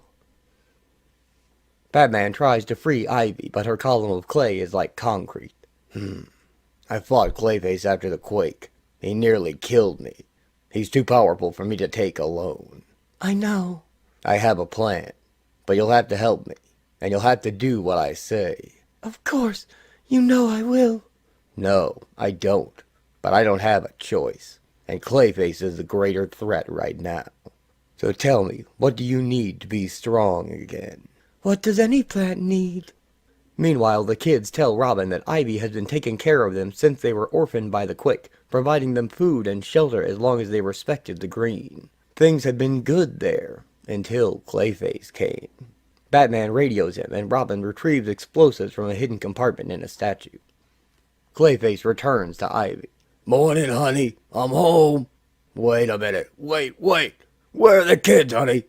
Where are our darlings? Our little cupcakes? Our little slave labor force? Answer me, doll, or I'll salt your earth until you scream. Clayface touches Ivy's chin. Get your hands off her. You! I was hoping you'd stop by, actually. Like what I do with your place? Not particularly. Batman leaps at Clayface, swinging a metal pipe. You're not even trying. Don't disappoint me now. This is a big fight scene. A huge clay fist hits him. Gonna kill you now. Gonna hurt you a lot. Batman dives to dodge a blast of clay. Clayface grabs Batman's leg. Let him go. Aw, don't be that way. Clay arms wrap around Batman. Think she likes you. Hold on a sec. I'm gonna build up a charge. Shock you. You talk too much. Batman hits Clayface in the back with a pipe, making him shock himself and getting free. Robin. Now. 10-4, good buddy. Robin detonates the explosives, blowing a hole in the roof of Ivy's chamber. You son. Water and sunlight both pour into the hole, and Ivy drinks them in. Batman and Clayface rise out of the water and begin to fight. Ivy arises as well, separating them. All right, boys, let's finish this. Finish it, Ivy. Finish it. Baby, we're just getting started. Clayface slams Batman into the wall with his pincer-shaped hand. Be with you after I kill this bat. Poison Ivy points at him. 6 months. Trapped by you. Clayface runs a current through Batman. Abused. Ivy summons thorny vines from the earth. Tormented. Batman opens a pouch in his utility belt. Defiled. The current strengthens. Polluted. Batman pulls out a capsule. You enslaved children. Ivy wraps the vines around her body like armor. Children I'd promised to protect. You enslaved me, and you abused the green. Now you're going to pay. Ivy approaches Clayface, ready for battle. Fruit of the Earth, Part 3. Batman slams a freezing capsule into Clayface's arm. Batman! Ivy swings a vine out to Batman and he grabs on. He gives Ivy his hand and they both rise up towards the hole in the chamber's roof. Hold on. Kill you both. Die. Precious greed. Burning. Batman and Ivy emerge on the surface. Robin, second charge. Bombs away. Ashes. Yo. Robin drops more explosives in the hole. Bubble. Skin. Yo. Wait a minute. How's it going? Clockwork. Where's Ivy? Blow me up. You can't blow me up. Clayface pulls himself up through the ground. You'll never stop screaming. Never. Clayface burns with energy as he drags himself free of the ground. Who's dying first? What? Ivy grabs Clayface with a tree, wrapping him in its branches. From me to you. Instantly, the branches pierce his body. With all my love. What? Ivy drops him on the ground, branches still protruding from his form. Can you feel that, honey? Clayface extends a hand to Ivy as he pleads with her. Help me. You're good soil, full of nutrients, full of minerals. But please. The roots like you. You're creating life. You're feeding all those plants growing inside you right now. Ivy. Green leaves sprout from the branches holding Clayface down. Shh. They're going to use you up. No, Ivy. Just like you tried to do to me. Like you tried to do to the children. Batman, help me. I offered you a kiss when you first came to my park, and you hit me instead. Ivy, I won't let you kill him. Batman grabs Ivy's shoulder. I've had enough of what you will or won't allow. You weren't held prisoner by this monster. You and your charges didn't suffer at his hands. She wraps Batman in vines, holding him in place. So keep out of it. Robin. The kids hold Robin back. No, leave her alone. She'll kill. No, she won't. We know her. Clayface becomes covered in greenery and begins sprouting flowers. Please. Do you still want a kiss, lover? Don't make me. I seem to remember begging the same thing of you. She kisses him, and Clayface freezes with a smile on his face, then crumbles away, becoming a grassy mound of earth. It's unlikely this actually kills him, as few things are known that can. But at least for now, he is no threat. Ivy sets Batman free. Batman glowers at Ivy. But one of the children approaches him. It's better this way. He won't hurt anyone again. Do you know what today is, Batman? Batman looks at the fruit on a tree. The first day. of summer. In his rooftop garden, Jim Gordon does the same to his tomatoes. Sir? One last time, Renee. Yes, sir. What am I asking him for this time? Nothing. You're telling him it's over. After all, the SOB did try to kill me. Consider it done, sir. Renee practically skips away in her gladness. A woman in white working for a mysterious employer courts Bane for a very special mission in Gotham. You're a hard man to track down. Columbia, of all places? Cartels always need work, Miss White. It is an intriguing offer to return to Gotham now, of all times. The timing is critical. So you said. I am empowered to negotiate your fee. But of course, my dear, I would expect no less from your employer. My employer is very generous. He has power. He can afford to be. And what he wants, it will cost him. You can name your price, of course. I will, my dear. And he will pay it. Two-Face shows up in Gordon's garden. Did my little assassin hurt your feelings? We had a deal. Then you tried to kill me. It was a coin, that's all, Jim. Never know which side'll come up. It doesn't matter. We're through. Got that? No.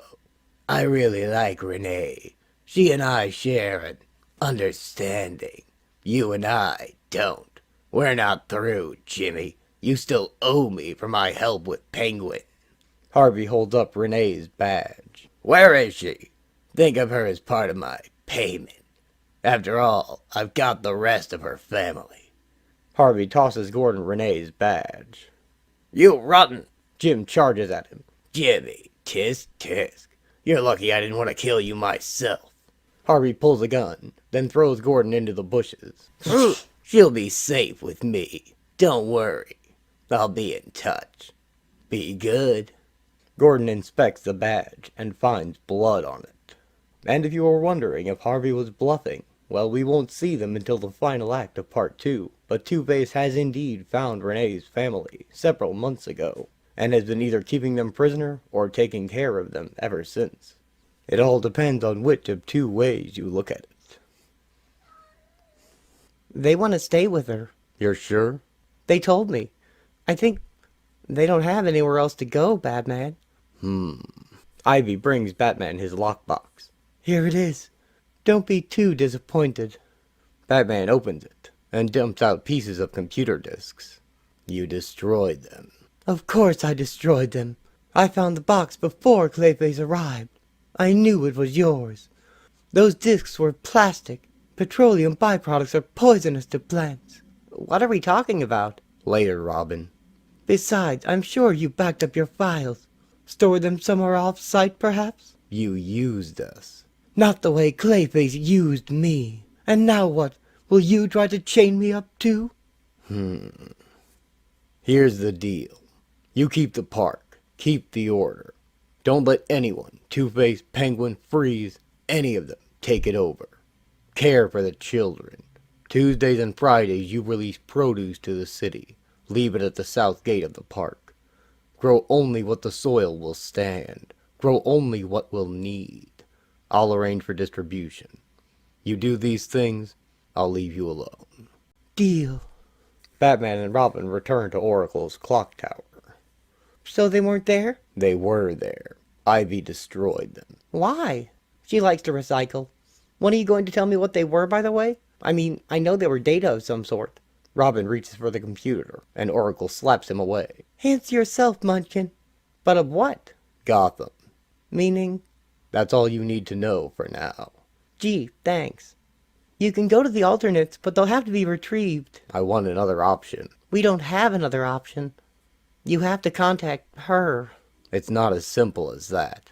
We'd have to trick her into doing what we need. I've already given that some thought, and I think I have a plan that could work. Boing, boing. You gonna get that? Meow. Course not. Selena Kyle picks up her phone.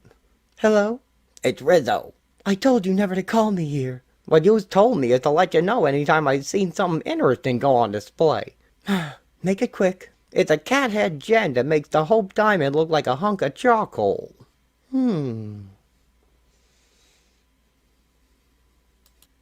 The King. I said drop it! Batman backhands a man holding a large hunting knife. They call themselves Skinners, urban frontiersmen, right wing, white collar, former weekend survivalists. Pre-Quake, they'd be fixing your taxes or your teeth.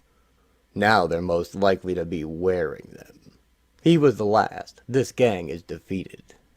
Cannibals, always thinking with their stomachs. Their latest victim hangs from the ceiling, calling to Batman. About time! That was gonna have me guts for garters! Quit posing and cut me down! The blood's rushing to me head! Shut up, Henry. Henry Streeter, British national, wanted for global computer crime, came to run a sting on Gotham's stock market the day before the quake. Bad timing. His luck's been running the same way ever since. Better make it sharpish. Looks like you've got a busy night. What? The bat signal lights up the sky. Hang on, what about me? Batman throws a batarang and cuts Henry down.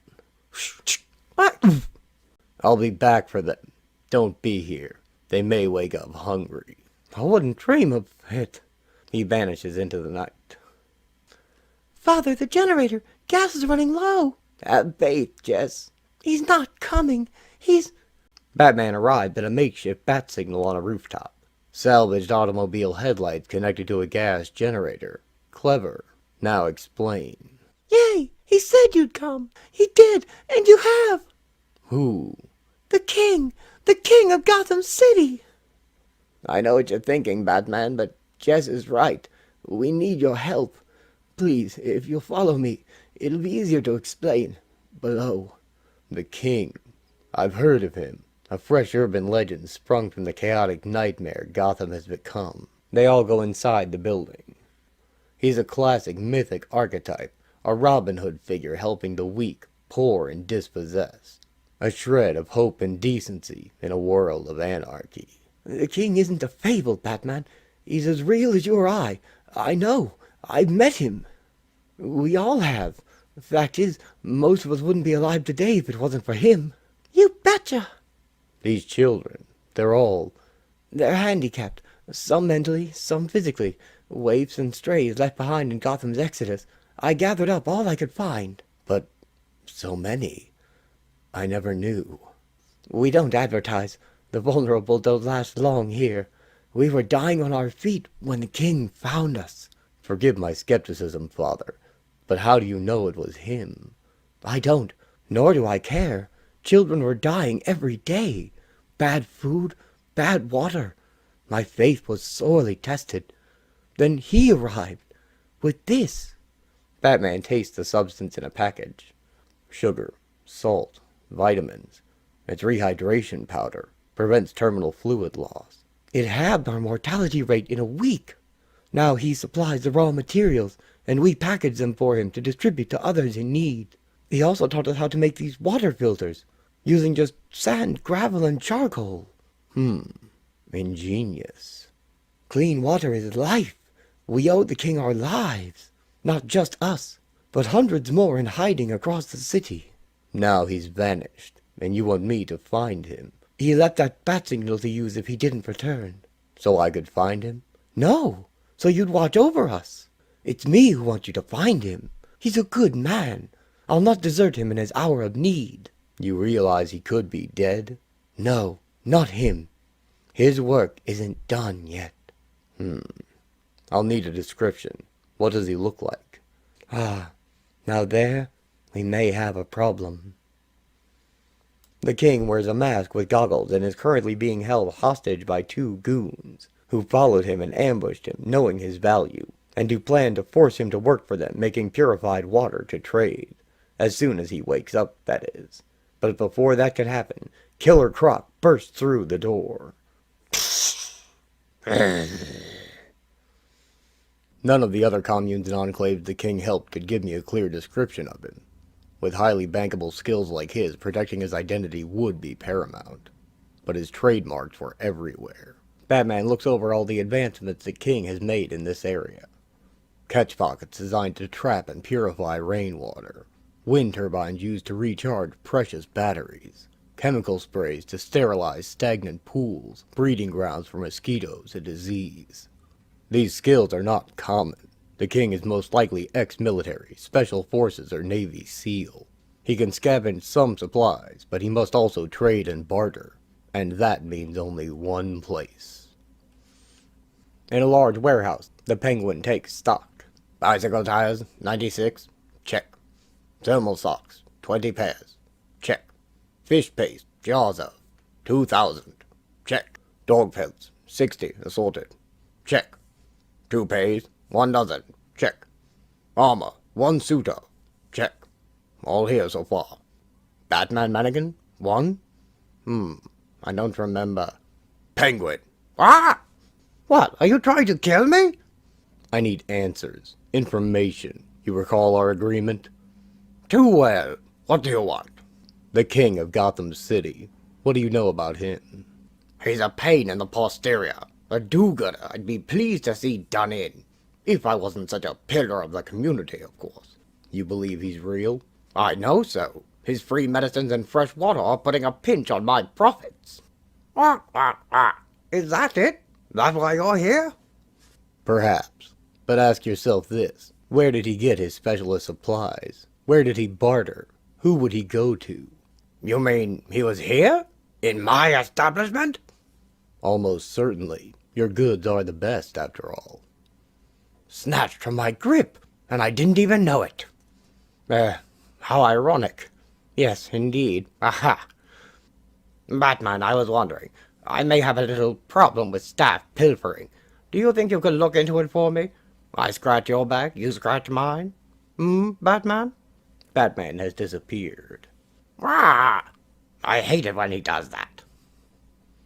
Following Penguin's cue, I consult Oracle. She furnishes me with a selection of known water traders. Her leads are good, but I'm too late. It appears someone is intent on putting them all out of business, permanently. Batman finds all the water traders already dead and their store is destroyed. However, they can still answer some of my questions. It's just a matter of knowing which ones to ask. He finds the thugs who had the king. Scales under this poor devil's fingernails. Only one man has a hide like that, and I know where to find him. Batman arrives at Croc's lair and observes from a distance. Say it again. I want to hear you. Say it. Croc slaps the king around. You're Killer Croc, King of Gotham, top man, His Highness, the King. That's right. You know how many men I killed to find you? How many necks I snapped? Skulls I crushed? Too many. Who said you could talk? You talk when I say.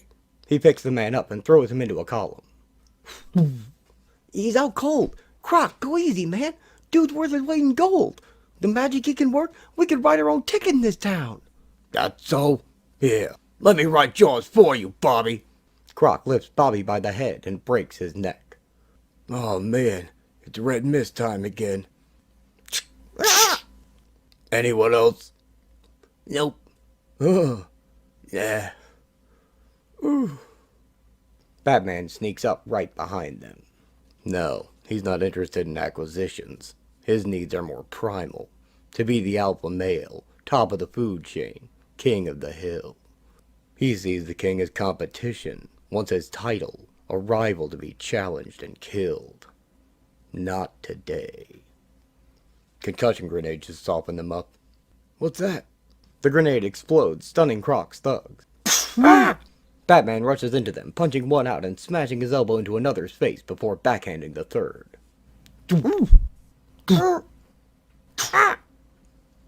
Batman, Croc, let's go. Killer Croc wraps Batman in a bear hug. Now this is more like it. He jerks his head back, hitting Croc in the nose. Croc tosses him away. Except this ain't the old days. This time, I'm putting you down for good. Batman ducks Croc's punch, which goes through the concrete wall behind him. He responds with a palm strike to the underside of Croc's chin. You fight. You fail. Seems like the old days to me. Followed with a perfectly timed kick to the face as he recovers. Enough talk. You die. Batman dodges another wall-breaking punch. He backfists Croc's jaw, but Croc slashes Batman across his chest with his claws. Croc lands a punch, and Batman staggers back. Here I come. Killer Croc leaps at Batman. Raw. Batman plants his hands and catches Croc with his feet, carrying his dive forward and tossing him through the wall. There you go. It's a 4-floor drop. He's survived worse. Batman gets up. It'll just put another dent in his ego. Looking down, he sees the car Croc landed on, but no Croc. Still got some slick moves on you, Bats. You here to buzz Croc, or me too? Demchazki? Stanley Demchazki? You're the king? Hey, I didn't pick the name. Some kid. They called me it and it stuck. I kinda like it. Well, until now. What's your angle? You're a career criminal. Why the Good Samaritan act? Hey, it ain't no act. As for reason, well, I got old is what. I spent so much of my life in Blackgate I ought to own shares. I got out a couple of days before the quake. I didn't want to leave with the rest. Gotham's home, you know. Outside I'd just be another ex-con, hustling, getting by. I'd got skills, trades. I read a lot inside, took courses. I'm a qualified plumber, electrician, carpenter, dog clipper, and more. I figured that'd be worth something. I could have made a bundle in here. Why didn't you? Have you seen this place? It's dog eat dog and then some. I'd no idea it'd get so bad. Life here is a world of hurt. When I stumbled across the priest and them kids, something inside me broke. I wanted to help, to put something back. Does that sound nuts? No, it doesn't. So, what do we do now? Batman brings the king back to his people. Father, I have someone I think you should meet. Batman? His name's Stanley Demchazki. He's a friend of mine. End. This Nightwing story, which details his mission to infiltrate and take back Blackgate Prison from the supervillain controlling it, takes place over the same 2 days as other stories in this event. As it is largely removed from the main plot, I will just provide a brief overview of most of it. The belly of the beast. It's never been a model prison. Now it's hell on earth. And just like hell, it has its own Lord of Darkness. But for Lockup, it's a heaven of his own design. An inescapable keep where he can incarcerate the worst Gotham has to offer. But I don't think it's a thirst for justice that drives Lyle Bolton to punish the wicked. It's something much darker. I almost feel sorry for anyone in Blackgate now. Almost. And you want me to go over there? Lockup served a purpose. He held Gotham's animals in a cage. Any order is desirable over chaos. I allowed him some power because it was convenient for me to do so. But he might just realize that he has an army imprisoned over there. But now his reign has to end. You have to take Blackgate back from him before he gets too powerful. Yeah. You know, I've got my own city to watch over now. And Bloodhaven hasn't gotten any nicer with 1 million Gothamites camped out down there. We clean up Gotham and they can come home. Don't hand me the big picture sermon, alright? Coming here costs me a lot.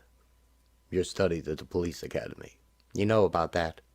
Of course you do. You know everything. Well, being here has blown that for me. You'll get back in. You'll find a way.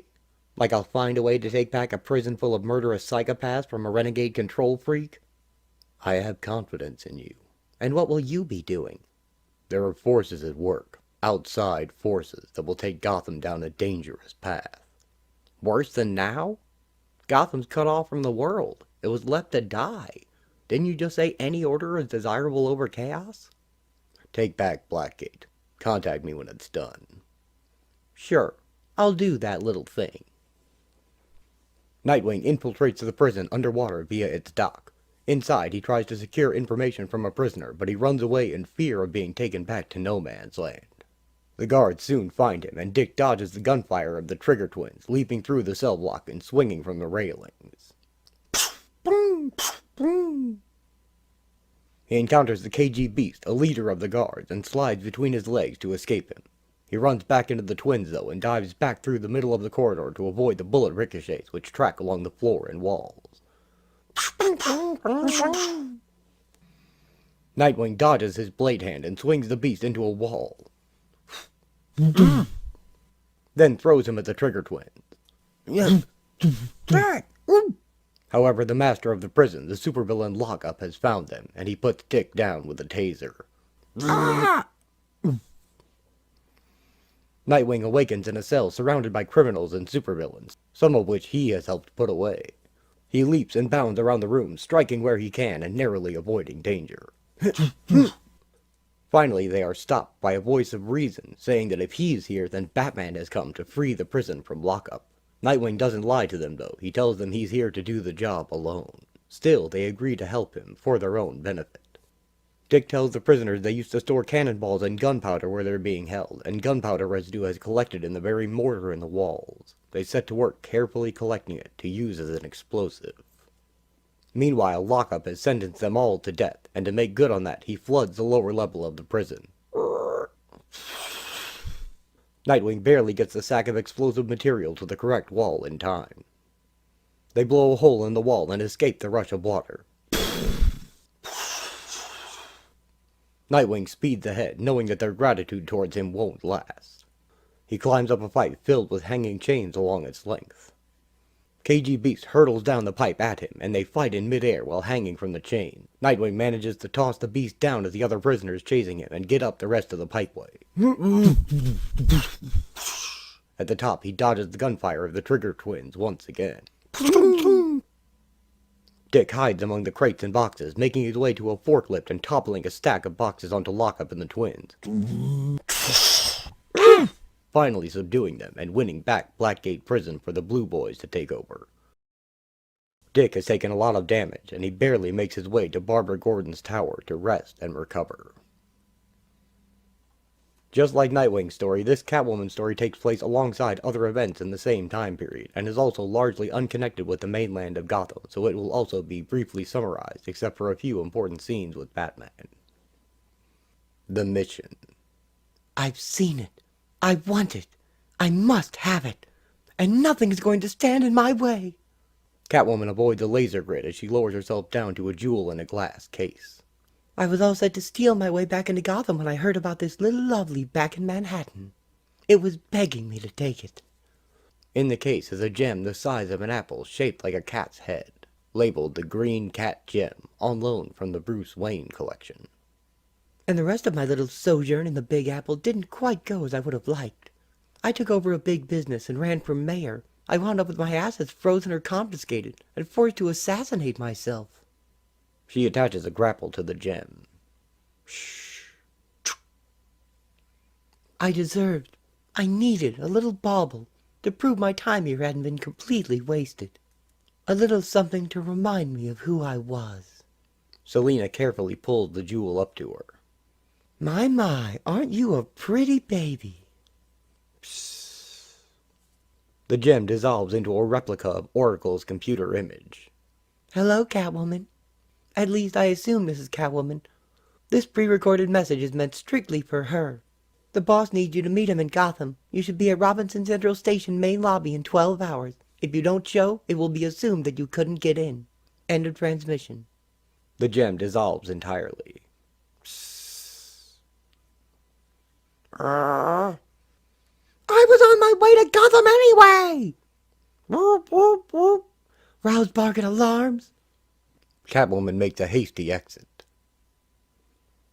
Gotham City, or what's left of it. The bait's been swallowed. We can only assume by Catwoman. Timer's running. Are you so sure that she'll show? I know her psychology. She'll show. After that, who knows? She's a cat. This is Derek Johnson in News Chopper 86 reporting live. Selina dodges gunfire as she runs from the police. Stop where you are! Stop or we'll be forced to shoot! I'm going to kill him! I'm definitely going to kill the Batman! Dead, dead, dead! Catwoman jumps and whips the landing gear of a helicopter in flight. Dead, stone cold dead! Not because he caused me to blow my cool. That was my fault. Not because I'm in this fix. Again, my bad. Not even because of that snide challenge. She swings up and into the news chopper. I need to kill him because he's pushing my buttons. And it's working. Hi, I'm Catwoman. You may have heard of me. I'm the one who pushed mayoral candidate Selina Kyle off a building. Now you'll take me where I want to go, or I'll push you both out of this chopper. In the only tunnel left into Gotham, henchmen discuss the villains they've worked for, and they all agree they'd like to work for Catwoman. Selina plans her entry method from high on a bridge support. Just before dawn, she drives a boat toward Gotham, soon drawing the attention of a military copter on patrol.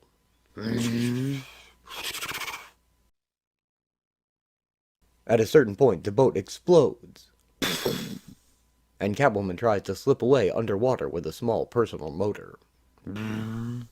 However, they see her trail of bubbles and are not fooled. They drop a team of underwater Navy SEALs at her location. Selina hides in the wreckage and lets them pass her by, chasing her motor before swimming the other way towards Gotham's shore. She emerges, and finally sees her city up close and personal. I've come home. Welcome home, Selina. Oh, baby, what has become of you? I'm on the opposite of Gotham from where I want to be, so I cut through the old Diamond District, happy hunting grounds of yore, and learn an earful in the process. The city is in chaos, and in some ways I find that quite appealing. Different factions responding to different bosses have taken over different sectors, and the balance keeps shifting back and forth. I cut up Schnapp Avenue, keeping mostly clear of the fun and games. I have an appointment to keep and a point to make. I am going to kill Batman stone dead. Robinson Central Station, the so-called crossroads of Gotham. I beat the clock. Now I want to beat the Bat. Hello, Batman? Pookie? I got your message. I've come a long way. Let's not play games in the shadows, Batman drops down from the rafters. Agreed. I have need of a thief. There are some computer disks that contain vital data for restoring Gotham. Why not get them yourself? They're in Manhattan. You got me here from Manhattan just to tell me to go back to Manhattan? I really am going to kill you! Selina dives at Batman, who dodges. I can't risk anyone else learning about those disks. The conversation had to be face to face. Also, I had to know whether or not you could get into Gotham. If you have the disks but can't get them to me, then you're no use to me. And why should I do anything that you want me to? She uncoils her whip at him. It cracks around his arm. Batman hauls Catwoman in close, taking her in his arms. Oh! I need you. He kisses her, and she kisses him back. And? If I get what's on the discs, Gotham comes back to life again. Maybe. I can't do it by myself, Catwoman. I tried. I need others. For this, I need you. You're the only one I think can pull this off. The only one I can trust. Well, I wasn't planning on leaving so soon. I mean, I just got here, and if you need the disc quickly, it's going to be tough. Gotham is such a pain to bust in and out of. Unless, of course, you just happen to know an alternate route? There's a steam tunnel off the sewage treatment plant under the Gotham River to the shore. Hasn't been used in years, and people have forgotten about it. It should be clear. I put together a packet of everything you'll need to know about where the discs are and who is guarding them. You can take it with you and study it in Manhattan. Meet me back here in 72 hours with the discs. Any later than that, and it'll no longer matter. And good luck. Selina comes upon the henchmen in the tunnel. The henchmen fire at Catwoman, but she easily avoids their bullets and leaps over their heads. Just then, the largest henchman explodes the wall of crates right next to himself, flooding the tunnel with water and washing Selina and the others away. Great! I'm wet again! In the water-filled space, Selina grabs a hold of a hatch, and the henchmen passing her by. Wordlessly they agree to work together, and soon the hatch is opened, and they all watch out an exit pipe.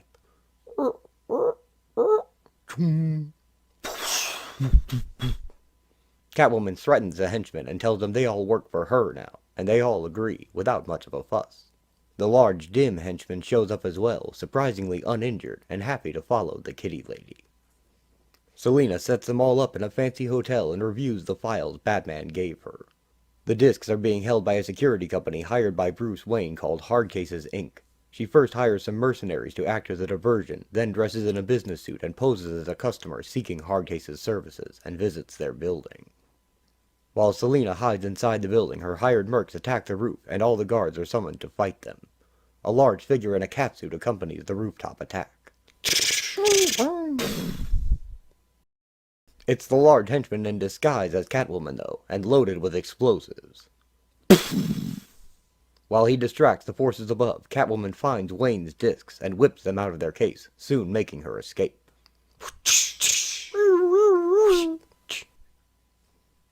The henchman meets Selina back at the hotel, angry that she's killed their friend, but Selina reveals that he's resting in the next room, perfectly fine.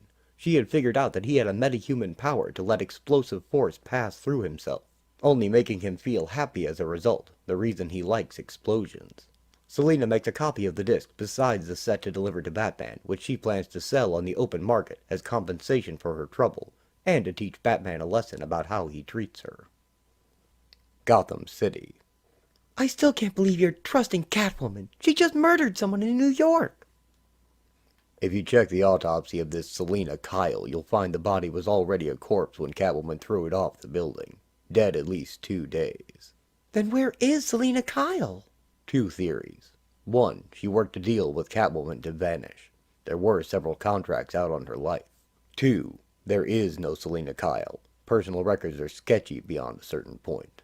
Well, Catwoman got the computer disk you sent her after, although she started a small war to do it. I thought cat burglars were supposed to be sneaky and nearly invisible. Most cat burglars don't wear spandex or carry a whip. I can't believe this. The witch! She's offering the disc to the highest bidder via internet auction. Batman smiles. What did you expect? She's a cat. Catwoman sets up a lot of trouble for a lot of people who are after the discs, sneaking away from the ensuing battle to make her own deal with the high bidder in secret. It is the same woman who secured Bane's services for her mysterious employer. They exchange packages, but she has laid a trap for Selina, who is nearly blinded when she opens her case. Ah! She whips out towards the sound of the woman's cocked gun, and throws off her aim. The larger woman hauls Catwoman in and knocks her nearly out with one punch. Yeah. Ah! Selina lies at her feet, unable to move yet. Suddenly, bullets impact on the ground all around the 2 women. Hardcases Inc. have showed up to retrieve the discs on behalf of Bruce Wayne, and they open fire on the larger woman as Catwoman blindly stumbles around, trying to get her bearings.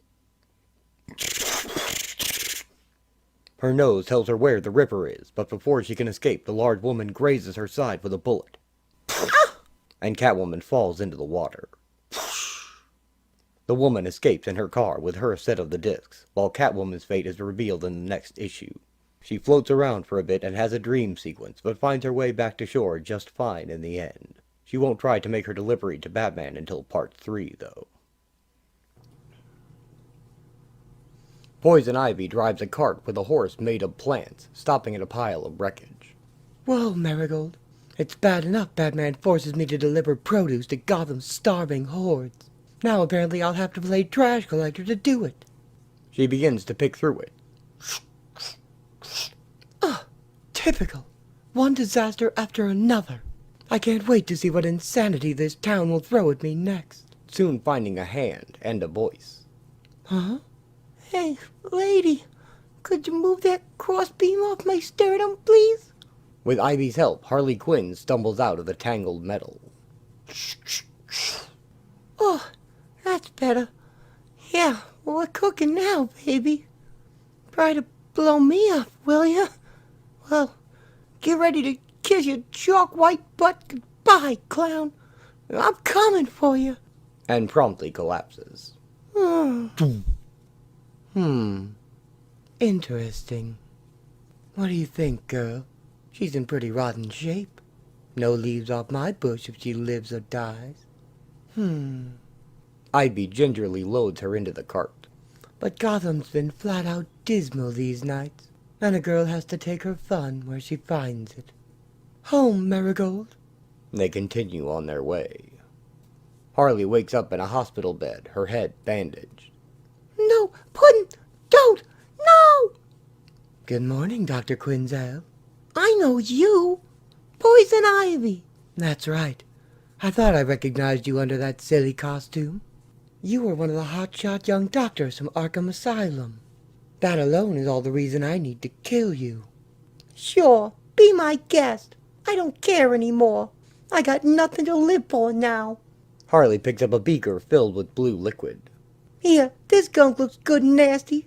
Knowing you with one sip and it's food for worms time, right? Ivy snatches it away before she can drink it. Not so fast. You're acting irrationally and out of grief. There's obviously a good story here, and I want to hear it. Why not? Nothing like a good laugh at someone else's expense, right? Well, if you remember anything at all about me, it was probably that I was just another no-fun intern doing my first-year residency at Arkham. And that you were trying to convince the higher-ups to let you hold private sessions with the Joker. Talk about living dangerously. I was hoping to get research material for a book on the serial killer Mystique. I found the Joker's psyche disturbing, his dementia alarming, and his charm irresistible. Harley and Joker begin making out in their sessions at Arkham. What can I tell you? The guy just did it for me. Maybe you wondered how it was possible the Joker was always escaping so easily. I have a pretty good idea. Guilty. He told me he needed time on the outside to put his therapy into practice. That didn't sit too well with the guards when they finally found out. Dr. Arkham was furious, of course. He had my doctor's license revoked and committed me on the spot. Harley whistles a happy tune as they put her in her cell.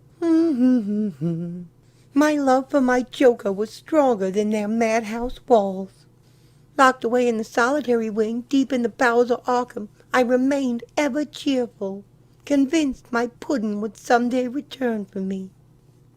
But as the weeks slowly turned into months, I began to despair of ever seeing my beloved again.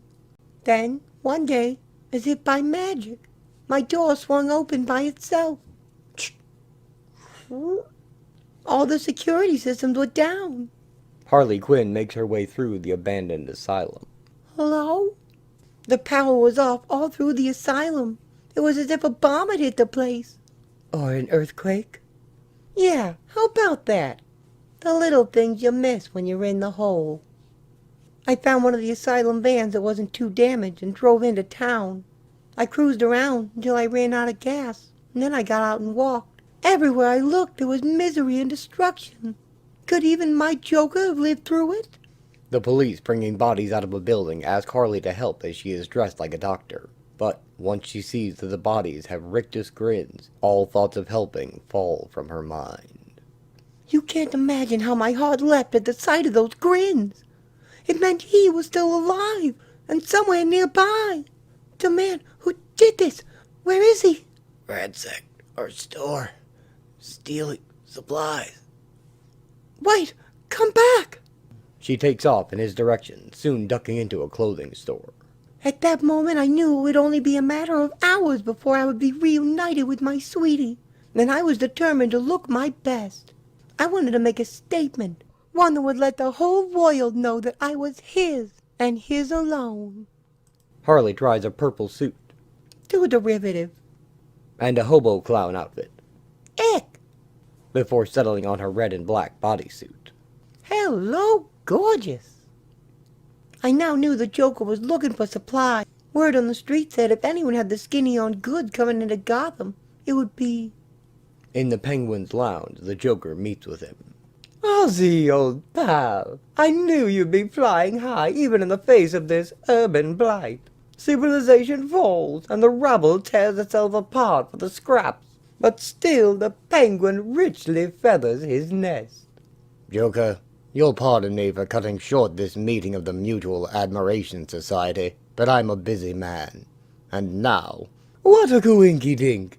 I'm looking to set up business again, too. I know I can count on my bosom chum, Oswald, to loan me the few basics I need to get started. Just odds and ends, really. Food, water, gasoline, guns, ammo, a selection of the more powerful explosives, couple of generators. I believe, old friend, the immortal bard said it best. Neither a borrower nor a lender be. These days I'm running a strictly barter operation. I'm sure you'll advance me credit, right, my brother? The rules of commerce have changed since the quake, Pally. I can't afford charity, nor can I waste time on beggars with nothing to trade. Why, Pengers, if it's a trade you want, the boys and I will be happy to exchange our lead for your gold. Joker's men all draw their guns. All I wanted was a leg up in re-establishing myself. But if you're going to be piggy, the Joker draws his gun. Ahem! Speaking of legs, Harley makes her entrance behind him. check out these gams, Puddin'. The voice is familiar, but I can't place the face. Now hold your horses, Pengy. You can't just start a first-class gang war with your jacket all dirty like that. What? Harley points to Oswald's chest and punches him in the nose. Huh? Made you look. Oldest trick in the book, boys. She jump-kicked one of his henchmen. A most timely diversion, my mysterious mountebank. Joker and his men open fire. Harley buries herself in Joker's chest. I have the strangest feeling we've met before. Course we have, Puddin'. I'm the gal who's gonna put you back on top. Okay, playtime's over, Cookie. You want me to snuffle, boss? Excuse me, but no one's talking to you. Harley smashes the henchman with a rubber chicken from her bag. Why, bless my soul, I'd recognize that bedside manner anywhere. It's dear Daffy Dr. Quinzel, run away to join my own little circus. Harley holds a gun on the penguin. Bingo, Mr. J. I'm all set to go once Chubby coughs up the goods. Dear lady, as you have asked so nicely, how could I deny you? And after the henchmen have loaded up the Joker's truck with crates. Thanks for seeing things our way, Pengy. I'll never forget it. Neither will I. Count on it. The Joker's gang takes their leave of the penguin. You done good, sweet. As a reward, I'm letting you drive. My pleasure, Mr. J. Point the way to your hideout. Sorry, kid. With Gotham so topsy-turvy of late, I haven't even had time to look for a new place. Once things settle down, so will we. Until then, we'll have to stay mobile. I knew the sooner Mr. J was in a new hideout, the more time he'd have to spend with me. So the very next day I went house hunting. The Tunnel of Love at the old Dockside Amusement Park seemed perfect. Of course, the current tenants had to go. Harley tosses a happy face bomb at a burning trash can. Nyeh. And the few people hiding near it run away. All things considered, they took their eviction very well. The place was a real fixer-upper, but it had great potential. I threw myself into it, determined to spare no expense nor overlook any detail. Harley paints Joker faces on the walls. 2 weeks later, I brought the gang by for the grand unveiling. Joker and his gang join Harley on a love boat. Mr. J never stopped laughing as we sailed through the canal. And I think the boys liked it too. At last we had arrived at our love nest. When he saw how I had transformed the place, Mr. J was overcome with delight. You should have heard him rave. The Joker inspects the decor. Doable. I whipped up something nice for the boys, too. The henchmen find their small lounge. I'm telling you, Ivy, it was magical. A sanctum of sanity in the midst of a city gone ding-dong. We spent the days merrily planning for the future, but the nights we saved for ourselves. Harley and Joker walk in the moonlight. In that time, I got to see the Joker no one knows. Romantic, introspective. And while our courtship was sometimes hampered by Gotham's technological glitches, The light in the chandelier goes out. Joker throws a green gas bomb, and they dance beneath a disco ball. Mr. J's sunny good humor always brightened up the gloom. Then just yesterday came the turning point in our relationship. We were in this standoff down at the harbor. Some big mook had taken the whole area for himself, and Mr. J wanted in. Joker offers the dock owner a partnership, only to instantly betray and kill him with a joy buzzer. Harley paints a smile on his hung corpse. Boss, we got trouble. It's Batman. I spotted him on a warehouse at the end of this alley. Brilliant. Now he shows up. He's ignored me through this whole debacle, and now when I'm least prepared for him, he's going to blunder across my path. Someone lure him away before he sees me. I'm on it. Harley flips away into action. Now that's a gal after my own heart, with a razor. Batman crouches on a rooftop. Sure enough, the bat was there all right, big as life and twice as gruesome. As I knew he was the shy type, I took it upon myself to make introductions. Hey there, hi there, ho there. Evening, Batman. We've never actually met, but we have mutual friends. The name is Quinn, Harley Quinn. I know you. The demented therapist who thinks she's in love with a Joker. Sheesh, another stiff who says Mr. J is no good for me. Please, I've heard it all before. Get inside. In case you're too far gone to notice, this city is in ruins. It's no place for you. Especially if you have some insane idea of starting trouble. Trouble? Don't mind if I do. Harley hits Batman with a confetti bomb, who blocks with his cape. Kaboom! Ah, psych out. While he's not looking, she winds up, swinging an oar. Batman swats it away. Uh-oh, tough guy. Harley jumps in with an elbow strike, but Batman knocks her away just as easily. Huh? Whoa! He grabs her by her tassels. You're hiding him. Where is he? But if I tell you, it'll spoil all the fun. Besides, B-Man, you play too rough. I'm going home. She detaches them and runs away. Oh, and I'd get rid of those tassels if I were you. Bye. They explode in his hand. The score, Clown Girl 1, Bat Guy zip. Batman watches Harley Quinn escape. Remind me to send Harley some flowers once Batman's done using her for our punching bag. We're leaving her? Why no, Rollo. We're going to scrap our carefully laid plans and go duke it out with the bat, all for the sake of one silly little... Miss me, Puddin'? Joker and his gang find her waiting at their car. Pumpkin pie! We were just going to look for you. Harley throws herself into his arms. I was a happy, happy girl. Harley and Joker hold hands in their bedroom. Then we went back to the hideout for a night of sheer joy. Back in the present, Poison Ivy objects. Oh, come on. The Joker may be many things, but sexy isn't on the list. I'll have you know it was a magical evening. We drank a toast, then he held me tight. I felt my heart do flip-flops.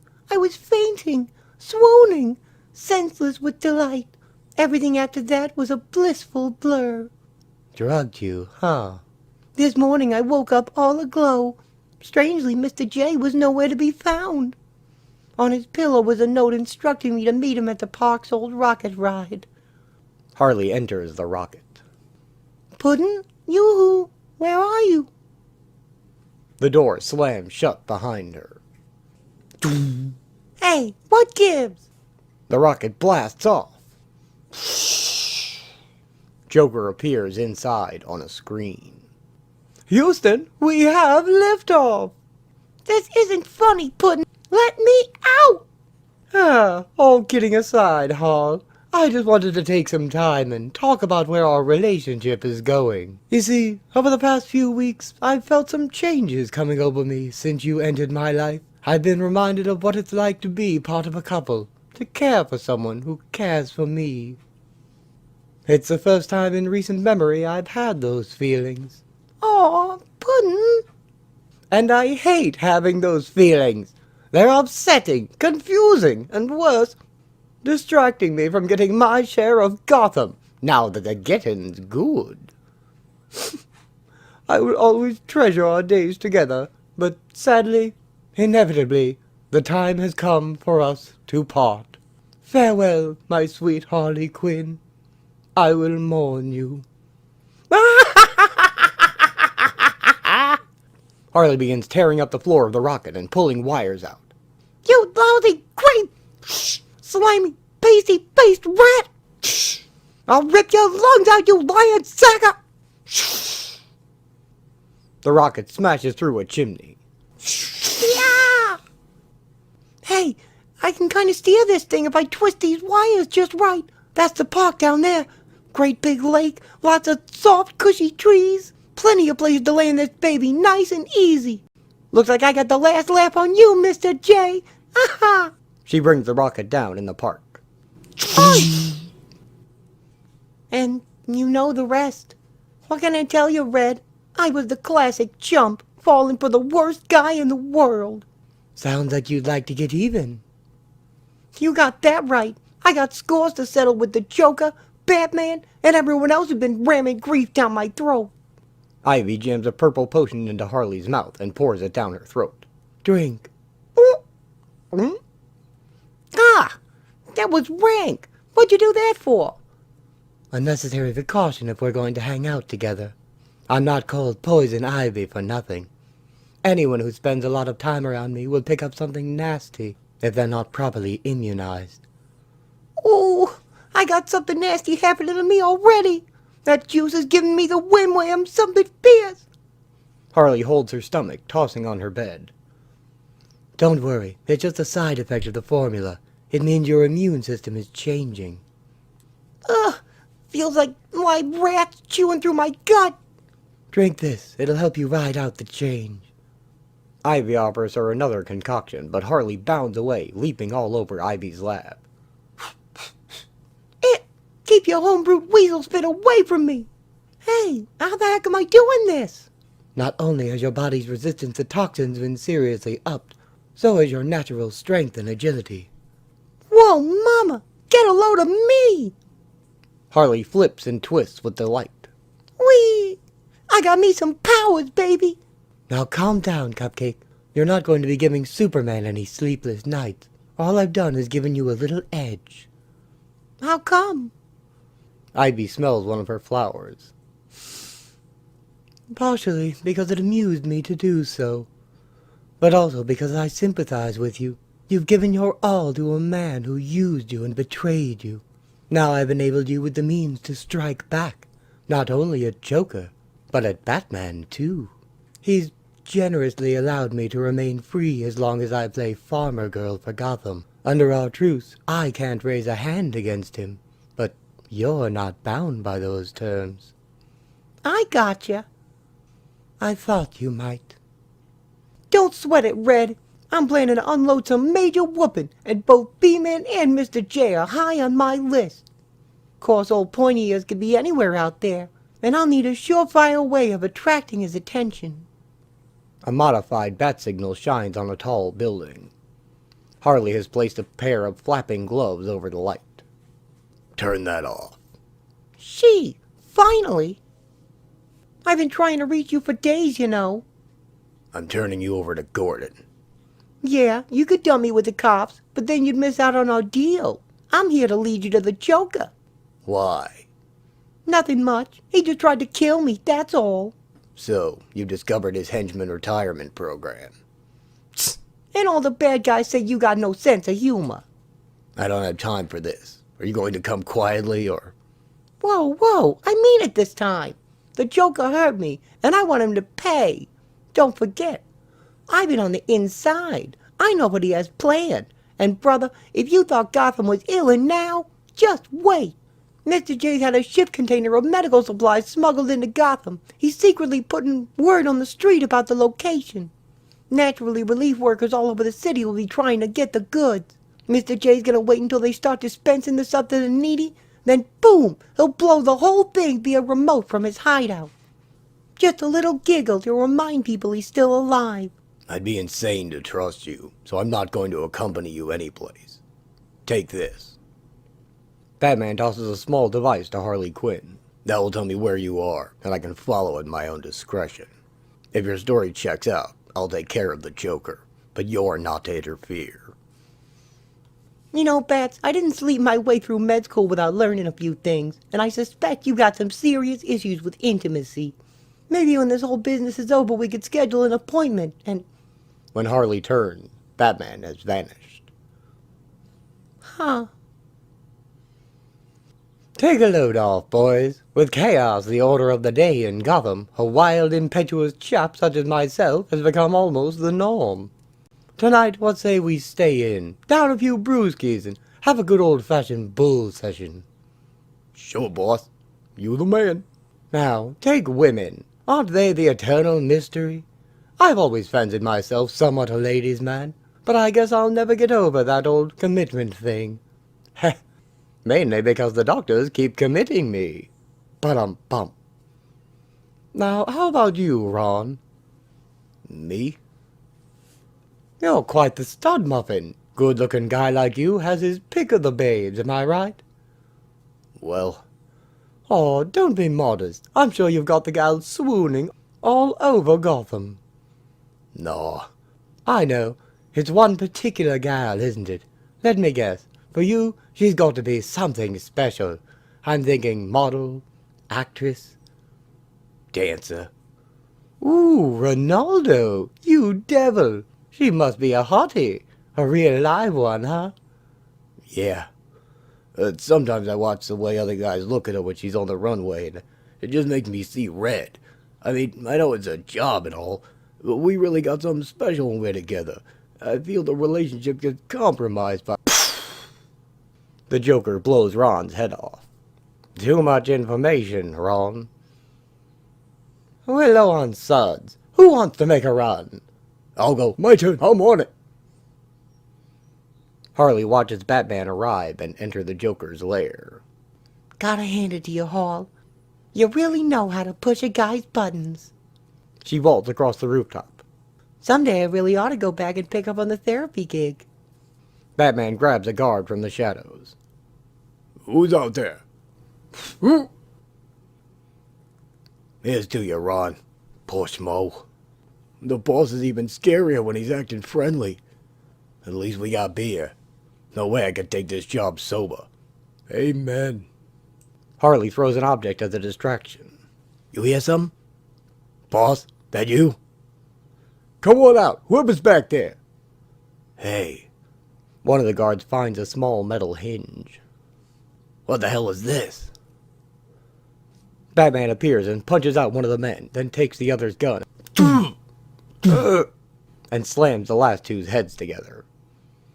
You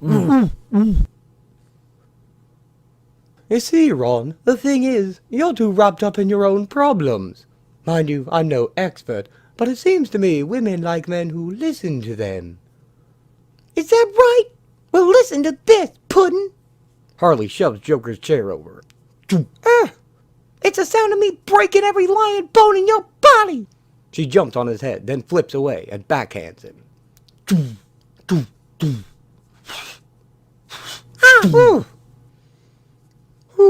You've been working out, Hall. Yeah, it's the new me. Like it? Not particularly. Joker swings at her, but she dodges. Ah, spoil sport. He keeps trying and missing as Harley dances around him. Hold still, baby. Daddy can't kill you if you keep jumping around.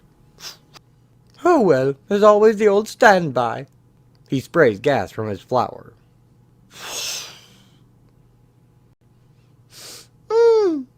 Delightful bouquet.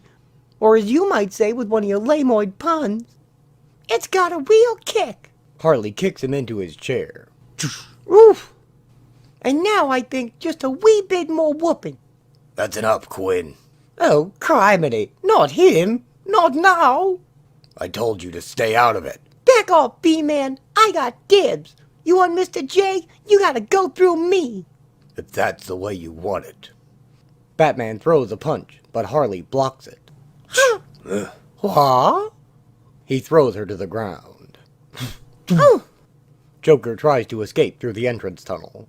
Harley, alive and trading punches with Batman? This is getting too surreal for me. I'm out of here. Joker! This is not fair. All through this whole earthquake business, you barely said boo to me. I put up with Azrael and a host of other losers, only to have you show up now, on the night my chick decides to dump a load of guano on my head. He tries to attack Batman with plastic arrows from the displays. Whatever happened to tradition? A bit of drama. Batman grabs his hands. Shut up. Where are the medical supplies? He slams Joker down in the water. What now? The supplies you were going to blow up when the relief workers went for them. This is the first I've heard of it. Honest. Not a bad gag and all, but not one of mine. Yet. Harley brings a giant mallet down on Batman's head. Ugh. Huh, and a whoop for you too. Now, where were we? The Joker runs away again. Crazy broad, blaming me for every little glitch in the relationship. At what point did I become the bad guy? That's all, brother. I can only be pushed so far. He picks up a large wrench he finds in a drop tower ride. Anyone comes near me, they'll get a face full of wrench. Batman, or that dizzy skirt, or anyone else. Going up. Harley presses a button and the ride begins to raise.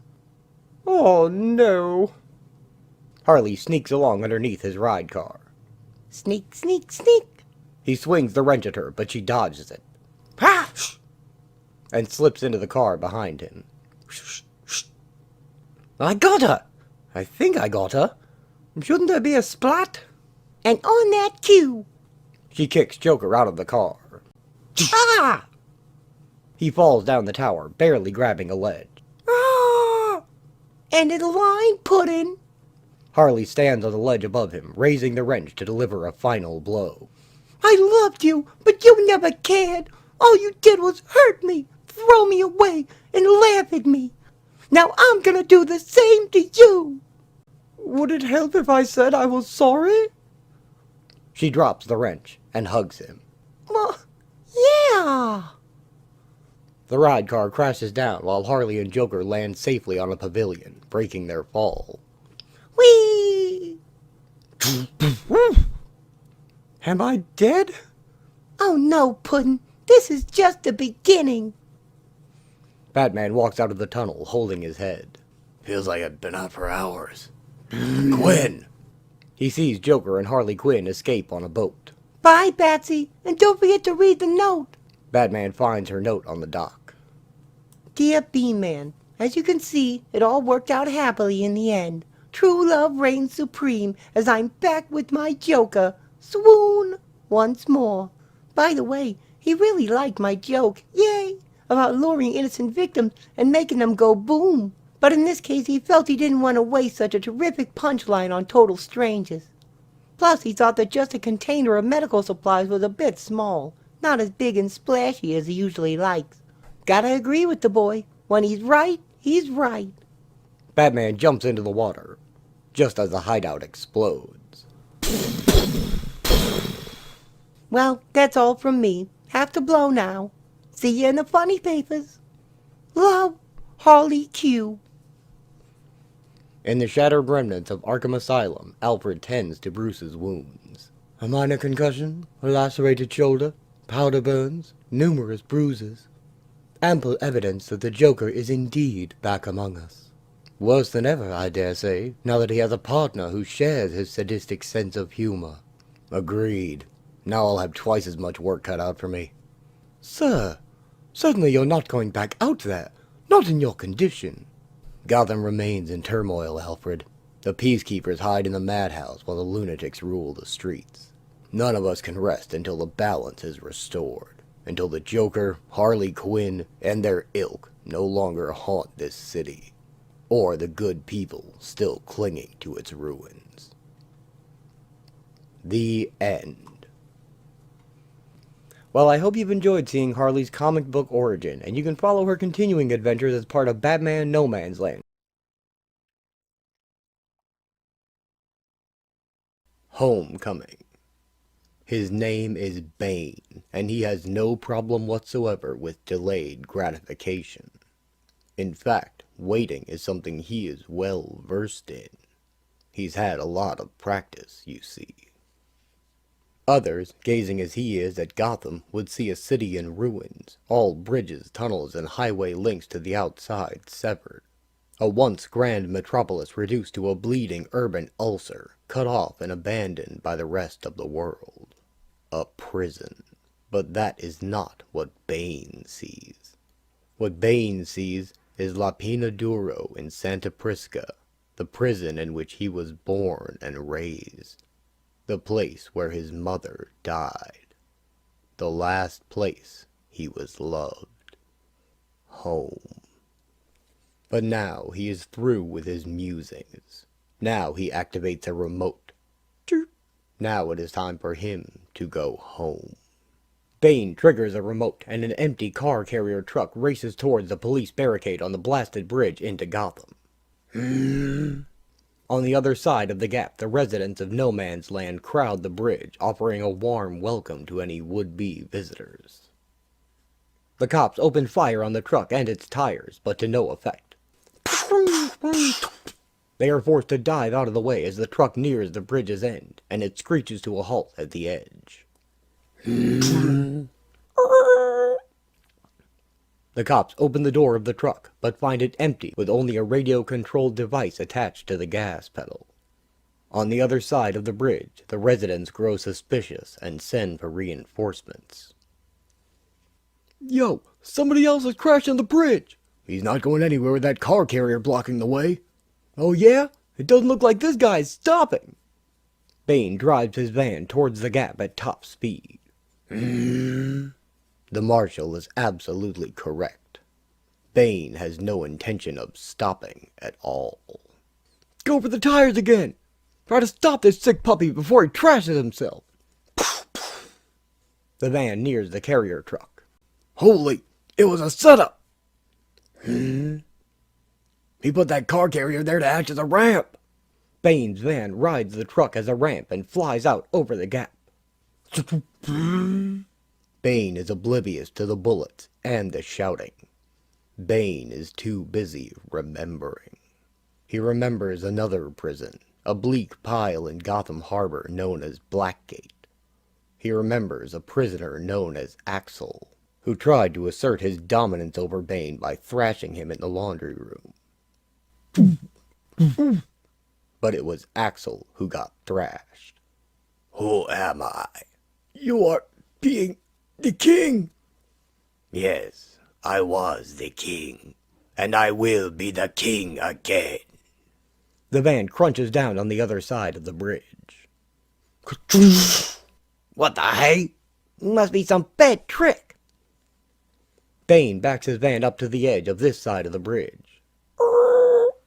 The residents crowd around it just as the police discover who is inside over the radio, and what else he has stolen. The residents open up the van, also finding it empty. Bane has slipped out the back doors and is climbing under the bridge, hand over hand, towards Gotham. All too late, the residents also find out what else Bane stole, when they see the lit dynamite underneath the van.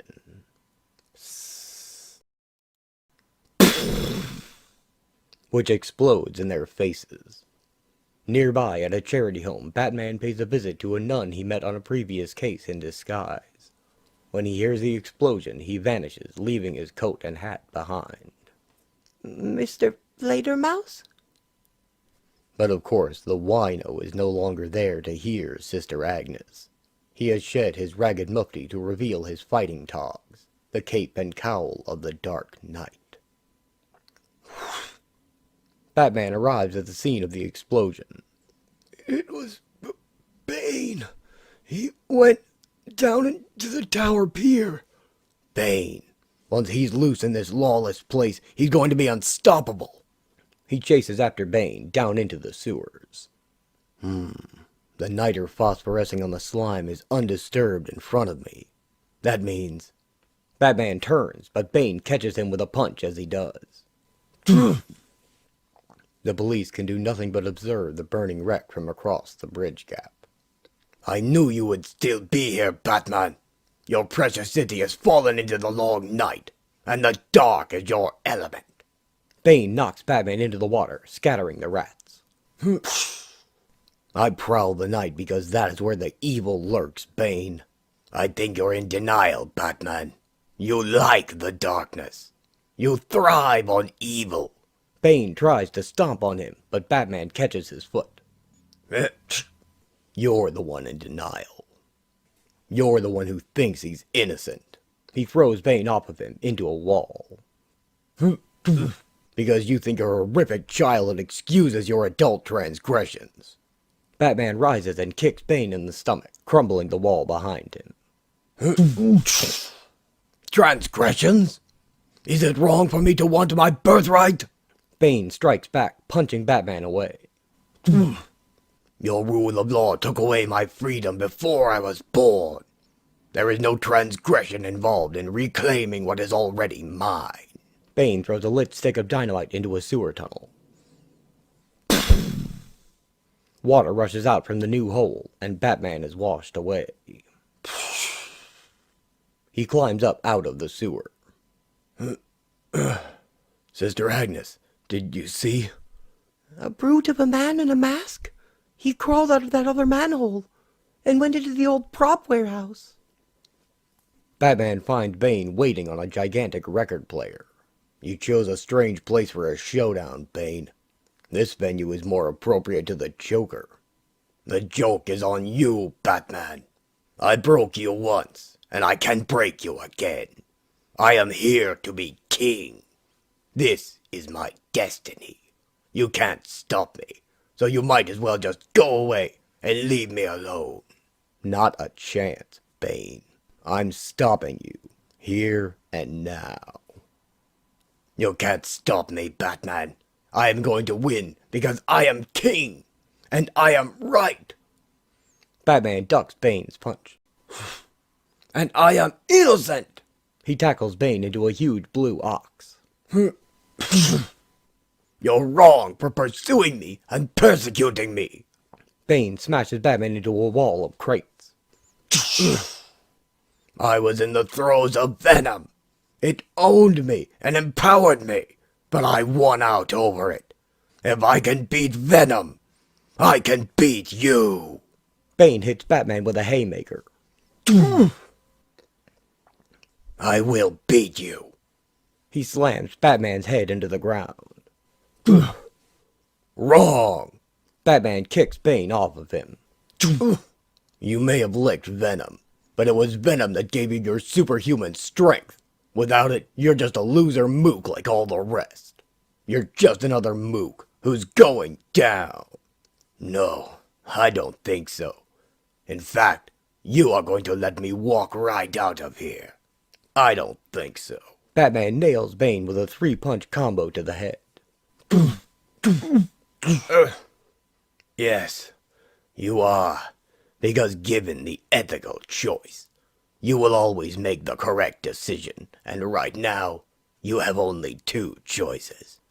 To continue this battle, and gamble on the outcome, or defuse the dynamite bomb I planted in the sewer beneath that nun's soup kitchen. Batman runs back towards the nun's kitchen.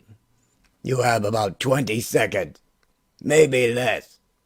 Probably more like 10. Ah, a beautiful day to start anew. A gang of thugs accost Bane. Hey, brag face, you're trespassing on our turf. Yeah, who do you think you are? And where do you think you are? He turns to face them. I'm the king here, and I'm home. End.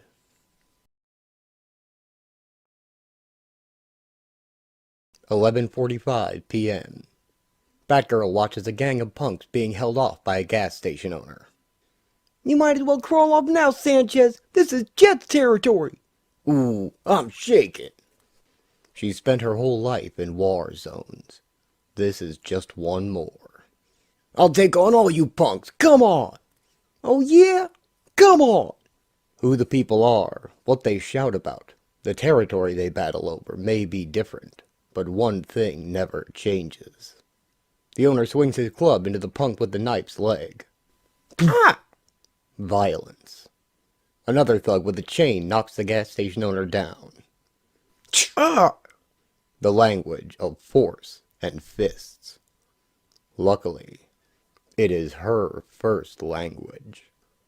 As the punk wraps the chain around the man's neck, Batgirl steps out and calls to them.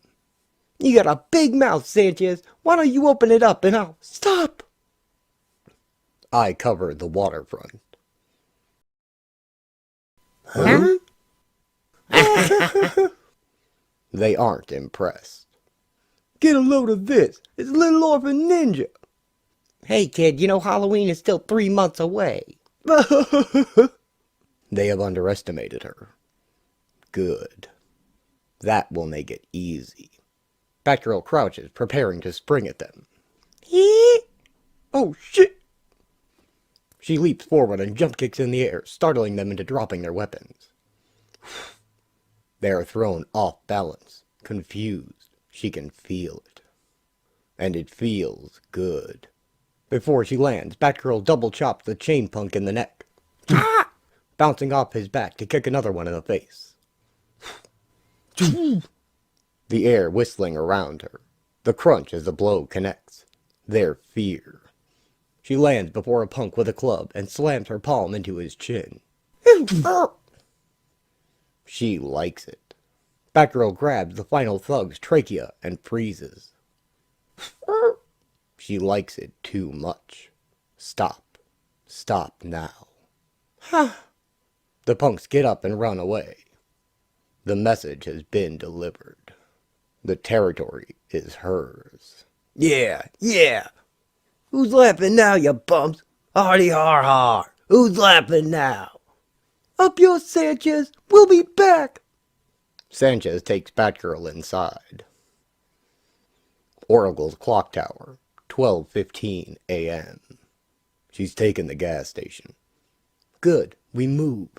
No, Joker's forces just took the west side. There's too much activity in the northeast corridor. What? How many hours does the hospital unit have left on the generator? Another 6. 8 if they cut the exterior lights. Cut them. You're going to let her hang there? It's too dangerous to send forces through now, and not worth the risk. We move at dawn. It'll be a long night for the girl. Yes, it will. But she can do the job. That's why I gave it to her. He sounds so sure. Not like earlier. 8:35 p.m. Any more information on that thing we spoke about? Ha! You had to ask for gasoline, didn't you? It doesn't look good. We have stringers negotiating with our usual connections, but so far nothing. Gas is tapped out from here to Midtown. In 12 hours, we run out of fuel for the emergency generator that powers the MASH unit. Look, I'm trying, but have you thought of any... Huh? Cassandra grabs Batman's cape. She was so eager. Yes, Batgirl, what is it? So eager to please. Cassandra points on the map. She knows where the gas is. Amusement Mile. It's a war zone between here and there. I can't send her up there alone. Of course. She used to be one of my stringers uptown. She must know someone. She's just a kid. She knows that area blindfolded. She can get the gas. So eager to please him. Okay. Cassandra pumps her fist in the air. Go up there, secure the area, and give us your location. Wait for my call. We'll come out and retrieve the gas. Do not leave the target area, and do not, under any circumstances, let anyone die. Understood? Cassandra smiled with excitement. Wanting so badly to be useful. Wanting to prove herself. I was there once. I know what it feels like. Who knows what war zones she's been through? Who knows what goes through her mind at all? 2:39 a.m. Those kids. I've known them for years. Ever since they were kids. Jimmy and his friends used to come in here and try to boost stuff. Potato chips, lighters, small stuff, just for kicks. I told them, you'll never get anywhere with that attitude. Crime doesn't pay. You gotta grow up. Take some responsibility. Become a contributing member of society. Society. What the heck did I know? Then this happens, and the small-time boosters go big time. They stake out territory, get connections, and start trading stuff up. Suddenly the petty criminals are the only game in town. You want to survive? You play. I was lucky. This station was like sitting on a gold mine.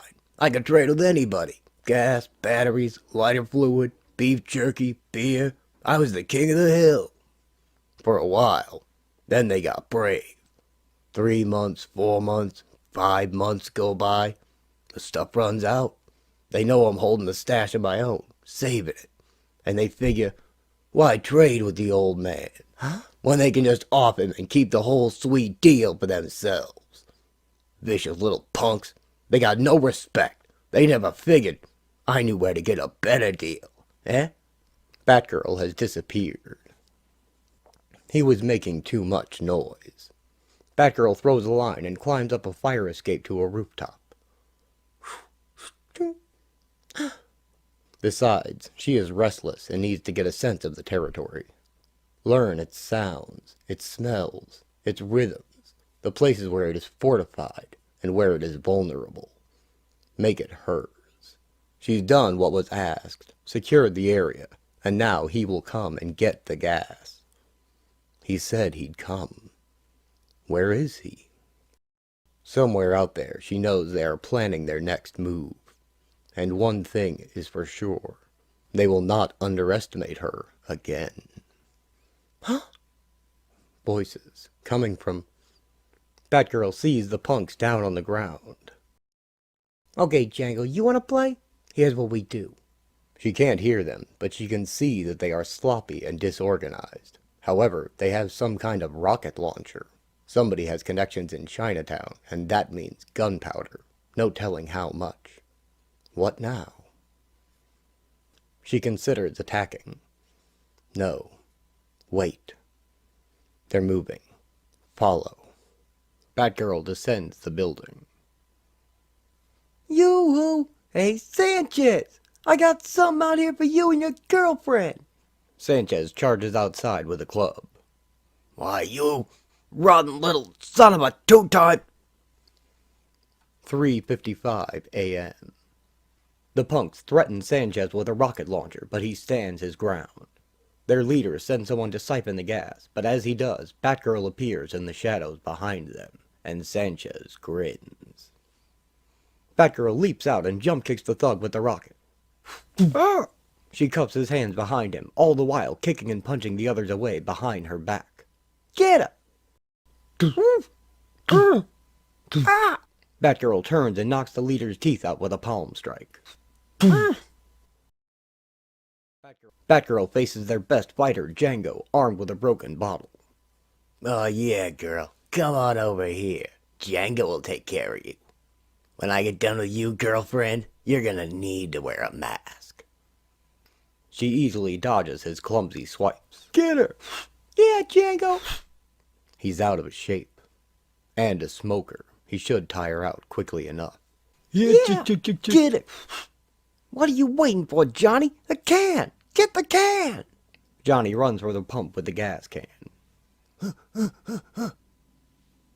Batgirl lashes out with a kick, putting Django down. Wait a minute, the kid. What's he? They all find out that the gas pump is empty. Huh? Why? Where's the gas, Sanchez? Isn't any. Hasn't been for about 3 weeks now. Bull! You got a stash somewhere. Where is it? I'm telling you, there's no gas. You're telling me lies now, Sanchez. Where's the gas? If you shoot that thing, you'll never know, will you? Is that it? Is that the way you want to play? Fine. You hold out on the jets, you go to hell. The leader aims the rocket launcher at the station. No. Oh man, Jimmy, you can't, what are you? No, it can't end like this. The old man, the gas station, the infirmary, everything she fought to defend, everything they trusted her with. As the rocket fires, Batgirl dives, tackling Sanchez out of the way. 4:15 a.m. She covers him in her cape while the gas station explodes in a huge fireball. Lost.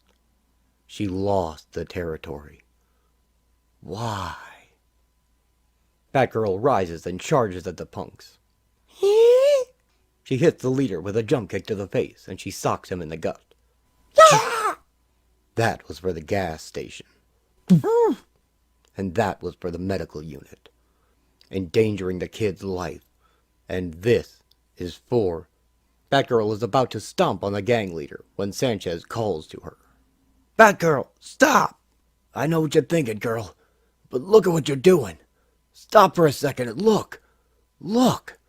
You think you failed. You lost everything. You think none of this makes any sense. You're angry, and you want to take it out on this guy's hide. You figure you've got nothing left to lose. You're wrong. If you stop that guy, you lose the most important thing of all. And that's the thing that separates you from him. You lose your principles. When the gas ran out here, I thought of going away, giving those animals their territory. After all, I thought, what do I have to lose? The gas is gone. What do I have to fight for? And then I realized it wasn't about the gas. It was the principle of the thing. So I stayed. I washed the windows and I hung the sign out every day. And I made the gas station my last little corner of civilization. Because in the middle of all this madness, it was going to stand for something. You still have that choice. You don't have to do this. Don't let them drag you down to their level. You can care about doing what's right, or you can stop caring and turn into another animal. Do you understand what I'm saying? She puts her foot down. She understands. Batman finally arrives. You followed orders. Good job, soldier. Hey kid, come here. Jimmy was right. I think you learned something today, don't you? Yeah? Oh, right. You don't talk. There's something I want you to have. There was a stash hidden in a locked broom closet in the hot dog stand down the street. Sanchez hands Batgirl a full gas can. I think you deserve this, and I think you'll do what's right with it. Because you care. There was enough fuel there to keep the generator going for another 2 weeks. The injured were taken back to the MASH unit to be treated.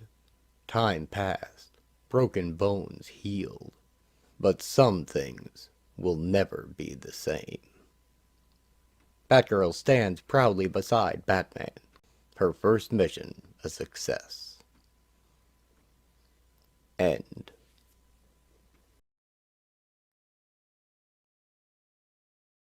In her medical area, Dr. Leslie Thompkins, who helped Alfred raise Bruce after the death of his parents, is surrounded by the hurt and needy.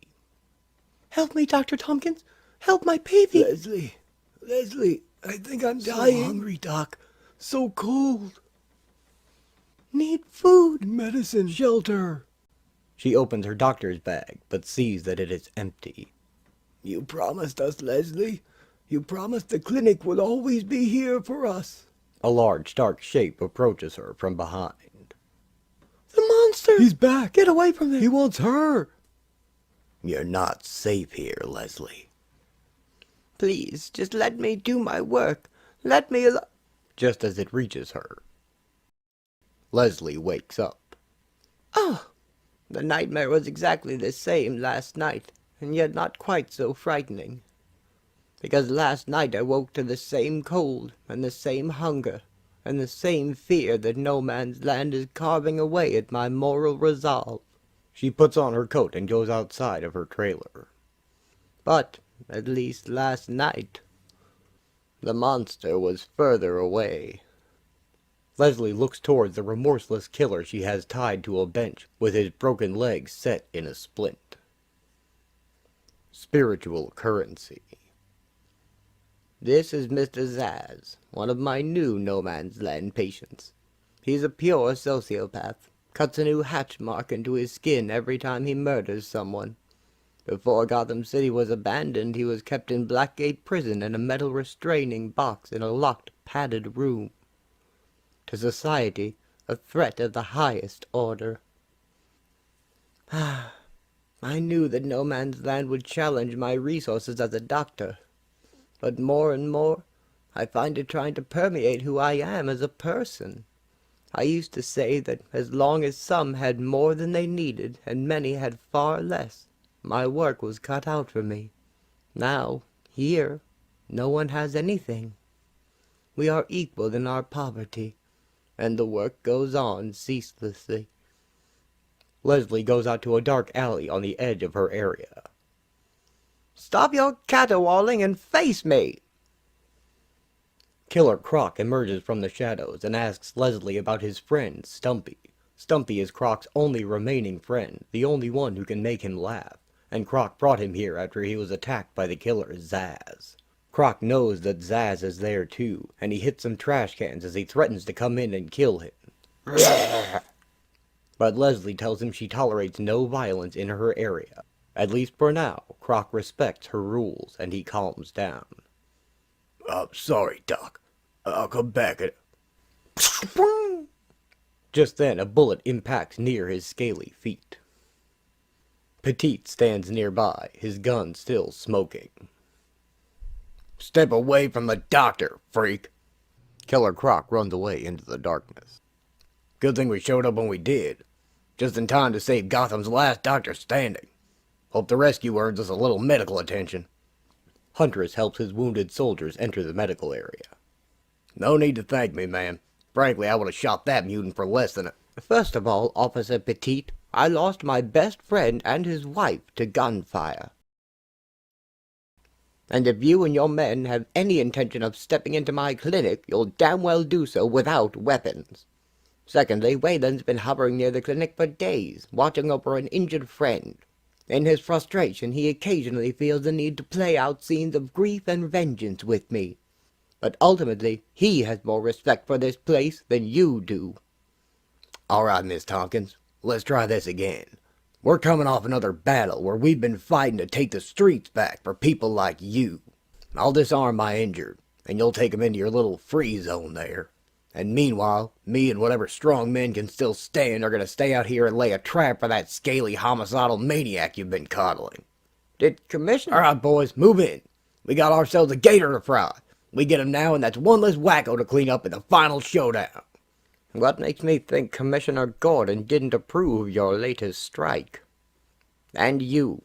I know better than to try and argue a Bat Disciple out of their utility belt, but I hope I can count on you to... Ah! Leslie and Huntress rush towards the screen. Get him off of me! Help! Zsasz has dug a fingernail into Mikey's arm, drawing blood. Oh, dear God! Mikey, get away from him! But Huntress shoots his wrist, and he lets go. Ain't he still asleep? Shh. Let me see your wrist. He would have killed me. Absolutely. Zsasz is a killing machine. He's unstoppable. Leslie bandages Mikey's cut. Damn it, you got the artery. Leslie, what are you thinking harboring a man like Zsasz? It's not just that he has killed. Zsasz lives to kill. That's all he does. He will absolutely, without question, kill again. Probably everybody in here. What is it with you civilian do-gooders? Social charity work does not mean granting monsters refuge. I'm afraid that it does, Huntress. I'm afraid sometimes that's exactly what it means. You distinguish between good and bad lawbreakers. I distinguish only between those who have and those who need. You've made a commitment to vengeance, though you'd like to call it justice, presumably in response to personal tragedy. It gives your life meaning, doesn't it? A purpose, a shape. Well, the covenants I've made are to doctoring and to pacifism. For decades, running this clinic has allowed me to... Pacifism? You're healing Zsasz on grounds of pacifism? How so? Because having Zsasz here is like knowingly standing in the path of a moving bullet? Huntress, may I tell you a secret? A secret? Anger and aggression stem from fear, don't they? But fear of what? We become hostile when we're trying to protect ourselves. But here's the secret. What we're trying to protect is the soft, warm, compassionate, vulnerable place in ourselves. It's because you are open to the world and can be deeply touched that you strive to shield your heart in the first place. I choose to try to remain open. I choose to move always on the side of good. Will my commitment to medical and spiritual healing lead others to recognize the tenderness in their violence? I don't know. But I have made a choice. Fine, turn the other cheek. But don't tell me you wouldn't raise a hand in self-defense. Don't tell me you just stand there and die. If it came to that, that's exactly what I'd do. Right. Well, I guess it's easy to think so when the truth is that you've got Gotham's Dark Knight watching your back. Batman protects you too? As Huntress is leaving, she meets Batgirl, who holds up her fist. Batgirl. Your version of hello, I guess. Whatever. Speak of the devil. Huntress bumps her on purpose as she passes by. She almost runs into Batman. Planning on shoving me out of your way too? According to the good doctor there, you're mad at me because you care so deeply. My monster. A little hard on her, weren't you? She knows why. We lost 6 innocents to Two-Face, partly due to her negligence. We brought some supplies, gas for the generators, and a few pints of O negative. He frightens me more than anyone else I know. Batman hands Leslie a wrapped package. Thank you so much. This will prove invaluable. I know it couldn't have been easy to get. No, it wasn't. Because he moves me more than anyone else I know. Well now, you must be the new proselyte I've heard so much about. Welcome. Don't mind the fist. That's how she says hello. You remember me, Batman? You saved my life by bringing me here when I got shot by the Black Maskers. I just wanted to let you know I'm doing lots better, and I even helped Dr. Leslie out around here now. What happened to your wrist? Oh, I just got a little too close to... Zsasz? This is his work. How? Leslie, are you out of your mind? Batman quickly locates Zsasz and begins tying him up further. Batman, no!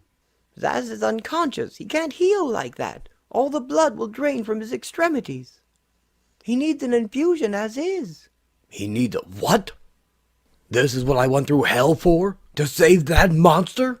You will not use the blood I just brought you on him. Yes, I will. And if you don't like it, you'll have to physically stop me. Let me make this clear. If he doesn't get that blood within the next couple of hours, he will die. Don't tell me this federal no-man's land is making a killer out of you. Suddenly, gunshots ring out. Leslie storms off towards the sound. Damn it, Petite! Batgirl gives Batman a concerned look. Go. She points at a mother and child, then at Leslie and Batman. No, she's not my mother. But she's been like a mother to me for most of my life. And usually, she understands. Leslie finds Huntress and Petite struggling over his gun. Almost had him, damn you! Trust me, you don't want to shoot anybody here. Not now. Why? What's so different about now?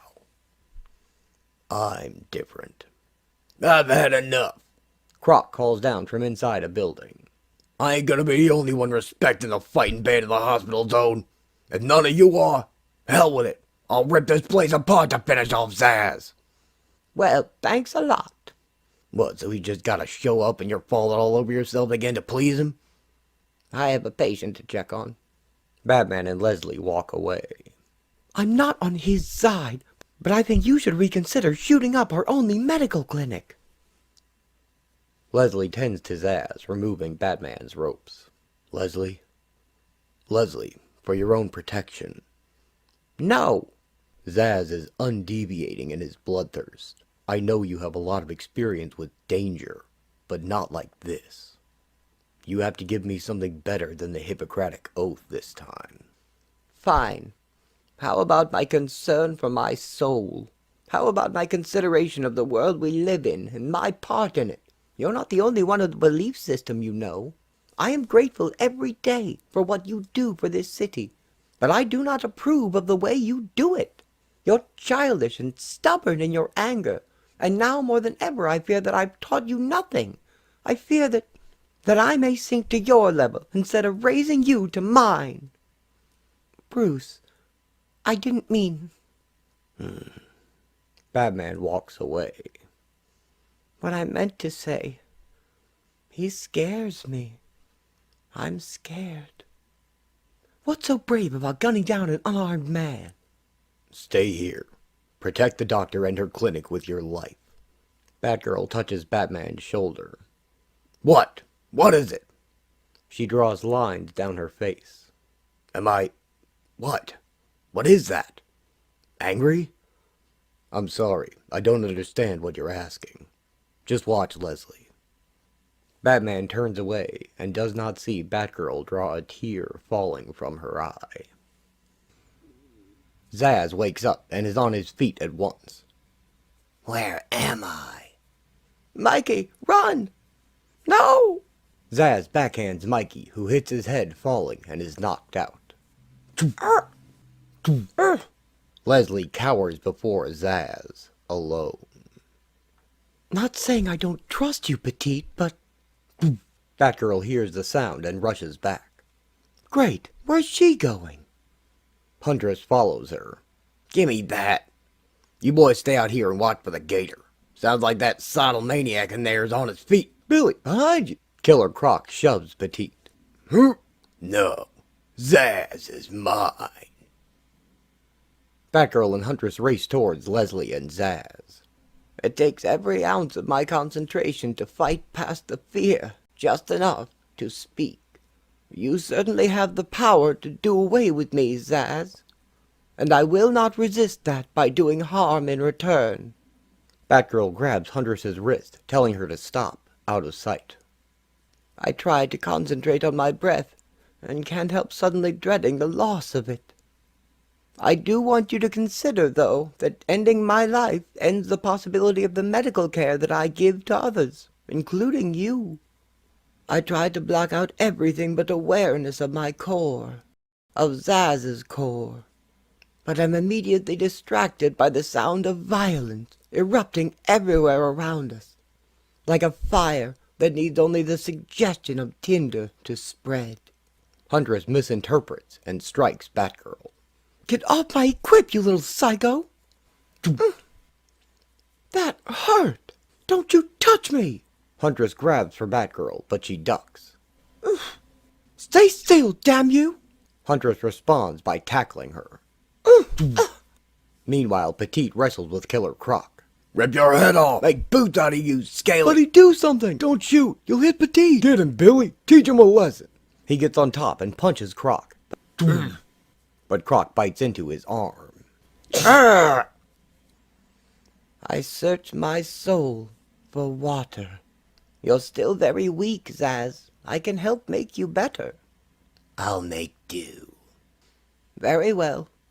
If I cannot interest you in my aid, then perhaps I can interest you in a challenge. Murder is all about feeling for you. Fine, then. Feel me. Leslie places her hand on his chest. Feel, for 1 second, compassion, or at the very least feel the loss of my compassion, my attention towards you. Huntress and Batgirl stop fighting and notice Leslie. Huh? What a brave soul you are. How inspiring to see someone act out their true nature. My true nature is to kill. So, perhaps you should say your prayers now, old woman. Zsasz advances on her. I won't.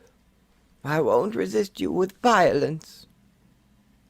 Leslie falls to the ground and curls into a defensive ball. Suddenly, I don't know which I'm more ashamed of. The fear that paralyzes me, seizing my thoughts and my ability to act, wishing only that the torment of suspense would end, or the fear that spurs me on towards action, fanning thoughts of rage and uproar, wishing my enemy harm, wishing someone would just finally kill this son of a... Suddenly, Zsasz is yanked away. Big mistake, Zsasz. Killer Croc hurls him into a tent. Stumpy was my friend. What's the matter with you? Chasing him into a hospital zone? What's the matter with me? At least I'm trying to take one of them down. What the hell have you been doing? I recognized the thought, and I acknowledged the thought. But I did not act on the thought, and I'm trying to let that be enough. The girl offers me the bow of a warrior. The fist represents the ever-present ability to inflict harm, while the straight hand shields it, respectfully promising not to. Batgirl helps Leslie up. Here, for now, it has to be enough. Please, no more fighting. We're all so scared, but we're okay. Why are you so angry? You stopped him. Not permanently, but for a minute. You stopped him. Croc and Zsasz struggle together. This ends now. Batman leaps down from above with a large concrete tube. He slams it down over Zsasz, trapping his arms. Croc runs away. Now, once again, nothing can touch him. Likewise the countless victims he's slain. Where will you take him now? Nightwing will have Blackgate under control in 26 hours. Damn reptile must be in the sewers by now. Batman leads Zsasz away. Wait. Leslie hugs him. What was that for? I didn't save you. Croc did. I just want you to know, I would have preferred to lose my life than to be the cause of you committing violence. But I was so glad to see you. I'm always so glad to see you. Bruce smiles. Leslie is back with the needy when a dark shape approaches as in her dream. The monster! Oh! Batman kneels before her. Bruce! I'm sorry it's so violent. I'm sorry. No need. I've said this many times, and No Man's Land does not change it. You keep working towards peace in this city, and I'll keep working towards peace in your heart. Deal? Batman and Batgirl wait with Zsasz under a roof that gives no shelter from the rain. Deal. End. Going Downtown. Part 1. The Vault. Two men with guns and a woman armed with knives face off against an opponent. Back off, Bessie. You're outnumbered, amigo. You can't kill us all. No, not all. Bane grabs one of the men by the head as the others try to run. He soon throws both of the men's broken bodies behind him. I need one of you alive, but only one. I am Bane. I know who you are. You used to run Gotham. Used to. Bane corners the woman and she pulls her knife. Do not try my patience. Bane grabs her hand and she drops it. Ouch! You mean nothing to me. Your sex did not spare you. What did spare me, Vato? You offered the least threat. Huh. Follow me. What's that? Be quiet, or I will find another volunteer. He operates a remote. Bane leads the woman through a secret passage, forcing her to go first to spring any traps. She passes a skeleton with a spear through it, and then a gun is triggered, but luckily it is empty.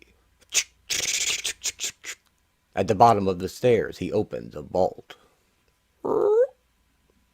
Bane retrieves a massive gun. Cheeto. If only the Manos knew about this. The hell they could have raised. They would have spent it in pointless carnage. And what are you gonna do with it? I will spend it in meaningful carnage. You gonna start a war? I'm going to end one. Meanwhile, Batman hands a reluctant man an axe. Do it. Aw. Now. The man smashes apart his barrels. Just brewing up some gin, making people happy. Making people blind. I'm stopping you before you make someone dead. You build another still, and I'll know about it. Find another line of work. Yup, I'll do that. We're down to this? Something has to break. Something big. This mysterious outsider? I don't see it. Gotham is too ripe a prize, even in its current isolation. I've seen the signs. Someone from outside is making things happen in the city. While walking down the street, Bane is stopped by another gang of thugs. Yo, too tall. You think you can just cruise through here? There's a toll. What is the price of this toll? Everything you got. And then some. Bane unloads on them with his new gun and cuts down all of the men in a hail of bullets.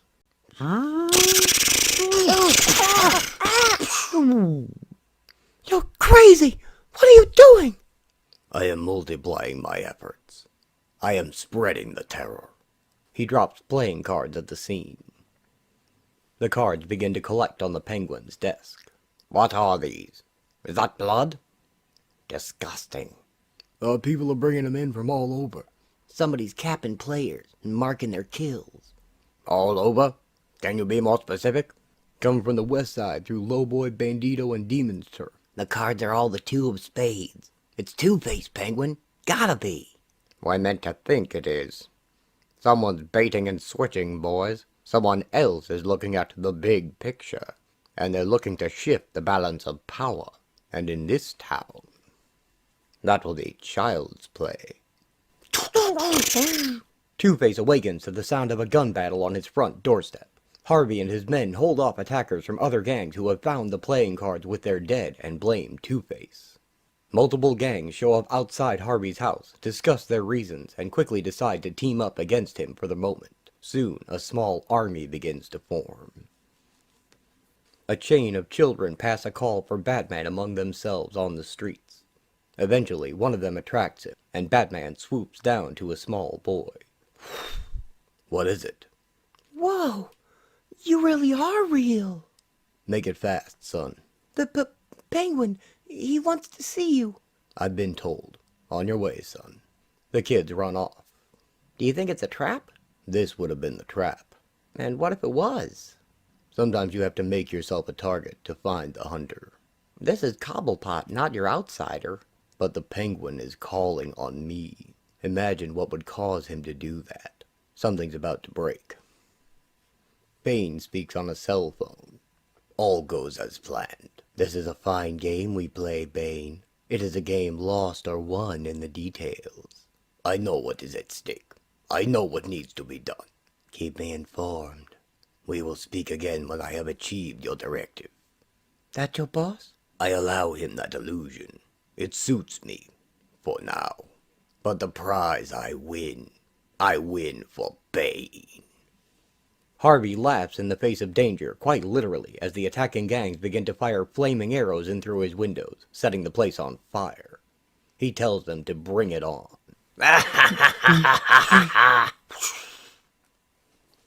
You know, you don't need to make an entrance every time. Batman and Robin step over the Penguin's guards. I know you enjoy a bit of theater, Oswald. You wanted to talk? Talk. A very strident young thing, aren't we? Get on with it.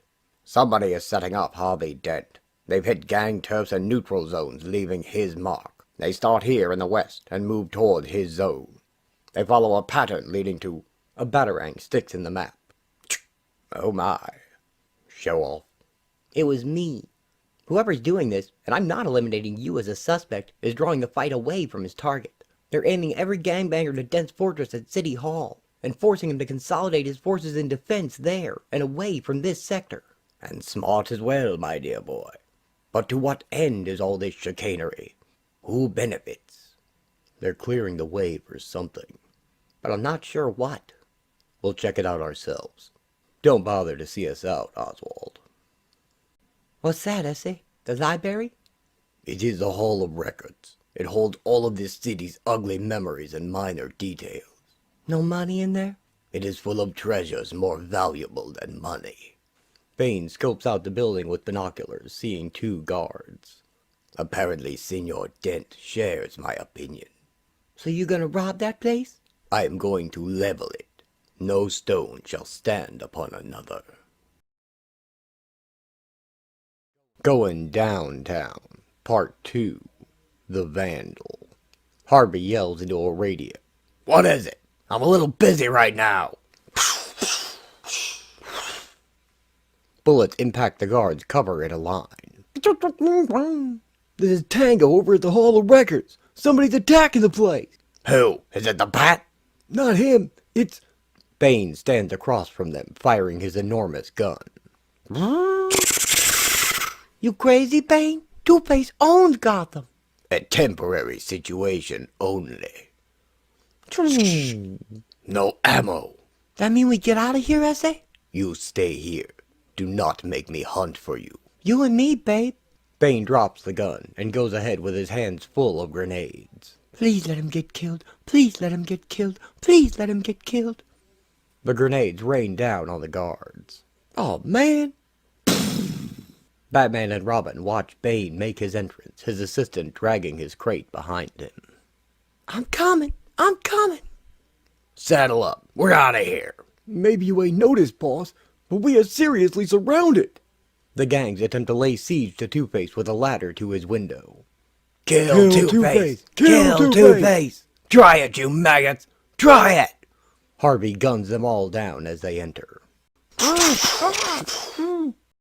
We can get in through that skylight and ambush him. You tell me where you want me and... No, Huh?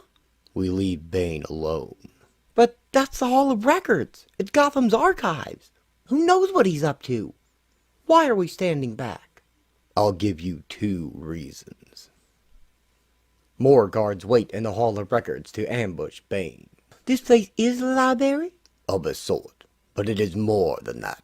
It is a repository of this city's history. Every exchange, every transaction and deal is documented here. From the grand to minute. All is stored in these moldering bins and sagging shelves. Cool. So what are you gonna do with it? Destroy it. Bane draws a pistol and shoots the guards before they can attack. Madrazo! The allied gangs have dragged Harvey out of his building and tied him to a chair. They are preparing to hang him from a streetlight. Harvey Dent, you have been charged with the murder of your brothers, and the trespassing on our turfs, and being an all-around pig. How do you plead? Guilty as charged. Hang him! Order in the street. Shut up. The gang's de facto leader holds up a scarred coin. Let's let chance decide. Works for me. Flip the coin. Here's the deal, Dent. Heads we win, tails you lose. Harvey watches it flip into the air. The coin comes back down. Suddenly, a batarang knocks the coin out of the air. Batman leaps into the thugs, kicking one into the others. Case dismissed. Funny situation, huh? What? Harvey looks up and sees Robin perched above him. You! How's it feel at the other end of the rope, Harv? Get me out of this chair, brat! Give me 2 good reasons why I should. Batman leaps through the air, using batarangs to control the crowd. Robin, cut him loose. Robin hangs down to cut Harvey free. Hold still. Batman punches out one of the thugs while Robin works. Hurry! Dent! Drop the hammer on Dent! The gangs rush towards Two-Face while Batman tries to keep them at bay. Kill him! Hang him! Double time, you little son of a... Language! Meanwhile, in the Hall of Records, Bane unloads the contents of his crate, a set of low-yield nuclear devices. You know what you're doing, Bane? I read a lot. About nukes? And history. Rome did more than level the cities of her enemies. It salted the earth so that nothing could grow there. I will reduce Gotham City's memories to ashes and poison the ground beneath them. How much time we got, I say? 10 minutes. Batman and the thugs fight over the columns supporting Harvey. Swing, Two-Face, swing! Just as the support is taken out, Robin frees his hand, and Dent hangs on to the rope around his neck. Hang tough, Harv. Croc, Robin cuts him loose, and Harvey falls to the ground. And watch that first step. He soon gets up and runs away. He's getting away. That was the plan. Batman and Robin keep the gangs busy. Bane and his helper run away from the Hall of Records. And what's the next part? I'm working on that. They run faster. Bane and the woman are thrown through the air as the devices explode deep underground. The wave of concussive force also knocks Batman and Robin off their feet and scatters the rest of the gang. Furniture is broken as far away as Penguin's lair. And even Oracle's clock tower in the GCPD are shaken by it. Even further away, Batgirl feels it. Bane and his helper emerge from the rubble. The destruction is total. The endgame begins. Well, now, Vato. Nothing. You are free to go. That's it? One last request. Bear witness. Tell everyone what you saw tonight. No hay una problema, Señor Bane. Robin checks the area with a Geiger counter. Nothing to get in a panic about. Background radiation is a scooch higher than normal, but I'll bet it's hot inside. Gordon can restrict access when he takes this area. I know one reason we had to let Bane have his way was because we had to save Two-Face's life, but you said there was a second reason. Bane had no reason to destroy the city's records, but someone did. And I have a feeling they're about to step into the light. End. Before we move on to the final set of stories covered in this part, I'd like to highlight some other things that happened in this same time period, but which were removed to form a clearer main story. In Power Play, Mr. Freeze had taken over the power plant Superman had gotten running, but Batman was forced to shut it down. Mr. Freeze was set adrift on an ice floe, but he showed up again in Robin's three-part story, War Beneath the Streets, and Robin ended a conflict between Freeze and the Ratcatcher for control of Gotham's sewers.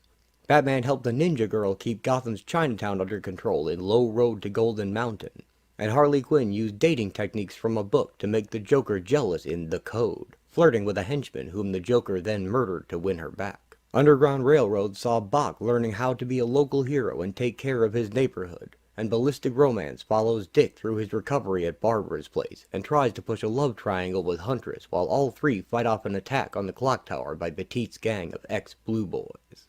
There are many stories like these happening all through the event, but they don't all matter to the overarching narrative.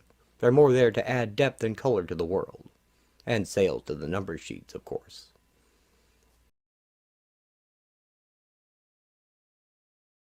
Captain of Industry. A man in a Gotham Knights ball cap opens a lockbox filled with cash and jewelry. Here you got a way out. All of this is yours if you can make that happen. Is this all that you have, Flowers? This stuff is just junk in Gotham, but if you got a way out... I don't know. Please, I thought I could stand it here. I can't. Not for the rest of my life. I gotta get out of Gotham. Please. Tears spill down the man's cheeks. Well, if you're gonna cry about it... Okay, Flowers, you got a deal. I can go? Thank you. Thank you. Yeah. Show the man to the exit, guys. Right. Two guards lead him to a locked metal door. This is it? Service tunnel for the railroad. It's old. The feds forgot about it. They'll bring you up in Chalfont on the other side of the river. Don't I need a flashlight or something? You won't get lost. Bon voyage. Say hello to the world for us. They open the door and throw the man down the stairs. Who? Dark. Which way do I go? Somebody there? Is somebody... The man trips over a skeleton. Oh, man. Ghoulish people emerge from the darkness all around him. Pale, skinny, dressed in rags, and carrying crude weapons. Oh, man! So you sent another sucker down the glory hole, Shank? This one paid large, Delphine. And he's out of Gotham, so he can't complain. Not so anyone can hear, anyway. It really amazes me, all the great stuff that got left behind. People left all kinds of goodies here. But it's worthless. If it's not food or fuel or clothing, it has no value in Gotham. Shank picks up a string of pearls. Like these. Can't eat these, can you, Delphine? They won't keep you warm. Oh, my. But you still want them. The market's down on stuff like this, but it's not always gonna be like that. They can't keep Gotham locked away forever. Some feel-good pinhead's gonna make them open this asylum again. And then, I'm sitting on a fortune, and I take my business legitimate. What business is that, Shank? Selling people their dreams. Shank kisses her. You win. Here's your cocoa bar. Told you that guy'd never make it back to the door. Batman corners an informant on a rooftop. Danny Flowers. Where is he? Nobody's seen him. He skipped. His partner takes position above Batman with a crossbow. Skipped? He left Gotham. That's impossible. That's what I heard. Somebody's got a way out. Oh, it's true. You know more than you're telling. I don't. As he gets Batman in his sights, Batgirl jumps on his weapon. Huh? And she kicks him in the face. Want to revise your last statement? Well... Soon they are both tied up. Guy named Shank, hooked up with the Phantoms. Word is he got a way out of this hellhole. Sounds like something I should look into. I can trust you not to go running to him. You can trust me. I said you can trust me. I know. So untie me. If I do, I can't trust you anymore. Aw. Eventually, the Blue Boys find them. Looks like that tip was right, Lowell. 2 for the price of 1, Harp. At Phantom's trading post, a woman exchanges a ring worth 20 grand for a jar of peanut butter. She has little choice, though, as Phantom is the only trader in town taking what used to be considered valuable, and people have to eat. Bruce approaches in disguise as matches Malone his criminal identity and drops a huge wad of cash while asking about a way out of no man's land. Shank asks for his gold and ivory inlaid handgun as well, saying he won't need it on the outside. Bruce is led to the metal door. You'll come up in Chalfont. Used to go there when I was a kid. It ain't changed much. Why don't Shank and you guys go through? It's cool here for now. Shank got long-range plans. I'll raise a tall, cold one to you guys. Sure you will. The guards shove him down the stairs. Bruce finds the skeletons and the Gotham Knight's ball cap. The ghoulish people surround him. I can help you. I can get you out of here. Meat. They dogpile Bruce in a starved frenzy. Meat. He plants his back against the wall and strikes back, chopping and elbowing a few away before springing off the wall and kicking the mass of people over. He runs deeper into the tunnel, past more skeletons, and they give chase. Shank proudly shows Delphine his kingdom, 1 square block converted into farmland and worked by virtual slaves guarded by men with guns. He tells Delphine he'll own even more when the city reopens, and she can stand by his side. Meanwhile, in the tunnel, Bruce leaps over a chasm and throws gas bombs behind himself. The ghouls are undeterred and pile into him against a railing. The railing gives way, and Bruce falls into the chasm. While Phantom lies passed out on his bed, Delphine snoops around his room until she finds the combination to his safe. In the tunnel below, the people look over the edge of the chasm, then jump back with alarm. Batman flies high into the air before them, his cape outstretched, and they run away in fear. A monster! Wait, I can help you. Shank wakes up when his alarm goes off. What's that, boss? The ball, you pinheads! Delphine freezes with a string of pearls in her hand. You done it now, girl. Shank's gonna wring your neck. Delphine stops and watches as the handle is melted off the metal door, and it begins to open. Shank and his guards come up behind her. Hey, sugar, what's got you so frightened? Him! Batman emerges from the door. The Batman, huh? Well, he dies just like anyone. Shank tries to use the gun he got from Matches Malone, but it explodes in his hand. Ha! Batman tackles them all in one motion. He finishes them off with an elbow and a kick.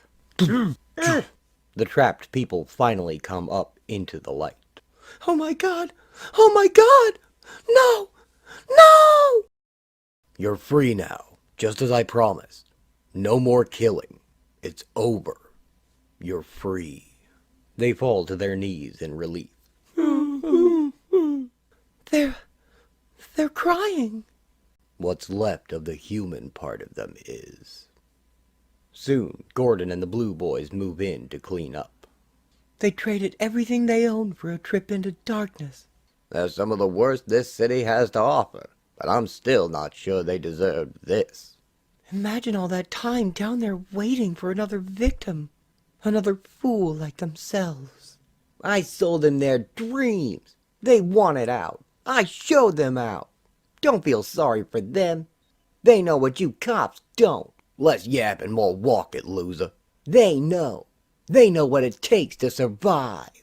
Delphine crawls through the marketplace, holding her pearls out to anyone who will take them. I need something to eat. Will you trade for something to eat? Aren't these worth a loaf of bread? A can of fruit? Aren't these worth anything? But everyone just passes her by. End. Stormy weather. Superman flies into Gotham past the military barricade, moving too fast to be seen. Staff Sergeant Miller to Stark. We're on No Man's Land perimeter 6, calling to report a wind. No, gale force. Blast? You know what? I'd go with gust. It was definitely kind of a gust. Cancel that, Stark. Just a little change in the weather. He speeds through Gotham's ruined streets.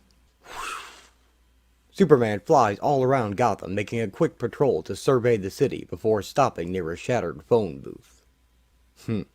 Flying into it and moving at super speed, Superman changes into Clark Kent. In his ragged clothing meant to blend in, Clark walks out into the city. Batman sees him arrive and keeps watch from a high window. Clark stops at a nearby garden and uses his X-ray vision to peer into the soil. Hey! He reaches in and pulls out a few seeds, just as he had discovered. Hey now! You just leave that garden alone. You might need to try some scarification with this okra, sir. I pre-soaked them overnight. Batman continues to watch Clark from high windows. How long ago did you plant? About 3 months. This cold snap can't be helping, but even so, you should be seeing some sprouting by now. You a farmer or something? Yes, sir. At least my pa is. I work in Metropolis now, but I still know my way around a garden. Name's Cal. James Wendell. They shake hands. Pleased to meet you, Mr. Wendell. Clark gently makes small cuts in the seeds with a knife. Now, you want to be careful not to nick the inner embryo. We're just trying to help the seed break out of this coating here when it's ready to germinate. This should help them absorb water a little more easily, too. Ain't no water to absorb. Cold snap's holding off the rain. Dry spell, huh? Don't usually matter much in the city, but we ran out of stored water months ago. They both look up at the clouds. Yeah, that's a shame. You've even got low-level cumulonimbus. Problem is, we ain't got no warm air currents to ease the rain out those clouds. Hit us hardest at the community garden. We've been trying everything over there. Black radish, patty pan, ginger beans, squash, even peanuts. Maybe you could come take a look? It's over by the police station. But still, we'd want to get there and back before dark. Clark and Mr. Wendell walk down the street. So what kept you in Gotham, Mr. Wendell? Didn't you think about getting out before they closed it off? Mrs. Wendell, Gloria's got a bad hip. Can't travel. Besides which, where are we supposed to go? We worked hard all our lives for that apartment. Politics are always changing. But your home's your home. You don't leave unless it's destroyed. You know what I mean? Yes. Excuse me, Mr. Wendell. We'll want to get there and back before dark now. Clark goes to a doorstep to check on a girl lying under a blanket. Miss? Miss, are you all right? Stay back! You try anything with me and Batman will come beat you to a pulp, man! I'm sure he will. You believe? I do. Well, this is Blue Boy territory anyway, so mostly what you see is cops. But I've heard stories about the Bat People, and I believe. Anyway, you need to go now. I'm on stakeout. Stakeout? Yeah, I work for the org. Shh, someone's coming. I don't hear any. Petite and his gang of heavily armed ex-Blue Boys soon fill the street. The girl tugs on Clark's sleeve. Those aren't Blue Boys. Little late to be wandering around now, isn't it? Don't know no law saying I can't go where I please. Excuse me, officer. Is there a problem here? Depends. If you call being stuck in a god and government-forsaken urban hellhole after dark with no one but a spineless police commissioner and a bunch of creepy mental cases dressed in batsuits for protection a problem, then yeah, I'd say we got ourselves a little one. Fortunately, I'd also say there's a solution. And what would that be?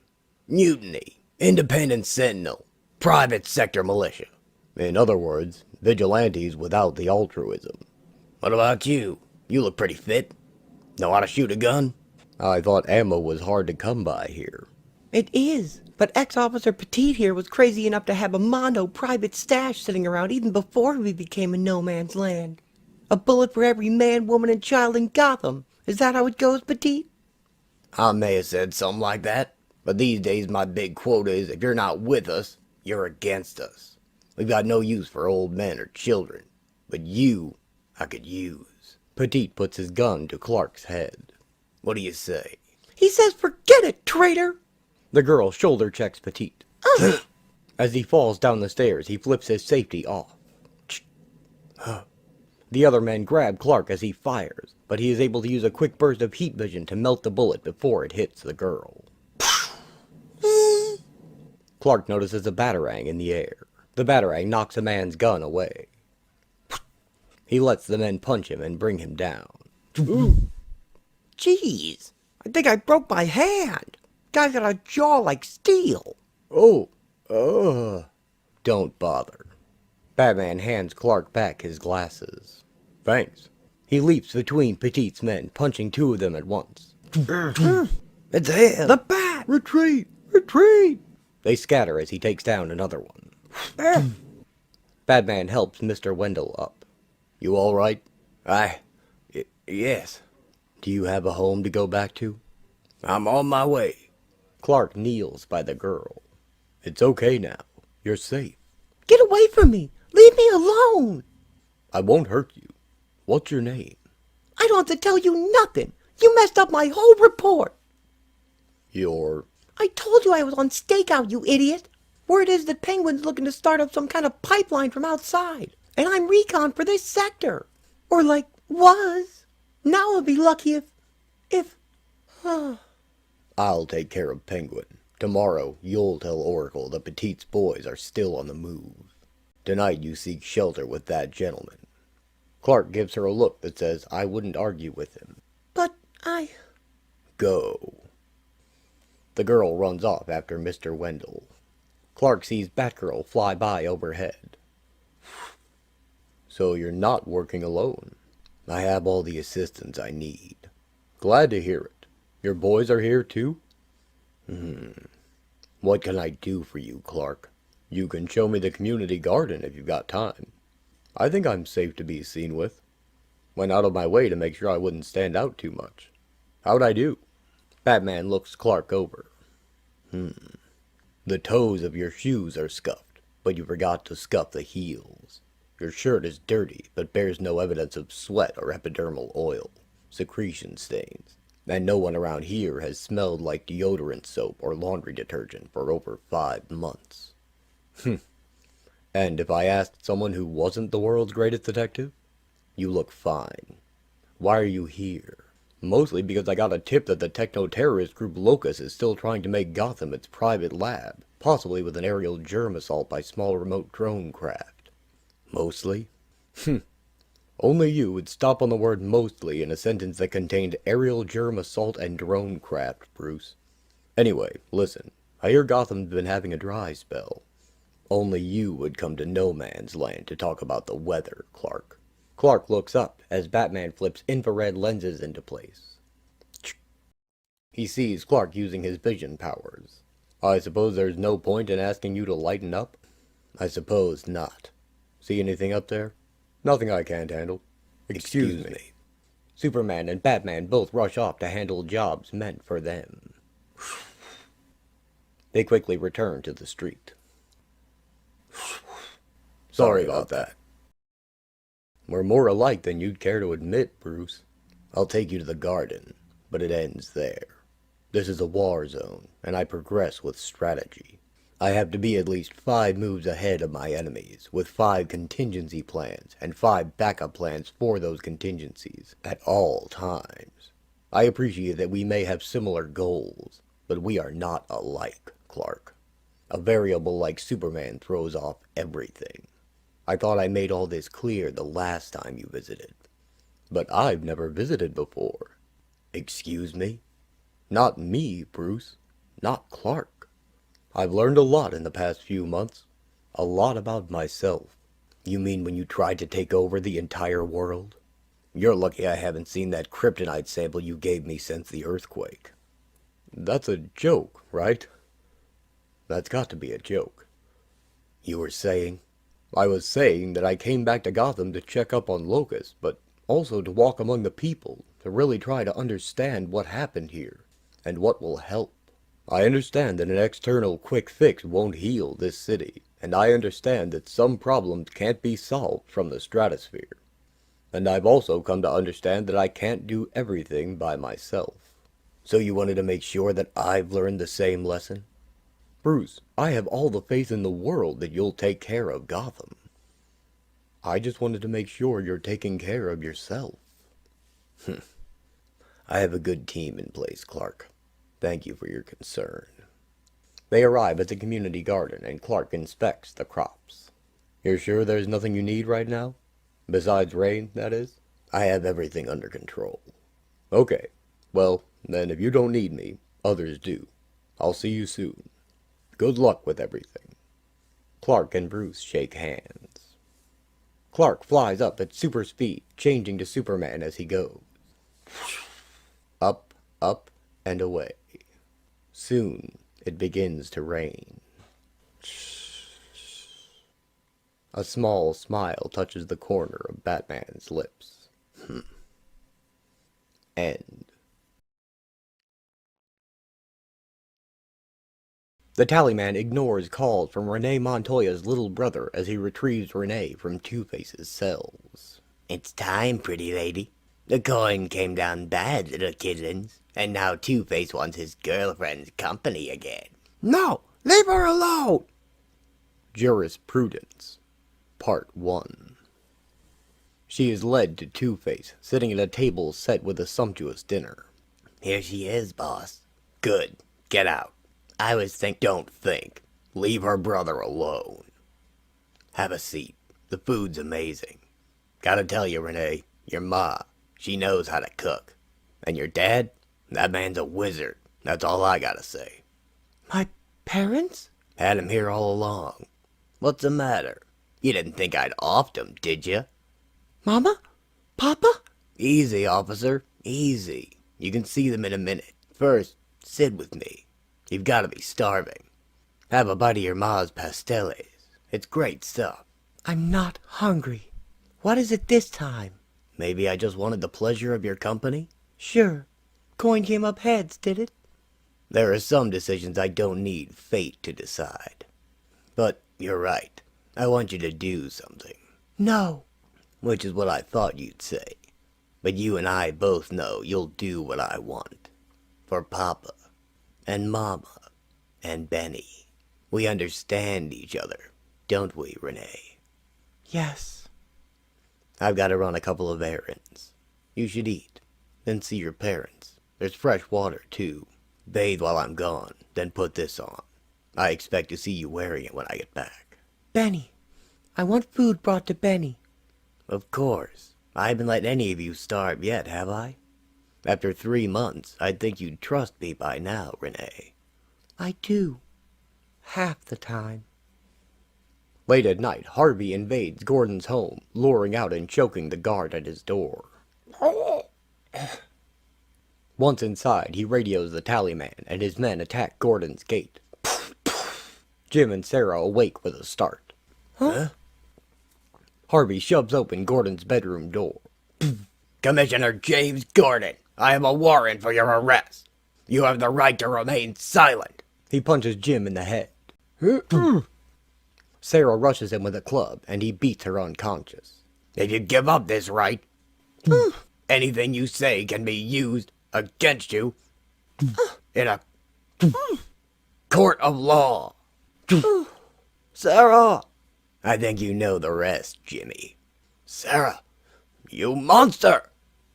Yeah. Save it for the judge. Dent takes Jim away in handcuffs. There are about 20 of them.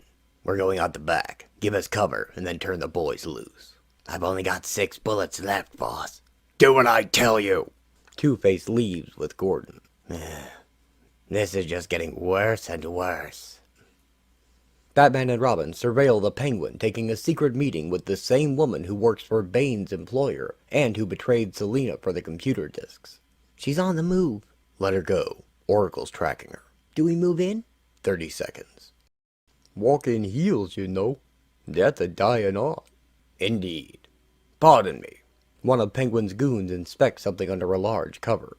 Murray, you lift that top, I'll peck your eyes out. What about me? Okay, this isn't pecking per se, but I get your drift. Robin springs out and jump kicks one of the hoods. Grab him. Stomp him. Mash. Penguin raises his umbrella, but it is grabbed by Batman behind him.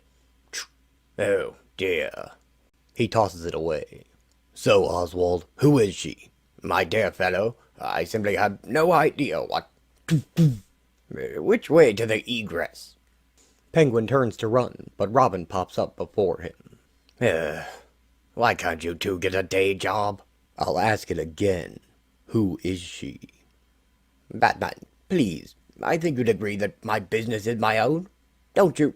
The case Finster gave her. I know what was inside it, Oswald. I know she's your pipeline out.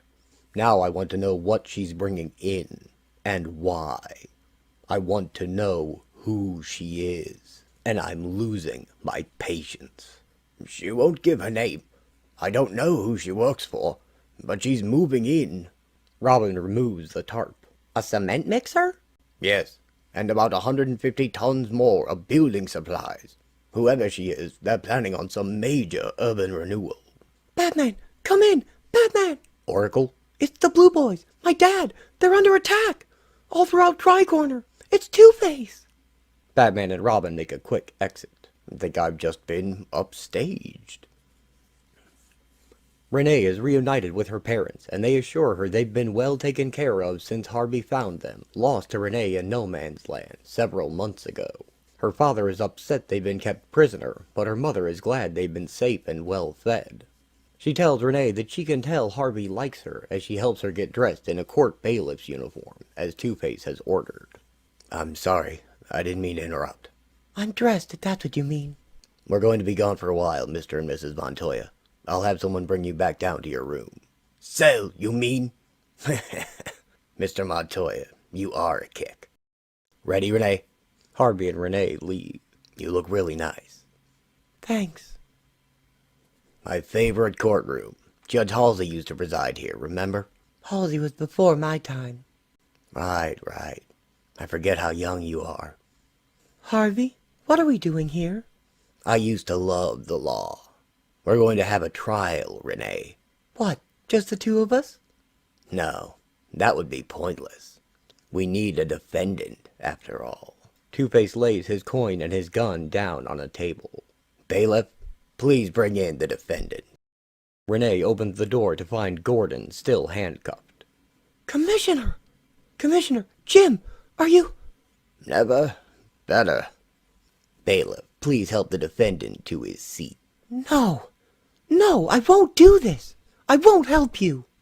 Bailiff, Help the defendant to his seat, or I'll hold you in contempt. Two-Face picks up his gun, and Renee reluctantly obeys. Good.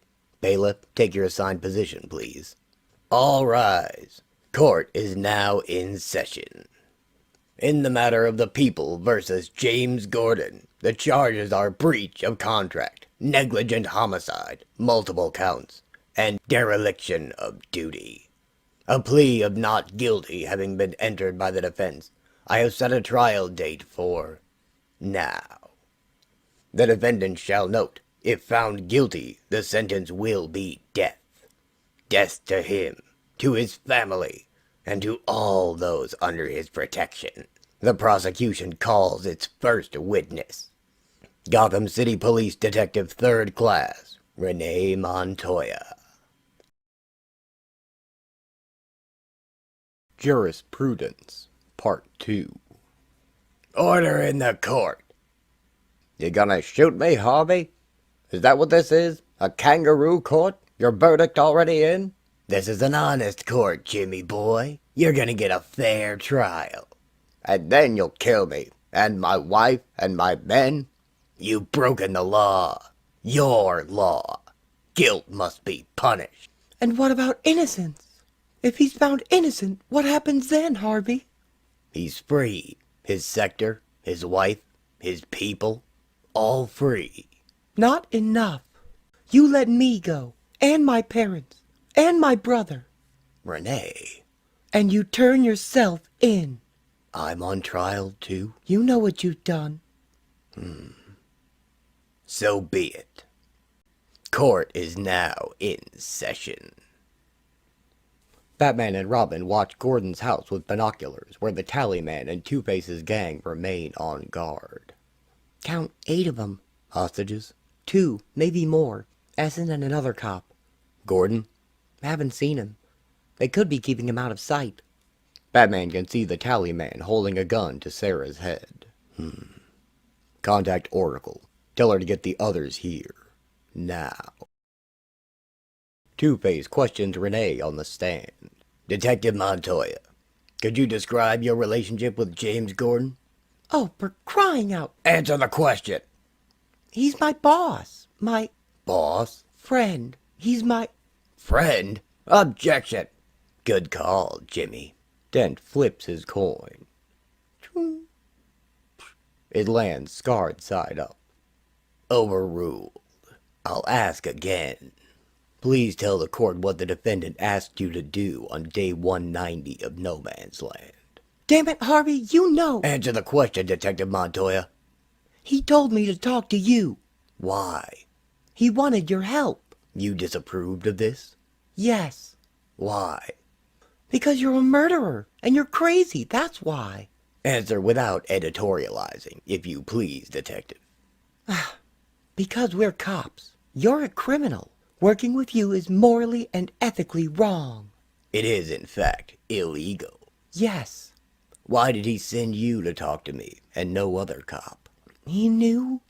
He knew that you and I had met before No Man's Land was declared. That you let me keep that coin.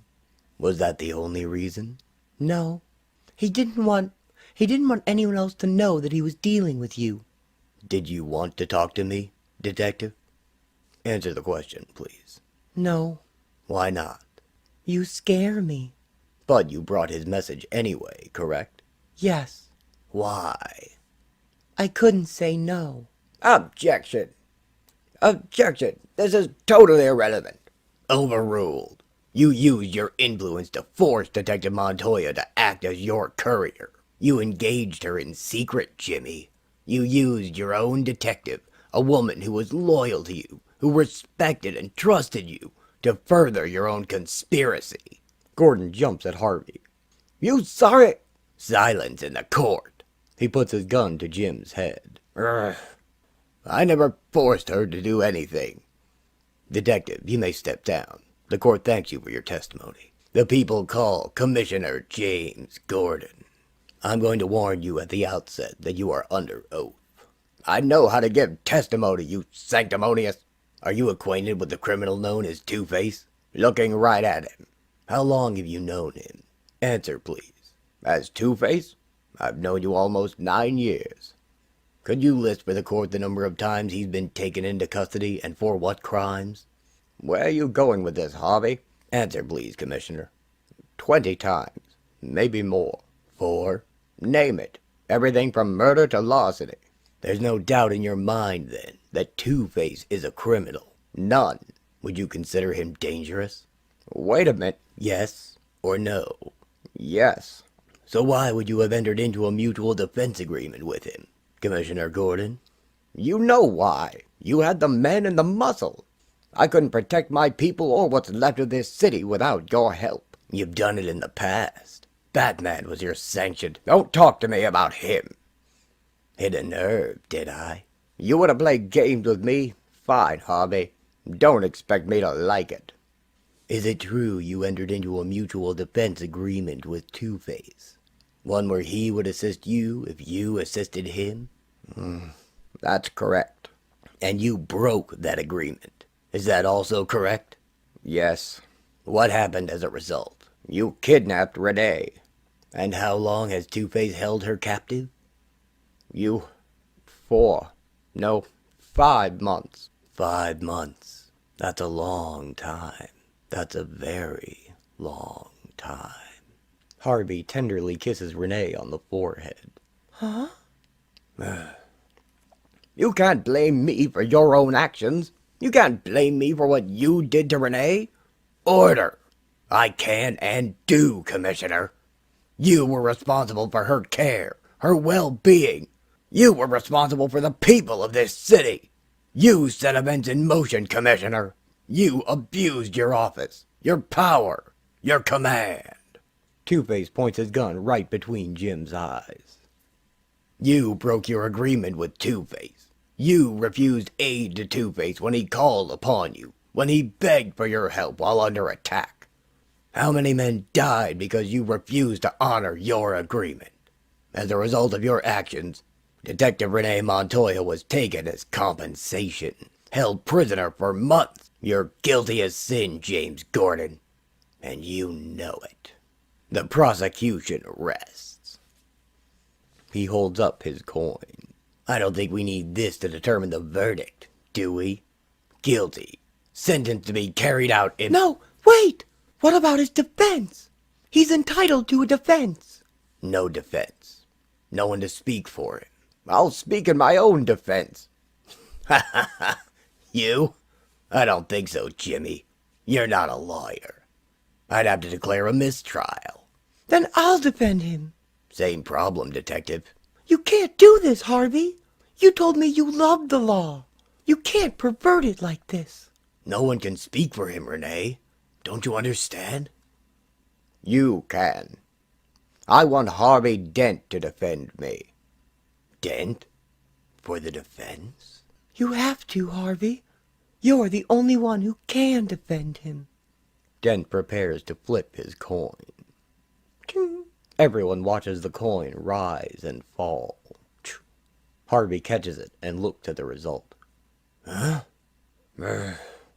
Commissioner, you may step down. The defense calls its first and only witness. Two-Face. Did you... You miserable, self-righteous, arrogant papa, sir. I'll have to ask. Or what? You'll do what, you worthless? Permission to treat as a hostile witness, Your Honor. And who do you think you're talking to, you stupid? Thank you.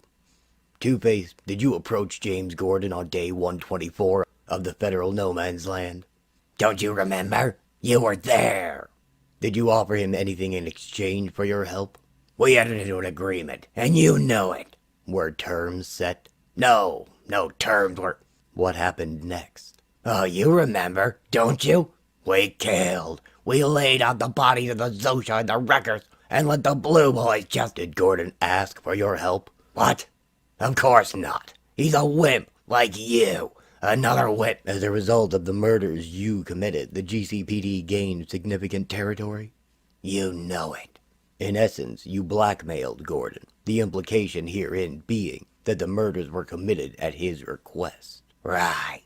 But they weren't. You took it upon yourself to, let's see if I can remember how you put it, serve justice? Oh! So any contract Gordon entered into with you was under duress, and therefore void. No! No! No! He did it! He's guilty! You can't! You can't! You can't! Ah! Two-Face sits on the stand with his head in his hands, defeated. Go. I'll wait here. I won't abandon you again. You didn't abandon me the first time, sir. Renee unlocks Jim's cuffs. Go. Find out if your wife and Harvey and the others are still alive. You'll be okay here? I'll be fine. Go. Defense rests. Not guilty. Acquitted. It's my fault. Harvey lays down his gun and his coin. Renee? Right here. Case. It was a weak case. He holds out his hands. You've got to say it. Renee cuffs him. You're under arrest. Renee, don't forget to read me my rights. I won't, Harvey. Renee leads Two-Face away. Jim rushes home. Sarah? Sarah! Sarah! Sarah! Where are... Jim! Sarah throws herself into his arm. Was so scared. Thought he'd killed you. What happened, Sarah? The cavalry arrived. Petite? I thought he'd had enough of us. Not petite, Jim. Gordon sees Batman, Robin, Azrael, and Batgirl with the Blue Boys. They saved me. They saved us. Jim. All right. Let's talk. The end.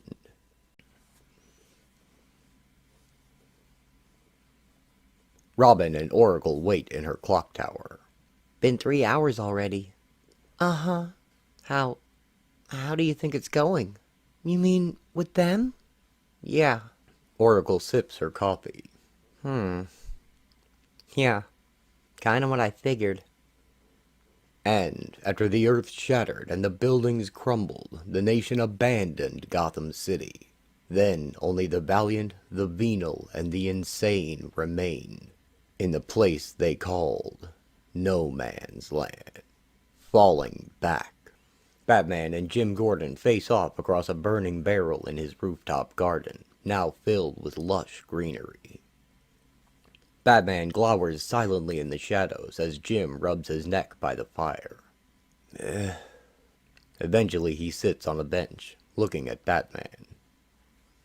Batman comes into the warmth and light of the fire, looking at the empty spot next to Jim, but he does not sit beside him.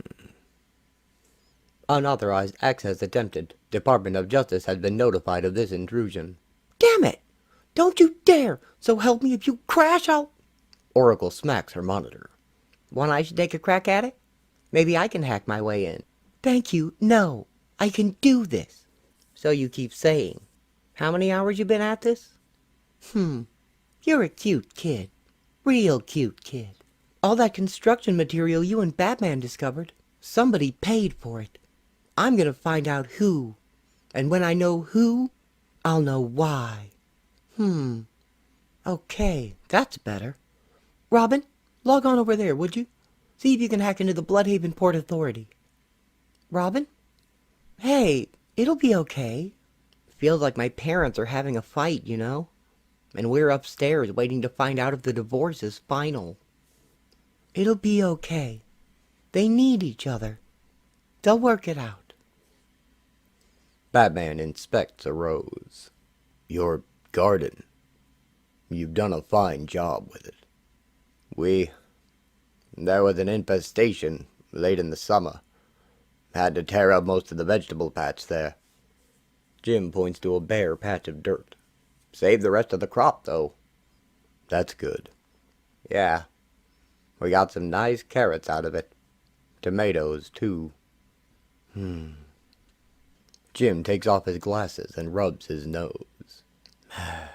Been a long, long year. Yes. Jim. Are we friends? Batman comes back into the light. Yes, Jim. We're friends. Damn odd. I don't have many friends. I don't have many people I trust. But I trusted you. Jim points at him accusingly. I trusted you. Gordon gets up and walks to the barrel. You saved my wife and protected my people. I'm grateful for that. Don't think that I'm not. But that's not enough. You say you're my friend, but I don't think you have friends. Batman turns away. When the NML was announced, Sarah and I tried to leave. A moment of weakness. I wanted to run away, find a job somewhere else, abandon the sinking ship. Everywhere I applied for work, I got turned down. I wasn't asking for much, not like I wanted to be commissioner of police in Keystone City. I'd have taken a detective job if I could have landed it. No one would give me work. They didn't want a cop who needed an urban legend to do his policing for him. They laughed at me. Some of them behind my back. Some to my face. And I started to wonder, maybe you were laughing at me too. Batman turns to him. No. Really? You use me. You've been using me for 10 years. Or vice versa. Absolutely. Because I thought we wanted the same thing. I thought we wanted our city, this city, to be safe. That's what I thought. I thought we were in this together. Where the hell were you? Batman doesn't answer. That's why I don't believe we're friends. You don't respect me. You don't trust me. That whole fiasco a while back, when you vanished and I had to deal with that parade of pretenders, did you think I wouldn't notice that it wasn't you under that cowl? Did you think I was that stupid? No. You had your secrets. I've never pressed you for them. Maybe I should have, instead of letting you turn me into your... whatever it is you see me as. You're my partner. Don't blow smoke at me. It's true. It's what you'd like to think. That doesn't make it true. Partners are equals, Batman. When have you ever treated me like your equal? Partners, for example, tell you their plans. They keep you informed. Jim yells in Batman's face. And they sure as hell don't walk out on you in the middle of a sentence. Batman hangs his head.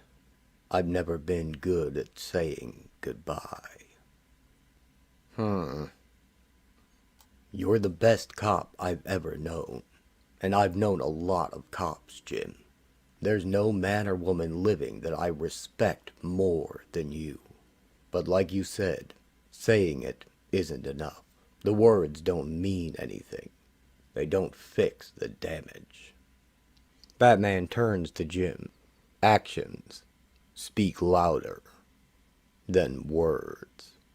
And he pulls back his cowl. Bruce Wayne stands unmasked as the Batman, but Jim Gordon has turned away and shut his eyes. Jim. Put it back! It's the only thing I can give you other than my word. When the world abandoned Gotham, I had to find my reason again. My purpose. I need our partnership. We can save Gotham. We're so close, Jim. We can bring it back from the edge. This is the one thing I can give you. I don't want it, damn it! If I wanted to know who you were, I could have discovered it 10 years ago. For all you know, maybe I did. Maybe I do. But that's not the point. Put it back on. Jim turns back and sees only Batman half hidden in the shadows. You need my help, huh? You and your people. Figured it wouldn't be me alone. Then we should plan. Tomorrow at sunset? Here? Done. I'll be waiting. Have a good night, Commissioner.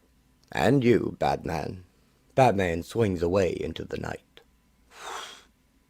End of part 2. There's only one more part to go, and part 3 will most likely be shorter and more focused than this section was.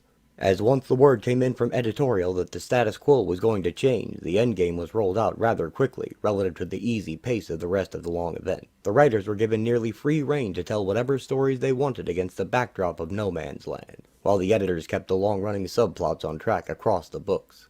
And should you choose to delve into them, there's a lot more good stuff to be found than what I've shaped into this comparatively concise narrative, focused mostly on Batman and Jim Gordon.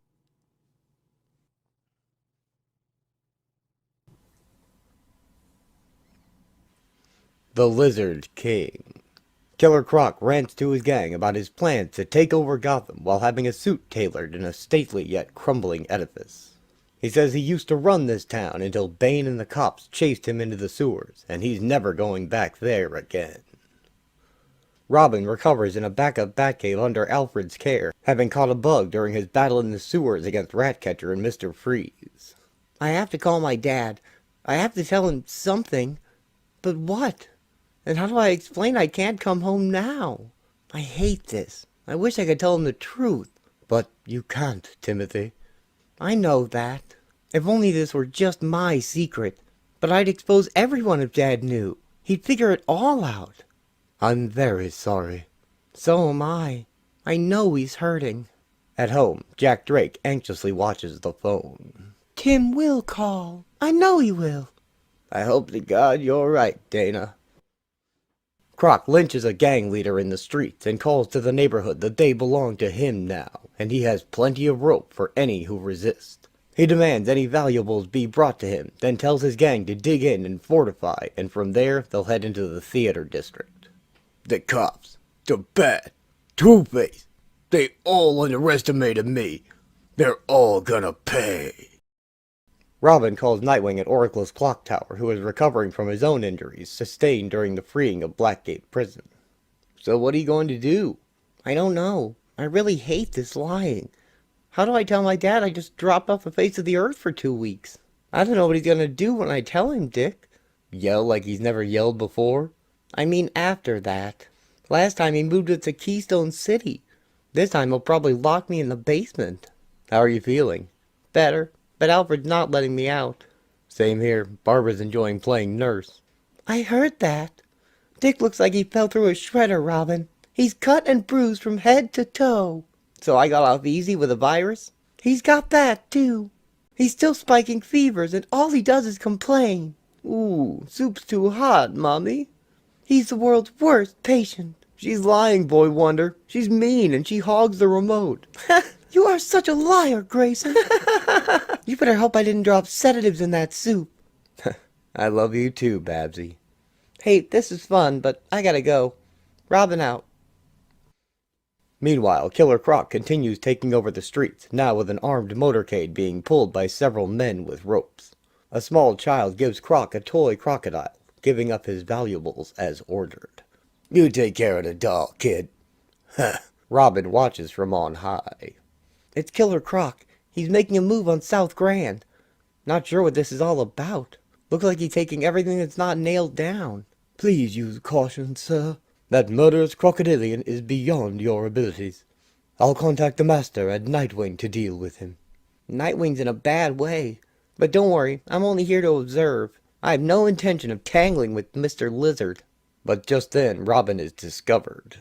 Hey! Oop! Robin dives to avoid the guard's shots. Was that gunfire? Are you in danger? Tell you later. He throws a pair of batarangs, hitting their heads and guns.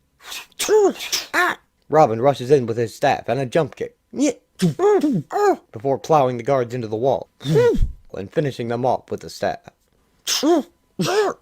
Problem solved. I suggest you vacate your current locale. My thoughts exactly. A third guard takes Robin down with a board to the head. Sir? Is there some interference, sir? Sir? Robin? Oh, dear. A kid runs toward the Blue Boys, guarding a barricade of cars. Hold it right there, kid. You got a reason to be in Copland? Message for Gordon from the Penguin.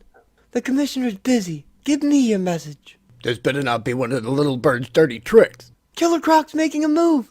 He's coming down Grand toward Pingy's turf. The Penguin says if he falls, you're next. He wants some guns sent his way. Later, the Penguin watches with binoculars. That adult amphibian is crossing Biddle Square. He's heading this way. The combined forces of Penguin and the ex-cops guard a makeshift wall of broken appliances and filing cabinets. He takes my district and he cuts the island in half. That's bad for business. It's bad for everybody, Cobblepot.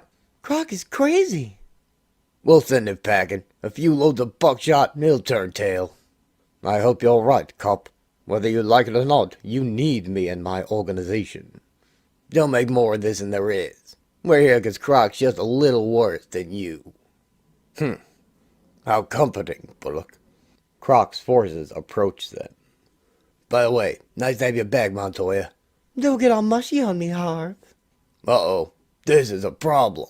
Killer Croc boasts from atop his modern chariot, now with Robin tied to the hood.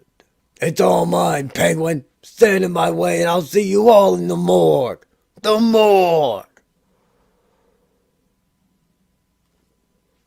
Last stand on Grand Avenue. Take your best shot, but you blast me and you blast the boy hostage here. Boy hostage. That bites. I'm too sick and too tired and too hacked off to be scared of Killer Croc anymore. I'm driving south, and you can't stop me, Cobblepot. Ramming speed. Croc's car is rolled towards the barrier. Aim for the crazed crocodilian, boys. He buys it, and the fight goes out of all of them. Harvey aims his gun at Penguin's head. Let's rethink that strategy, Oz. Careful with that cannon, Bullock. Unwilling to fire, the Blue Boys throw gas grenades at Croc's small army. Croc himself is undeterred, but his men begin to hack and cough. The car crashes into the blockade. Croc leaps from the hood and rushes into the ex-cops. Alfred sneaks up to Robin in a gas mask and quickly cuts him free. Is that you, Alfred? Certainly, sir. But my acting career did not extend to playing action heroes. So if you would please cooperate, we can limit this drama to a single act. I suggest we make a hasty retreat. Alfred aims a large weapon. You don't plan on using that scattergun, do you? It is loaded with rubber pellets, just enough to make its presence felt. Croc charges at Penguin. You hired some real muffins, Cobblepot. Just enough to slow you down, my dear Croc. Oswald fires into his scaly chest.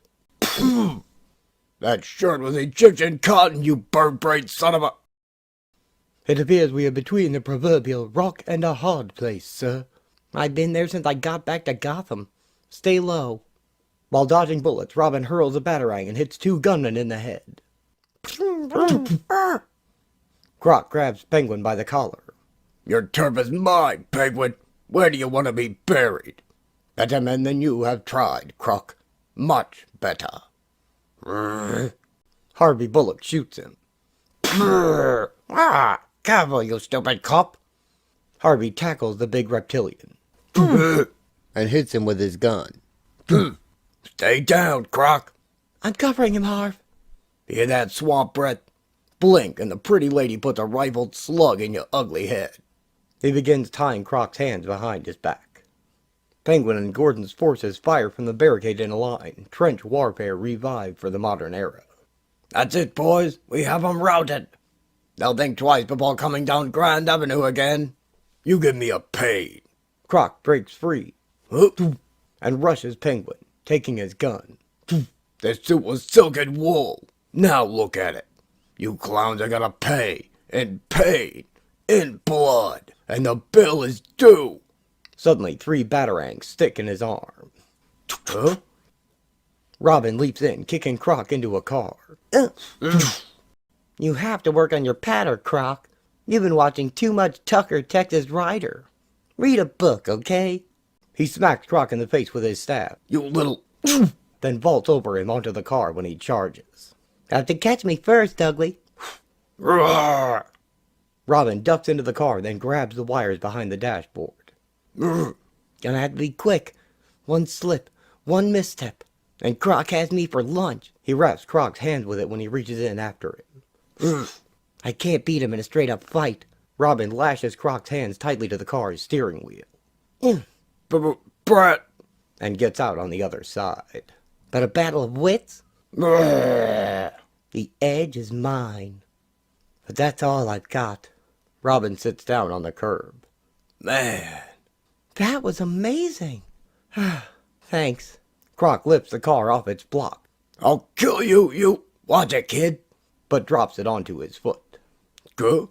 Ah! The Penguin congratulates Robin with a glamorous woman on his arm. Name it, and it's yours. An ice cold zesty? A cheeseburger with the works? Maybe the lovely Tamra here? Get away from him, you dirty bird. Ah! Yeah, 20 minutes ago you were willing to put a load of buckshot in him. You got a place to go, kid? Batman's still got a few hangouts left. You saved our lives, Robin. I had help. I'd better go. You guys take care. We'll do that. Were you as tough as that, Harvey? You mean when I was his age? Nah. I'd rather face Killer Croc again than deal with what I have to do next. But this has to be done. If something happens to me, he needs to know. Tim calls his father on a cell phone. Mr. Drake, it's Timothy! Tim, where are you? Where have you been? Are you... You won't like this, Dad. I'm in Gotham. In the city. In the restricted zone. Are you crazy? How in hell did you manage that stunt? What possessed you? How did you get in there? An old service tunnel. Some kids dared me and... You get back home. You come back home right now, or I swear... I can't, Dad. Not yet. The way out is blocked. But I'm all right. I'm safe. When you get out of there and you're back home, there will be hell to pay, Tim. There will be some permanent and drastic changes here. They hang up.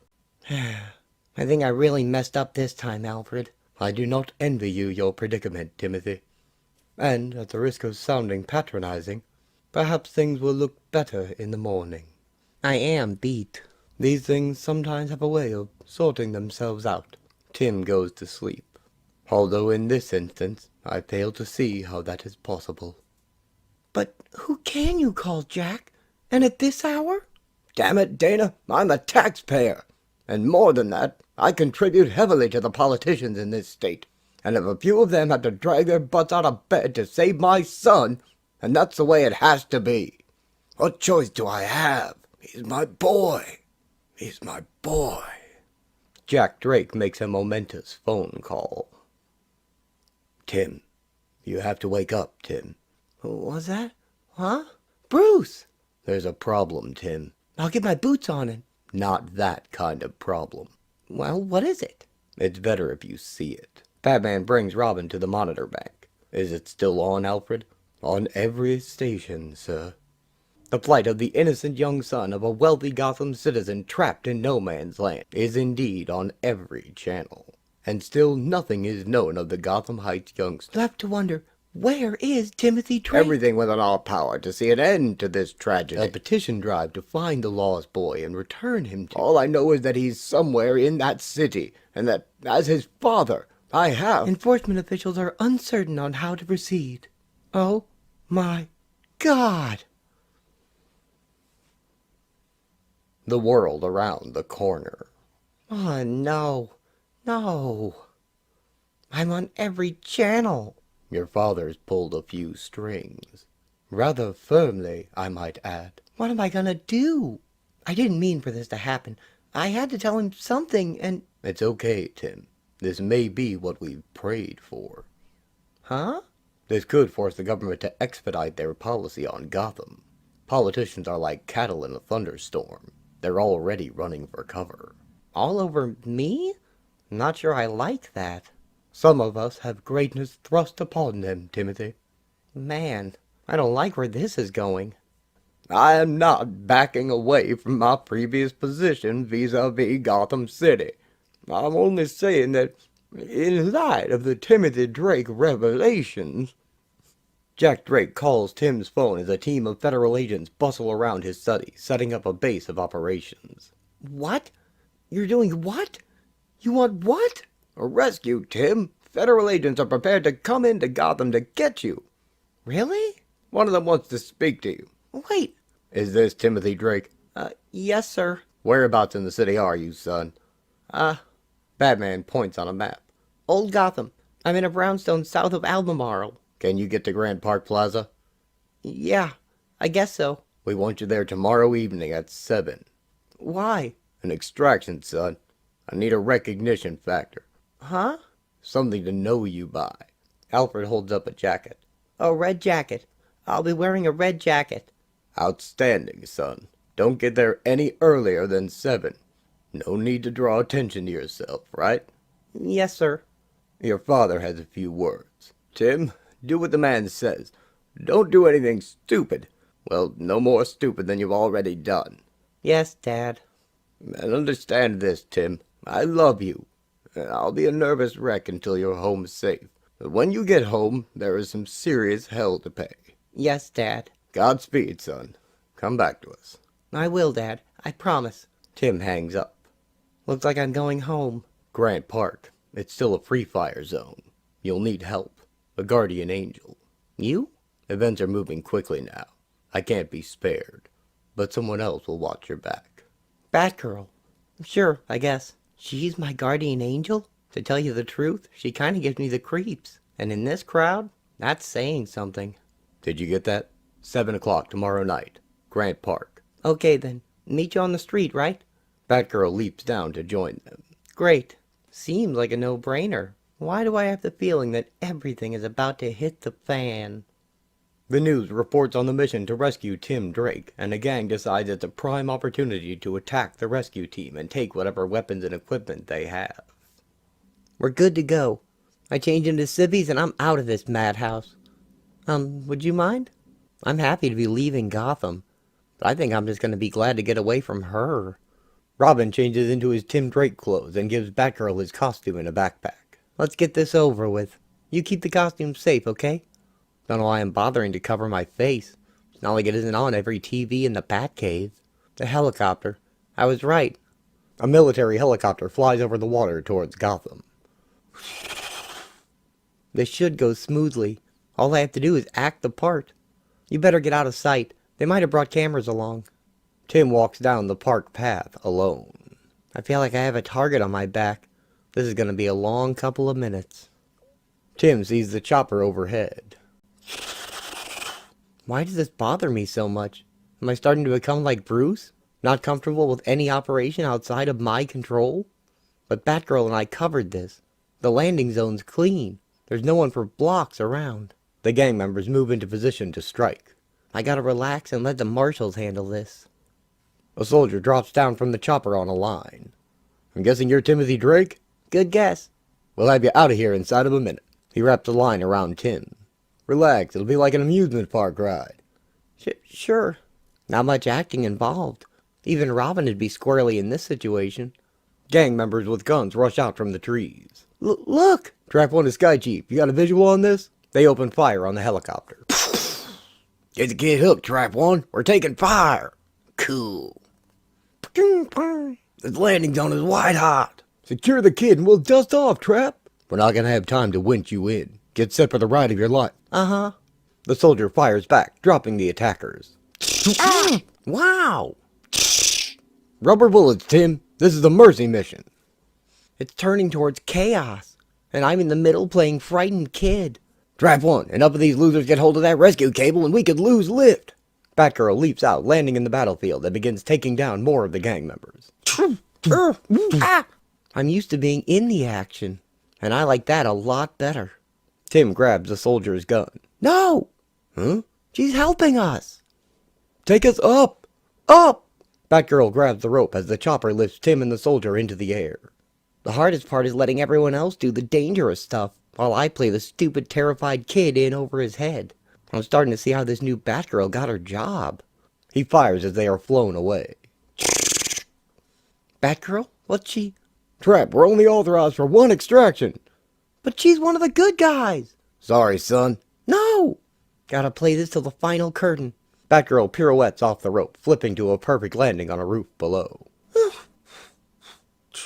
Like I had something to worry about. Dick would have been proud of that move. Come on in, kid. Safe and sound. We got him, Sky Chief. Man, You okay, Tim? You look sick. I am sick. What's my dad gonna do when I get home? I'm probably grounded into retirement. And that was no act. Batgirl watches a helicopter fly Tim away. The end. The rules. Stupid, stupid, stupid! Doing a favor for the bat! I must have bats in my belfry. Look where it's got me. Shot and in the river. How did I let something like this happen to me? By listening to the damn bat. He dares me to meet him in what remains of Gotham to say, I have need of a thief. There are some computer disks that contain vital data for restoring Gotham. They're in Manhattan. Meet me back here in 72 hours with the disks. the discs were being guarded by a security group with TK abilities calling themselves Hardcases Inc., ex-military types. I gave them a little war to fight while I stole the discs. And then, just because I never do exactly as I'm told, I auctioned off the discs. Well, a copy anyway. I thought I found a taker. But she didn't play fair. If I hadn't been suspicious at the last moment and turned my head, I'd be blind right now. Ah! That really hacks me off. I thought, even blinded, I could take care of this lying witch. Okay, so I was wrong. Really, really wrong. I don't know when I've been hit that hard. If I hadn't left a trail for the hard cases to follow, I might have wound up really, really dead. She chopped them up pretty good, too. Who is this broad? I didn't want to play anymore. I just wanted to go off and lick my wounds. And she wouldn't even let me do that. She shot me. Ah! If I hadn't been twisting, she would have killed me. I hate her. Catwoman feels woozy in the water, and the city lights in the distance spark her memory. She remembers her origin as a child, picking pockets at a carnival, when the carnival owner and resident daredevil Del Halpern finds her and takes her in, assuring her latest victim that she will face justice. Instead, he sees the potential in her and offers young Selina a place to live and learn, asking her to come and learn the trade of an entertainer and a thief at the same time. Best school, the circus. I seem to fit right in. Already knew a little gymnastics, but the contortionist taught me how to really move my body. The magician taught me sleight of hand and how to keep my fingers nimble. Ex-circus people taught me how to walk the wire and then dance on it. And I made Del proud. Del had a variety of routines. Gags, he called them. Some more lunatic than the rest. Del smashes through a brick wall tied to the hood of a car. I once asked him the trick behind it, and he said, heal fast. Sometimes you don't heal at all. You hit the wall wrong, Del. They told me your back was crushed. They told me your brain was swelling. They told me you were going to die. Selina kneels at Del's bedside. They're lying. I saw you get up. You went ta-da to the rubes. Same as always. How can you be dying? Them's the rules, kitten. Never let 'em see you cry. Never let 'em see you hurt. Never. 2 days later, Del was dead. The next time the carny hit Gotham, I went back to the city. Never let 'em see you cry. Never let 'em see you're hurt. Never. That's part of the rule. Never quit. Never let them see you're afraid. Above all, never let them see you're hurt. Never let them see you cry. Never. In the present, Catwoman floats to the dock and climbs up onto it. Fallback hole. Had them littered around the city back when I was running for mayor. Figured the hotel is compromised. Figured a boys to rat me out. Selina treats and bandages her wound. Have to be back in Gotham in a few hours. Told the bat. She suits up once again. Take the discs. Get to Gotham. Show 'em nothing. Do what you set out to do. Can't be too subtle about getting in this time. Selina waits under the blown bridge into town. Blocked. Blocked here. Blocked there. Military in the way. Jerks. Never mind. Make them work for you. Get it done. Catwoman sneaks into a base and commandeers a military helicopter to take her into Gotham by threatening the pilot.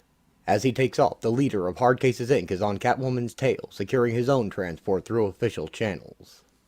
The pilot tells Catwoman he'd rather explain a crash than explain being hijacked, and proceeds to drive the chopper into the dirt once over no man's land. Catwoman escapes the wreckage, though, and prepares to scamper away with the disc, when the leader of Hardcase's Inc. catches up to her. You're mine, Catwoman. Keep running if it'll make you feel better. Fight if you're up to it. But you're coming with me, one way or another. No, she's not.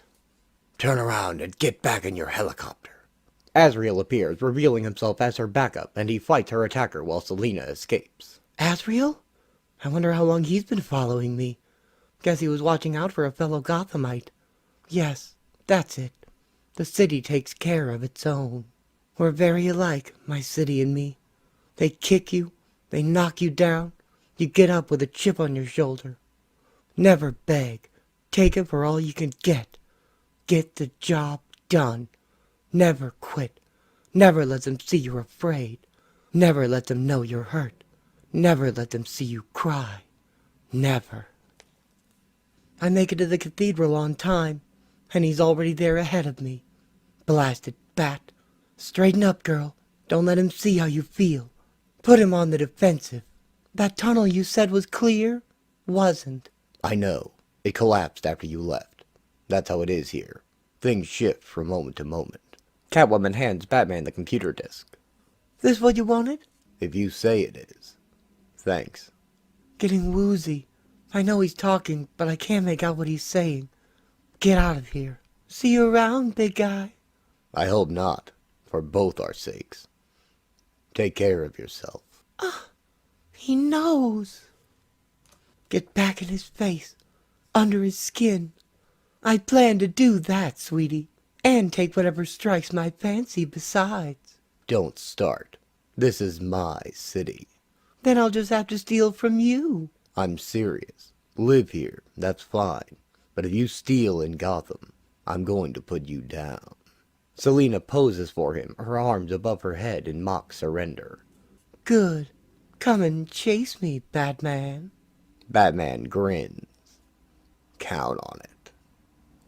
Azrael stumbles into Leslie Thompkins' clinic, whom he has been helping out since deciding to stick around in No Man's Land after he and Batgirl caught Nicholas Scratch and ended his threat to Gotham. He has also dragged along the leader of Hardcase's Inc. to ensure that he gets medical attention as well. Azrael's strength as well as his mercy prove that he has earned his title of Agent of the Bat. His comic also covered these events from his perspective. Have a look at this guy. Catwoman. Give it up. She's gone, and whatever it is she was carrying, it's been delivered. Then I failed. Catwoman's got off scot-free. It's cold even here in the rising sunlight. It's cold, but I'm sweating. Must be fever. Filthy river must have polluted the wound. Feels so bad. Keep to the rules. Rules keep you safe. Never let them see you hurt. Never let them see you cry. Never. Selina passes out on a rooftop. To be continued. Need an antenna. Oh, I got an idea. That's right. Keep it open and don't move. End of Ends Land and See tonight and Harley fits a funnel into a man's mouth. Good thing he's got all those fillings, huh, Mr. J? Or sessions that... Honey, please, I'm trying to watch the news here. He is holding a TV at arm's length while balancing on one foot. Negotiations that may signal relief to the remaining citizens of Gotham City. Yes, your mother was a lovely woman. Just a little longer. Seen by many to be a disaster of American domestic policy. The No Man's Land has been called everything from barbaric to simply unconstitutional. She's funny. Assembly redo. The Joker sits in a recliner, toying with a circular saw blade. Now entering 300th day. Those opponents of the decision seem to have felt voice. Steady there, Rupert. Word from the Hill tonight of intensive closed-door negotiations. The President is expected to make a statement to the press within the hour. This is Shira Tucker, WGNY-TV, live at the Capitol. Ah, well, that was nice. Who wants to watch Frasier? Me. I love shows about psychiatry, and that guy who plays the doctor. The TV falls, breaking on the ground. Well, accidents happen, I suppose. Joker throws the saw blade into Rupert's head. Whoops. Slipped. It's starting. Been following all day. With me now is Lucius Fox. Finally. CEO of Wayne Enterprises and a vocal opponent of the government's policy in Gotham City. Mr. Fox, could you explain what's happened here today? Maybe. Progress, Shira, but getting the NML law revoked will require an executive order, and it's unclear if that'll be forthcoming. I've no other comment at this time. Thank you, Mr. Fox. There might really be a light at the end of the tunnel. Let's hope it's not an oncoming train. Batman appears in Oracle's clock tower. It worked? The bait was taken. Batman hands Barbara the disc he got from Catwoman. We have proof of who really owns Gotham. Catwoman finds out how you used her. There'll be hell to pay. She loads it into her computer. She'll get over it. She's a big girl. We've more important things to worry about. Let's see it. Almost 300 tons of building material have been moved into Bloodhaven, stored along the waterfront. Add to that the 150 tons Penguin claimed were already here. I've traced everything back as far as I can. Nothing but dummy company after dummy company. It fits. I want you to hack the State Bureau of Land Management. Watch the records. Someone's getting ready to rebuild Gotham. Yes, and I know who. Remember when you had me track our mysterious lady who had been meeting with Penguin? I know who she is. Got a shot of her right here. Her name is... I know her name. Good job, Oracle. The woman on the screen is at that moment chewing out the Penguin when he tells her there's a slight complication, that being that Batman knows about her building supplies in Gotham. Furious, she tells him her employer dislikes incompetence. He apologizes and offers to provide her with security, but she says she has that covered, just as Bane enters the room and joins her. Want to talk about this now, Sarah? You went behind my back, Jim. You went behind all our backs. And frankly, what you did to Renee Montoya is unconscionable. What I did? Two-Face held her captive, not me. As a result of an alliance you had made with him. An alliance you never should have made in the first place. I know. Then why did you do it? I thought I could use him on my terms. I discovered I was wrong. One of my many mistakes this past year. I'm tired, Sarah. I'm so tired. Sarah sits down on the bed next to Jim. Oh. Petite and his strong men march to the courthouse where Two-Face is being held. Watch yourselves, men. Anderson, take the second squad around back. Watch the flank. We get the lunatic and we get out. Understood? Montoya and the Blue Boy guards stop them on the steps. Stop! This location is secure, Petite. We don't need your kind of help. Well, well, well, if it isn't Renee Montoya, another of Gordon's victims. We're here for the lunatic. Bring him out, and no one will get hurt. Bring out Two-Face. He's in custody. He's staying here. Custody? How can you have custody when you don't even have law? We're here to make sure that monster doesn't take any more lives. Ever. I can't let you do that, Petite. Fine. Then we'll take him. You get in our way, you'll be shot. Squad? Batman swings down into Petite's men, kicking one aside. This is Blue Boy territory. Bat territory. Get out. We're here to do what you won't. There will be no executions, Petite. Two-Face remains here. It's a mistake to leave him alive. You and Gordon, you coddle the madmen. You try to save them. There's only one cure for their kind of disease. Wrong. We'll see. When Two-Face kills another dozen, when Joker finally cuts loose and kills another 100, we'll see who's in the right. And who is still alive. Petite leads the strong men away. Huntress. Still looking for approval? Huntress follows the leader she's chosen. Batman arrives on Gordon's roof. Am I late? Right on time. I brought a map. Good. I brought some company. Azrael and Batgirl join them. I think you know them. Sure. We have news, Jim. Apparently the no man's land might be revoked any day now. What? Why? It's political and financial. NML's been a PR flop. Now it looks like someone's willing to start spreading some cash around to fix things. A lot of cash. We're talking billions of dollars. True, but the money is there. It's a question of encouraging the right people to spend it. Petite's got 10 square blocks by the park. Penguin's still holding on near the harbor, and Blackgate, Nightwing's taking care of Blackgate. The rest is held by your people. But for this, we think that's where the Joker is. We don't know. If it is Joker, he's being awfully quiet. Not quiet. Patient. He's waiting for me. For my attention. What you're about to give him? No. Azrael, Batgirl, head north and evacuate our territory. Get everyone down here to the Blue Boys. What? That's over 1,000 people. Joker will go for the innocents first, trying to draw me out. Don't let him. And what will you do? I'll wait. Waiting for? Me, pick me. Yes, Winston? But I know, pick me. Batman? Right. And when Batman isn't kind enough to come to me, then what do we do? Pick me, I know, me. Ow! Joker kicks Harley to quiet her. Anytime, Winston. You can do it. You go after him. You think you should be giving the orders here? Is that what you think, Winston? No.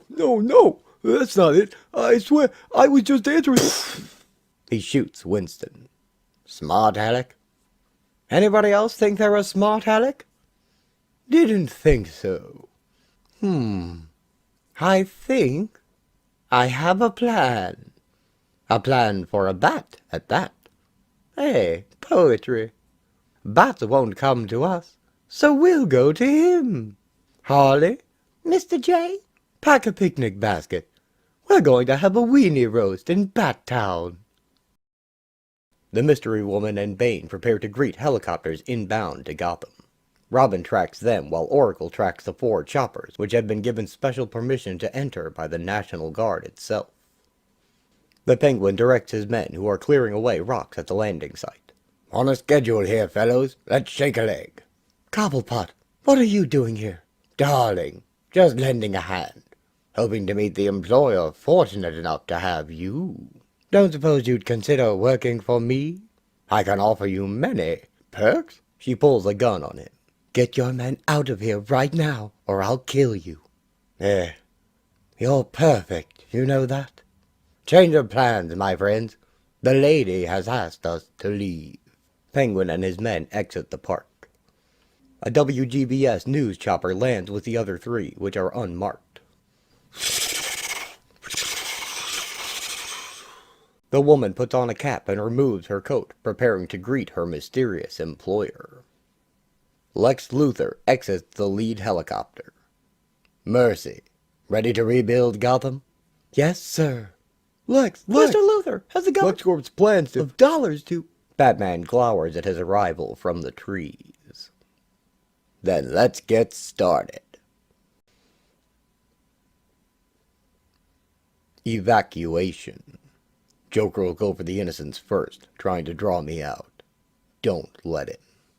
And what will you do? I'll wait. We'll report back when we're finished. Azrael and Batgirl walk away. Well, we've got our marching orders.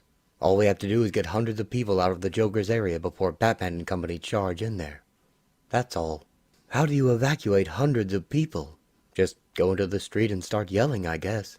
Only you don't yell, do you, Batgirl? You don't say anything except stop, which is a perfectly good word, and even useful in all kinds of situations. But a mass evacuation isn't one of them. I'm babbling. So what's your plan, if you don't mind my asking? Batgirl performs martial arts as her answer, throwing a chop, a high kick, a spinning back fist, and a roundhouse kick, all stopping just short of Jean's face. So you'll come along to watch my back, protect me if the odds get too long. Okay, good. Let's get going. Telling me he sent Batgirl to do battle with the Joker? How smart was that? She's highly trained and completely competent, Barbara. She trained that at the gas station. And Azrael will be with her. But she's so young. As young as you were once. You're right. She is trained, competent, and tough as last week's bagel besides. She'll be fine. Any news from the world outside No Man's Land?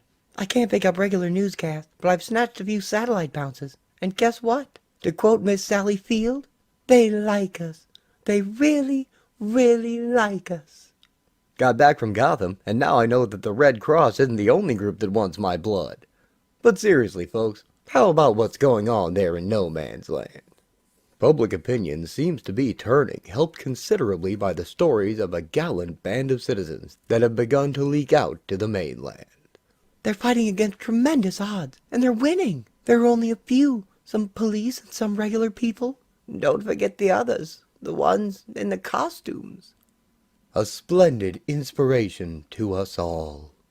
Nice to be appreciated, but none of it will mean a thing if we blow the next couple of days. The assault on the Joker. I wonder if he has any idea of what we're planning. Of course I know that Batty and the Blue Boys are up to something. When aren't they?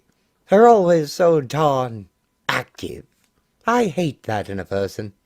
I really do. Do you suppose all they need is a good cuddle?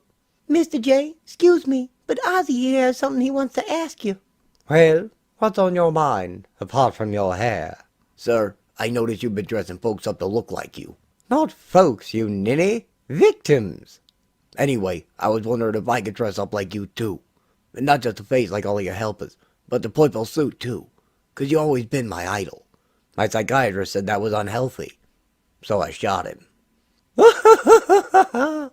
Ah, wherever did you find this little treasure? Harley blows a kiss to say, my gift to you. Azrael and Batgirl move along everyone they see, warning people of the coming battle and directing them to the evacuation zone in Blue Boy's turf at the south end of the city. As they leave, a group using a burning barrel for warmth, they investigate an inhabited card shop.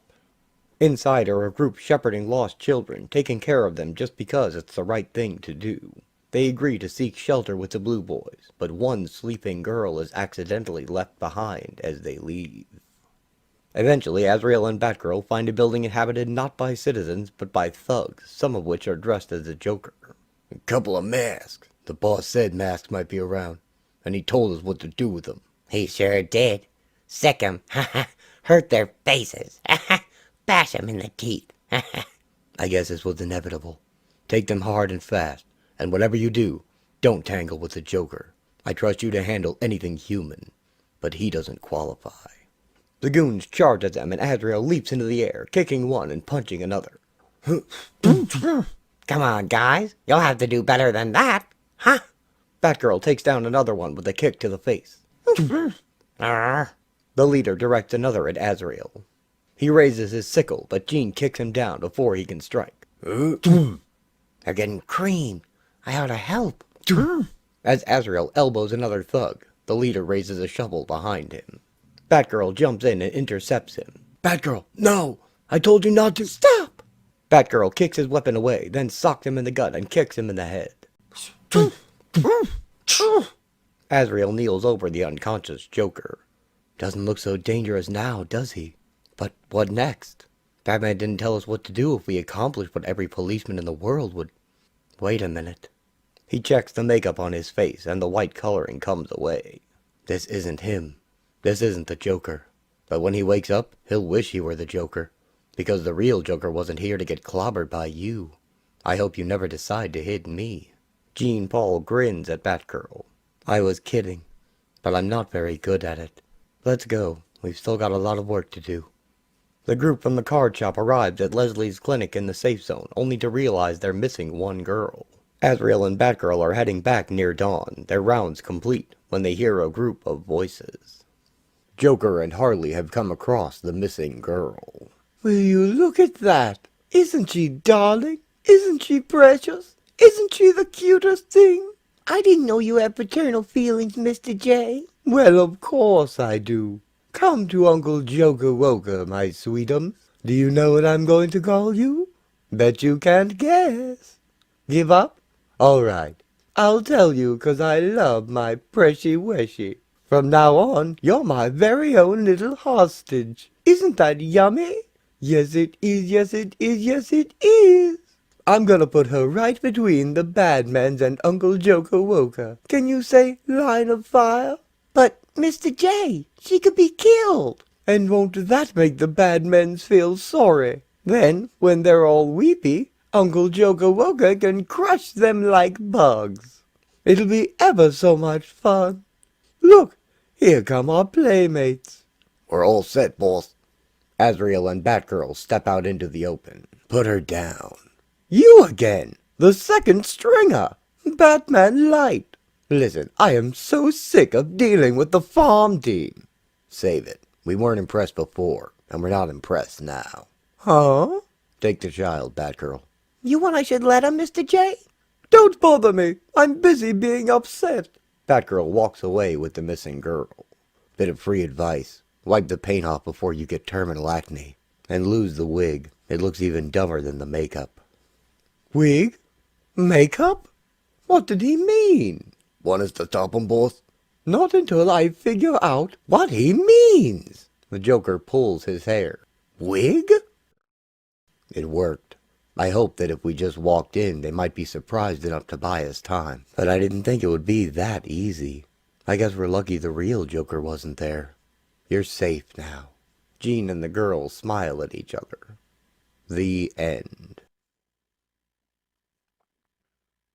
Lex Luthor addresses the media from a podium.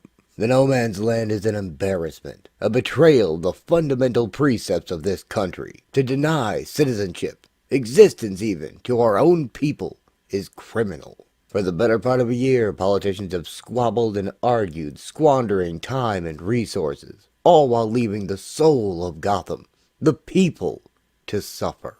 LexCorp says enough is enough. We have committed ourselves to rebuilding Gotham City, starting today.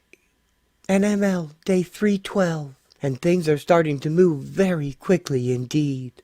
Shellgame, Part 1, Gambits. All around him are trailers and construction equipment, hard at work, preparing an area for LexCorp to work from. I've been watching Luther's Dog and Pony show for 18 hours, not knowing whether I should cry or laugh. Starting now.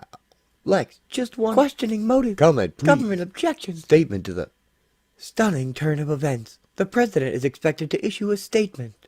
Actions here illegal? I will not be beholden to an immoral law. Nor should you be. Now is the time to stand up and act for the right. Overwhelming response. In just 24 hours, Gothamites are lining up for blocks. All for the promise of a paycheck, food, and the chance to rebuild their city. Establishing a triage center at what is now being called Camp Lex. Medical personnel have been inundated. Jobs in construction?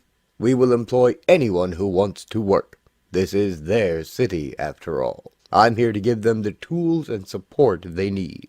Nothing more. And what do you get out of it, Lex? Are you kidding me? Aside from the benefits of helping my fellow man, even I couldn't buy this kind of PR. Been Lila Illers, broadcasting from Camp Lex in the No Man's Land. Camp Lex? Make me puke. If Luther's a humanitarian, I'm Dr. Fate. It doesn't matter. If Luthor can galvanize the public, the government will have to respond. We need public opinion on our side for this. But what's Luthor really after? He's one of the richest men in the world, Robin. There lies your answer. I've been monitoring the state BLM as you asked. So far there's been no activity. He's waiting for the NML to be revoked. Acting before then will tip his hand. We're in control. You say? What now? Azrael and Batgirl are handling Joker for the time being. Keep on this, and keep monitoring the media. Apprise me the moment the situation changes. Got it. Hey, what about me? You're going to the west side. But nothing's on the west side except Petite and Huntress. Oh. Watch and listen, but do not reveal yourself, and do not engage. Clear? Crystal, what am I watching for? You'll know it when you see it. What about you? I'm going to welcome Luthor to the neighborhood. Your problem is... Joker swings a large scythe at a figure of Batman. You don't appreciate art. He takes the Bat mannequin's head off, and Harley narrowly ducks his backswing. Sheep! I ask you, what's a man got to do to get some attention in this burg? Well, try me need jeeps here, kids. Give me something. Second stringers.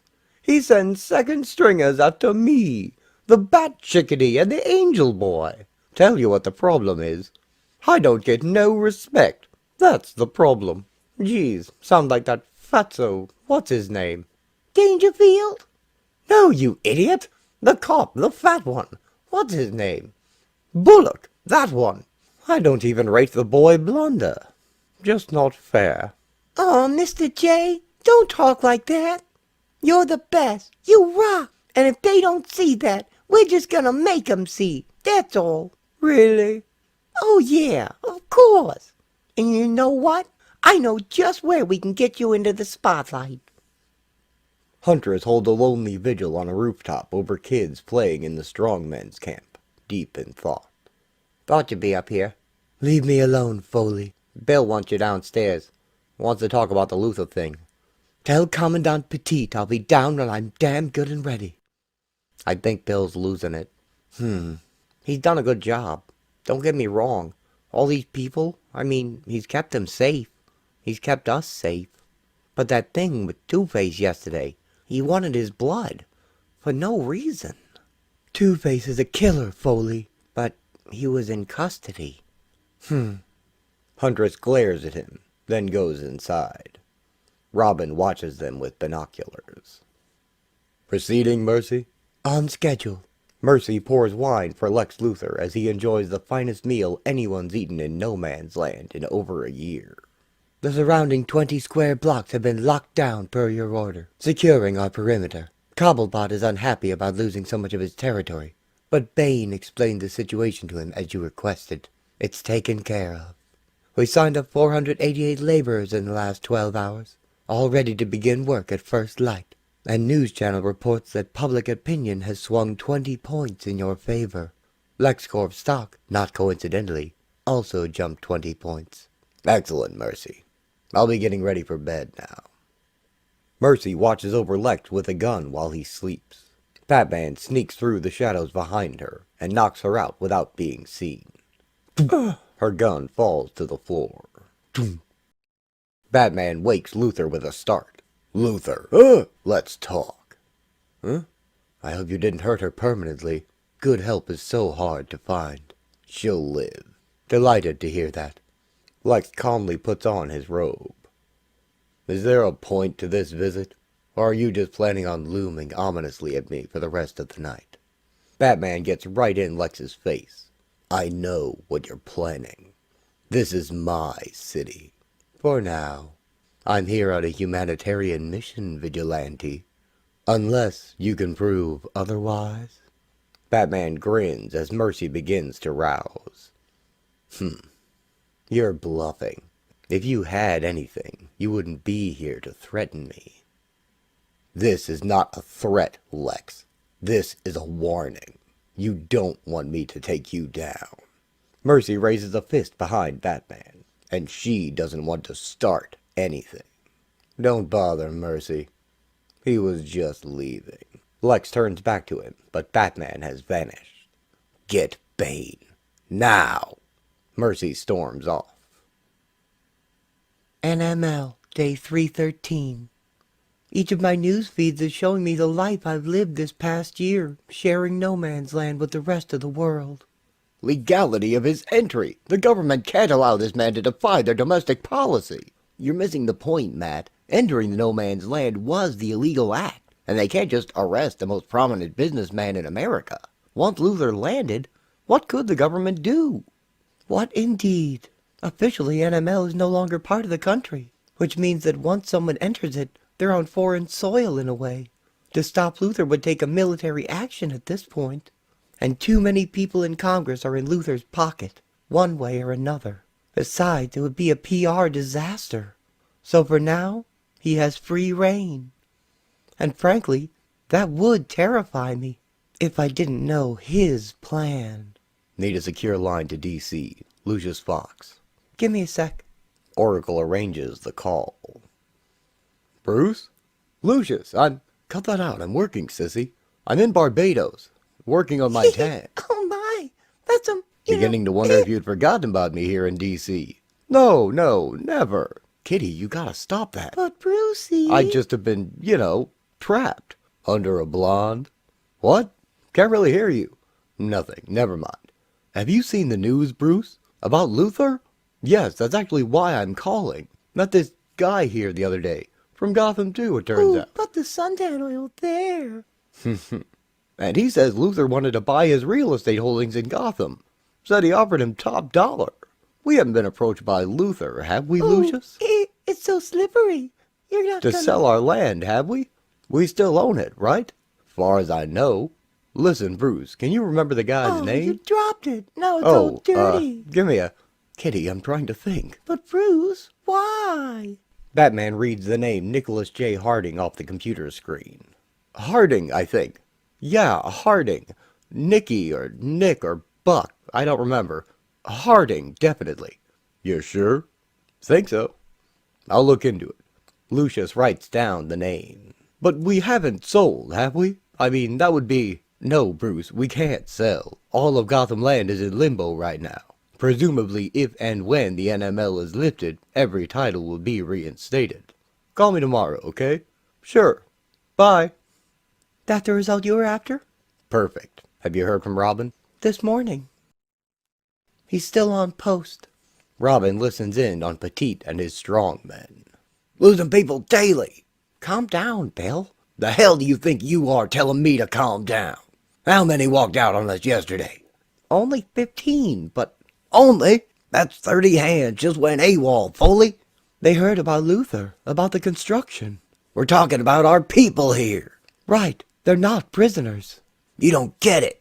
We're a unit. We rely on one another. Walking away like that, they weaken the whole. They'll be back by nightfall, I'm sure. They better be. They want to live. Petite storms out, slamming the door behind him. NML, day 314.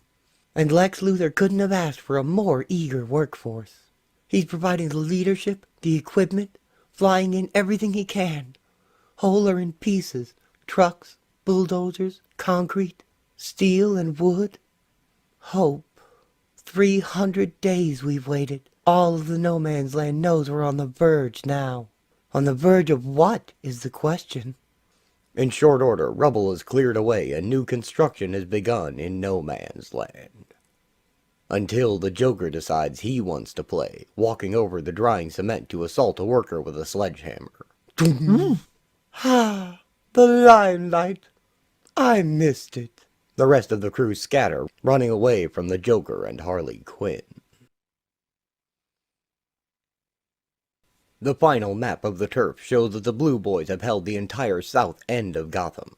Batman has secured most of Midtown except for the areas controlled by Luther, having taken over Penguin's land, and Petite's strongmen holding the western side. Batman's allies hold the northern end of the city, except for Jokerville on the east coast. Shellgame, Part 2. No man's land, day 321. You know what it takes to rebuild a city? It's not time.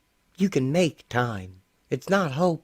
Humanity, no man's land notwithstanding, has an infinite capacity for hope. It's money. The kind of money that's alive, that moves and breathes and breathes and never stops. Bruce Wayne money. Lex Luthor money. And Luthor's money is hard at work already. Has been for a week now. A bulldozer clears the road, guarded by men with guns. Crews deployed from Camp Lex in Grant Park, working 24 hours a day. Clearing debris, preparing foundations, rebuilding. A grid of rebar is laid for new concrete. Luthor had been waiting for months, all his plans drawn up, his people waiting in the wings. A backhoe digs out a hole for a building's foundation. Just biding his time. Fire pits burning debris can be seen dotting the city from across the river. The first of Luthor's crews finally made it to my neck of the woods this morning. Been watching them for hours. The survey teams, the security guards. It doesn't matter that NML is still in effect.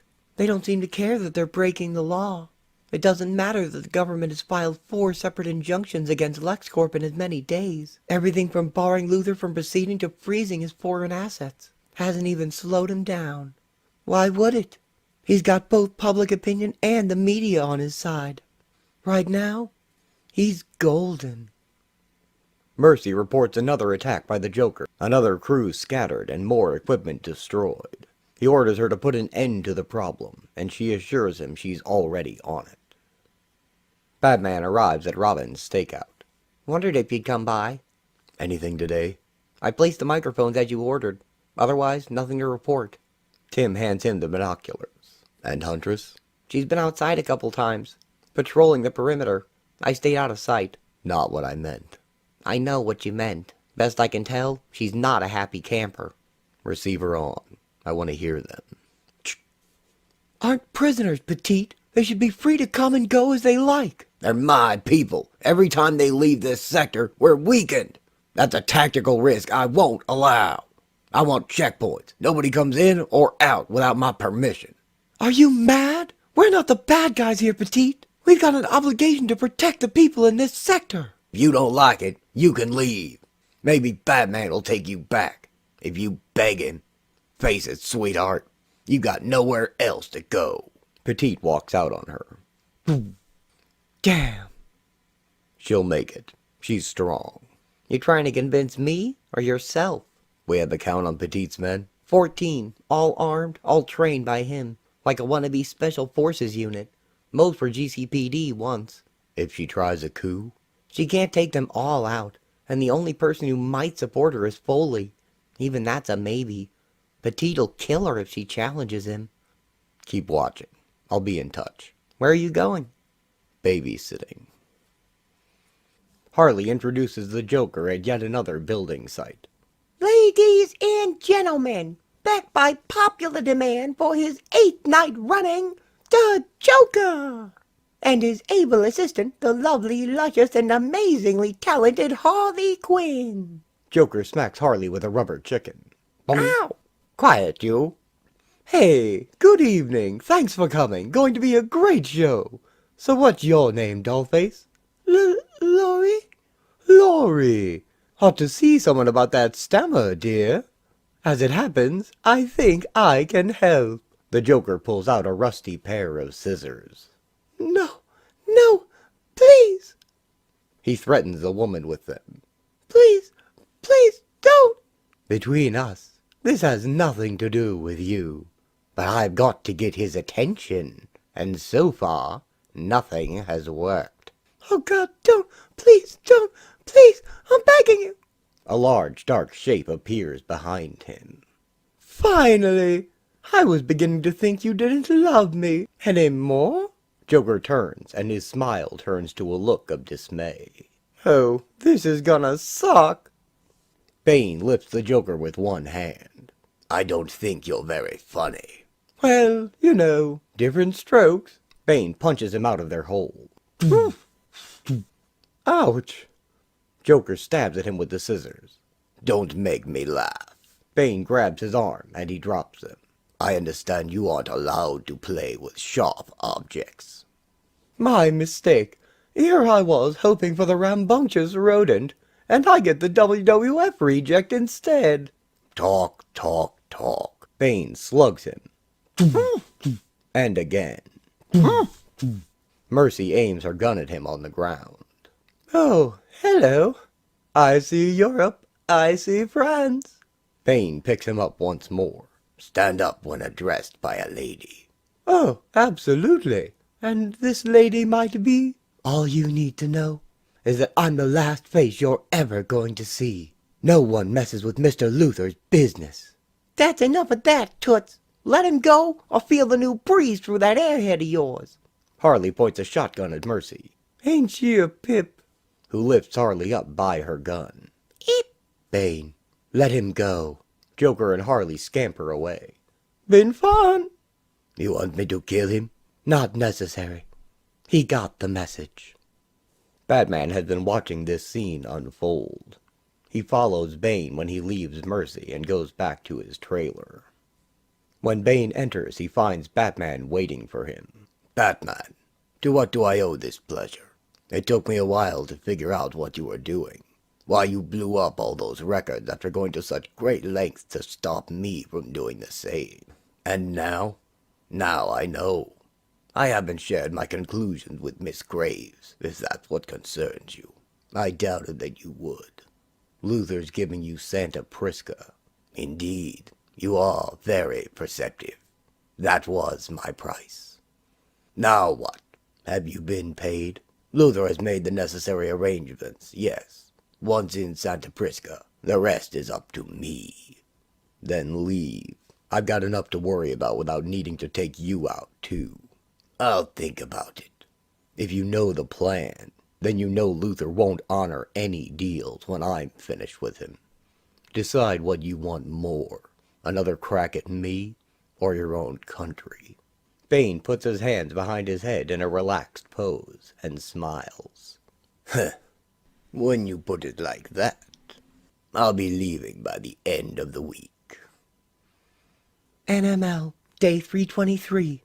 I hack the WGVS feed and treat myself to Good Morning Metropolis and Betsy Lord's babble. Now in the studio, 3 survivors of the No Man's Land. Miss Minerva Freedang and her daughter Mitzi, and Mr. Robert Engelson, a reporter for WNYT. Miss Freedang, I'd like to start with you. What was it like? At first, it was hell. Can I say that? Those first few months, and that winter, I saw people frozen to death on the streets. And winter's returned. Yes, it'll be worse, I'm sure. Your mother says, at first. What does she mean by that, Mitzi? Well, Betsy, the longer it lasted, the more those of us who were left pulled together. I can't quite explain it. Of course, there were still the lunatics. But for us, for regular people, we found a way to make do. I've got a chapter about it in my book, No Man's Land, A View from the Inside. The human spirit cannot be crushed by a decision of policy. I witnessed the basest savagery in the NML. That's what we called it on the inside. But I also witnessed the heroism of humanity, reaching out to help one another. No one gave up. No one. Stirring accounts from people who were there. The Galaxy Network, which owns WGVS, believes that the time has come to speak out, to end the No Man's Land. Public opinion is clearly on Gotham's side. Now we need to make our leaders do what's right. We urge all of you watching to contact your representatives and tell them now's the time to end it. Let's bring Gotham City home, back into the United States of America. The Penguin manages to get a meeting with Lex Luthor, and he attempts to strong-arm him into giving up a percentage of his profits, or else he'll go to the media with his secret dealings with Mercy. Luthor tells Mercy to handle the situation. Mercy becomes a storm of bullets and blows, and in seconds she trashes a room full of Penguin's men. She pauses before shooting the last one. Lex? Do it. Never threaten me again, Cobblepot. You'll find I have mercy. Between Cobblepot and the Clown, we're in danger of falling behind schedule. Too many distractions. Our security is already stretched too thin, Lex. There's nothing we can do until NML is lifted. Yes. What's the word from Washington? The president is stonewalling. He should know better. Get a note to the White House. Ask if they want a videotape in our possession, finding its way to the office of the Independent Counsel. We don't have any tape, Lex. Then make one. Wait. Something's happening. Broadcasting on news channel.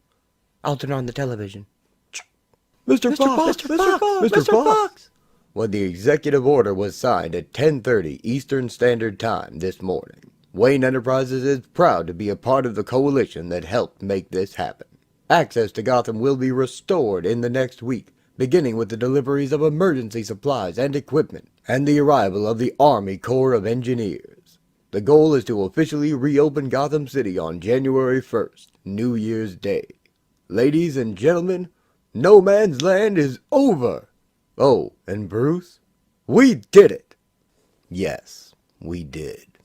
Now we do the rest. End. Strange bedfellows. Shot. I was shot. Shot by the bat. No. Helicopter crash. Woman who bought the computer disks I sold crashed the chopper. No. Woman shot me. Chopper crashed. Got the disc to the bat. Weak. Crawled on the roof to die. Selina wakes with a shout. No! Well, well, back in the land of the living at last. Penguin, what are you doing here? I live here. Your question, my dear, should be more along the lines of, what are you doing here? Where are my clothes? Your costume is out getting cleaned, my dear, which is sorely needed. And I felt having you, shall we say, dishabille, might make you more willing to partake in a conversation. Conversation about what? About why I had you brought here when one of my people found you more dead than alive on a rooftop a few nights ago. About why I personally saw to your recovery. Okay, Cobblepot, you win. What am I doing here? Ah, you're here to listen. It's been a long time since you've graced Gotham with your presence, my dear. Indeed it has. A lot has changed. Turf battles, the strong taking from the rich, no real police. In short, it's been heaven. Of course, every Eden has its serpent. Or bat? Precisely. You're as astute as you are comely. A deadly combination, if I may say so. Deadly. Even the dratted bat, however, has found himself overwhelmed by circumstances here. The usual rules no longer apply, and he is not as effective as he would like. Never mind the bat. Let's talk movable goods. Tell me, which is more precious, the can of tuna or the diamond necklace? The Penguin offers her both. Don't be absurd. The jewels, of course. She reaches, but he tosses away the necklace. Ding! Not here. You can't eat diamonds. I've managed to make a tidy bundle here in Gotham by turning what's left of the populace into scavengers who loot the city for what remains in return for necessities. However, my ability to do that has been challenged. A rival has emerged from the shadows whilst you had your little catnap and intends to take over all of Gotham. He holds up a photograph. Recognize him? Lex Luthor, the most powerful man in Metropolis. And yes, I am including the big blue Boy Scout, has positioned himself to become Lord of Gotham. Who are the women with him? Oh, those are his chauffeurs/bodyguards. The one to his left is called Hope, I believe. The one to his right is called Mercy. Somewhat of a misnomer. The one leaves no hope, and the other has no mercy, or so I am led to believe. They're of no importance. Luthor will put me out of business, so I'm proposing a partnership between you and me. I'll supply you with a ready market. You steal everything of Luthor's in the city that isn't nailed down. Pangy, why be so restrictive? Huh? Penguin wipes tears of laughter from his eyes. Oh, that felt good. You are audacious, my dear. Positively audacious. I like that. By heaven, I do. Yes, by all means, take whatever you can from him. Then bring me my clothes. I'm anxious to get to work. Selina surveys her opposition. It's like a staging area for an invasion. And that's exactly what it is. Lex Luthor is invading Gotham, conquering it, shaping it to his own whims. It's a blitzkrieg of building, as if he intended to do overnight what might otherwise take a decade. The sheer scope, the planning behind it all is breathtaking, and it presents me with some extraordinary problems.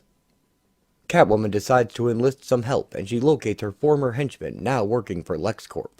Her ex-goons are soon fired upon by other thugs set up by Catwoman, who she then takes down in order to rescue the poor boys. Oh, boys! Lucky for you, I just happened to come along. I'd say you owe me, wouldn't you? Bada-boom-boom! Hold on. We don't owe you nothing, cat lady. You used us and left us to rot in that jail. Maybe this makes us even. She unloads her guns at their cover. Let's try this again. I just saved your miserable, worthless hides, and you owe me, and you will pay me back. If I used you, if I left you to rot, it's because you are henchmen, and that's what you're there for. Any more inanities? No, ma'am. Good. I'm glad we're all friends again. What I want you to do isn't even all that difficult. Mookie, dear, I want to borrow your gear and ID. Selina sneaks them into the LexCorp base with Mookie's ID card and uniform. It's not difficult to slip by with such a large workforce. Catwoman makes her way to the women's locker room. She uses one of her costume's whiskers as a lockpick and steals more uniforms and keycards. With them, she gets into the computers and creates the identities she needs for her plan, then checks out the blueprints and steals codes to the flying armored suits. Catwoman is spotted on the cameras going for the battlesuits, and when a team arrives, she deploys the codes, taking them all over. More security intercept them carrying large guns. Holy! Scramble security! Get some more suits over there! Stop right there and get out of the suit! You mean get out of this battlesuit where I'm safe and warm to where you can shoot me? What a silly idea. I have a better one. Stay out of my way or I'll squash you like bugs. Selina tosses a pickup truck across the room and it explodes. Whee! Now I have an idea how Wonder Woman feels.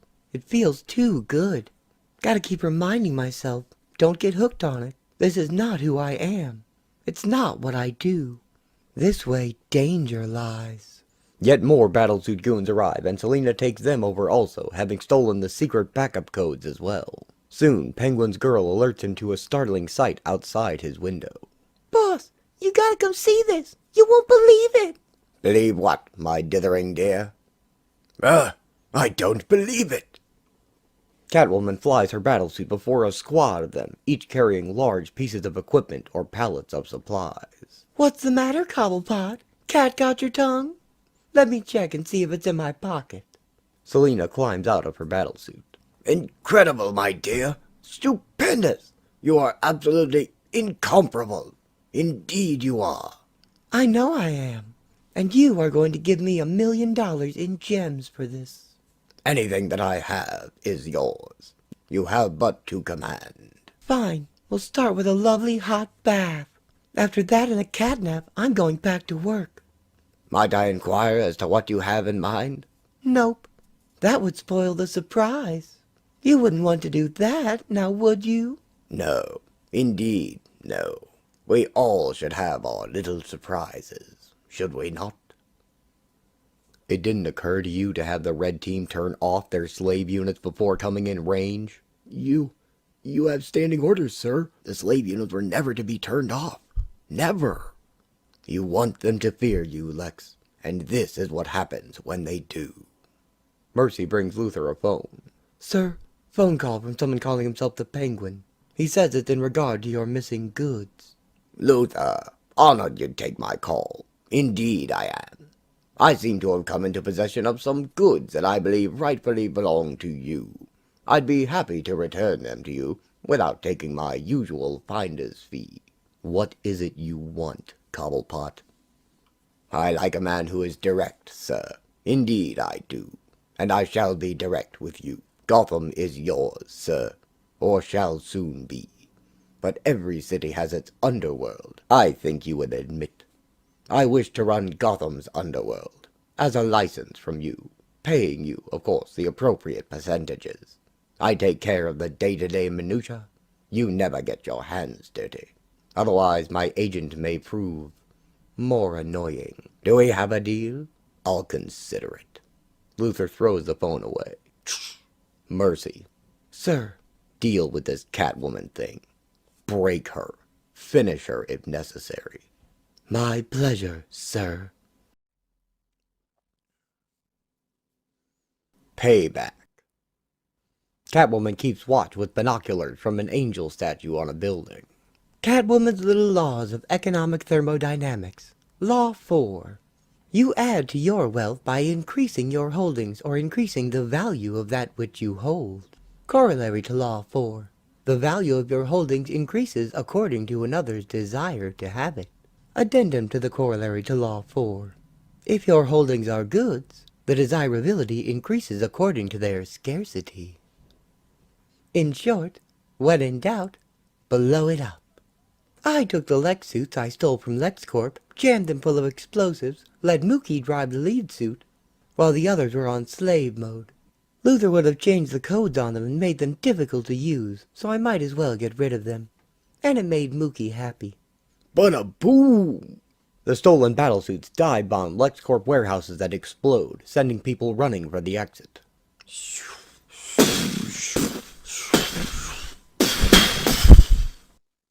Oh look, there's my special friend, Mercy. She's one of Luther's chauffeur/bodyguard/special assistants. Last time we met, she stole from me, beat me up, shot me, and left me for dead. I wonder, could she be talking to Luther about me? I'm sorry, sir. We were prepared for Catwoman to come thieving again. We did not anticipate her destroying the work compound. Obviously, you should have. Get the compound going again, whatever it takes. I want work recommencing on my city by tomorrow. I'll talk with the Penguin.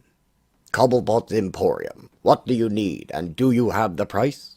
Lex Luthor here, Cobblepot. Are you still interested in that deal you presented yesterday? A short time later. You should congratulate me, Pengy. I've just doubled the worth of our loot by blowing up Luther's supplies. I'm well aware of your triumphs, my dear. Indeed I am. They have enabled me to clinch my deal with Mr. Luther, which was the purpose of our little partnership. Now I'll run the underworld for him, and in return I give him back his goods, and your head on a nice silver platter. Penguin's gang emerged from the shadows, holding weapons towards Selina. Secure her, gentlemen. She whips Oswald's neck and hauls him in close, tightening her whip around his throat. Have your boys move out of the room, Pengy, or I'll snap your neck. Do as he says, Drago. Better. So much better. Do you really think I trusted you for a moment, Pengy? Or that I was really throwing in with you? What do you mean? I was using you. I have my own agenda, and you have served it. I don't need you anymore. She drops him on the floor. What are you talking about? You cannot fence what you steal without me. Indeed, you can't. I am the ruler of the underworld at Gotham.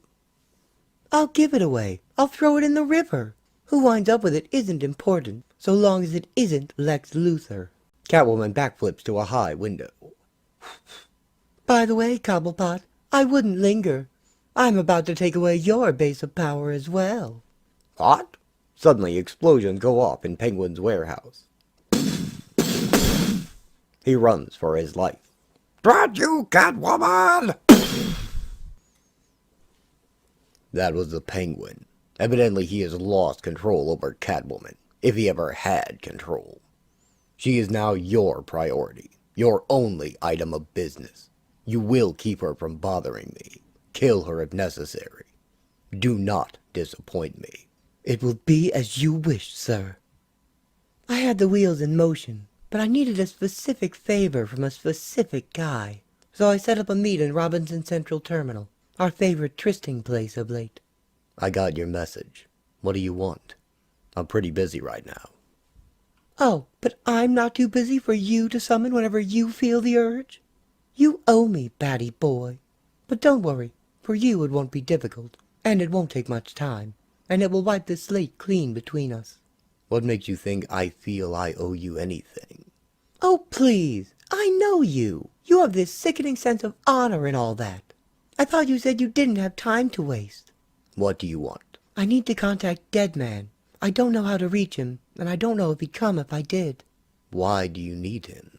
Payback. I owe something to somebody, and he's my means of payback. Can you get hold of him?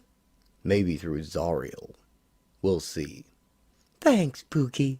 Just keep in mind, like they say, payback's a witch. And I'm that witch.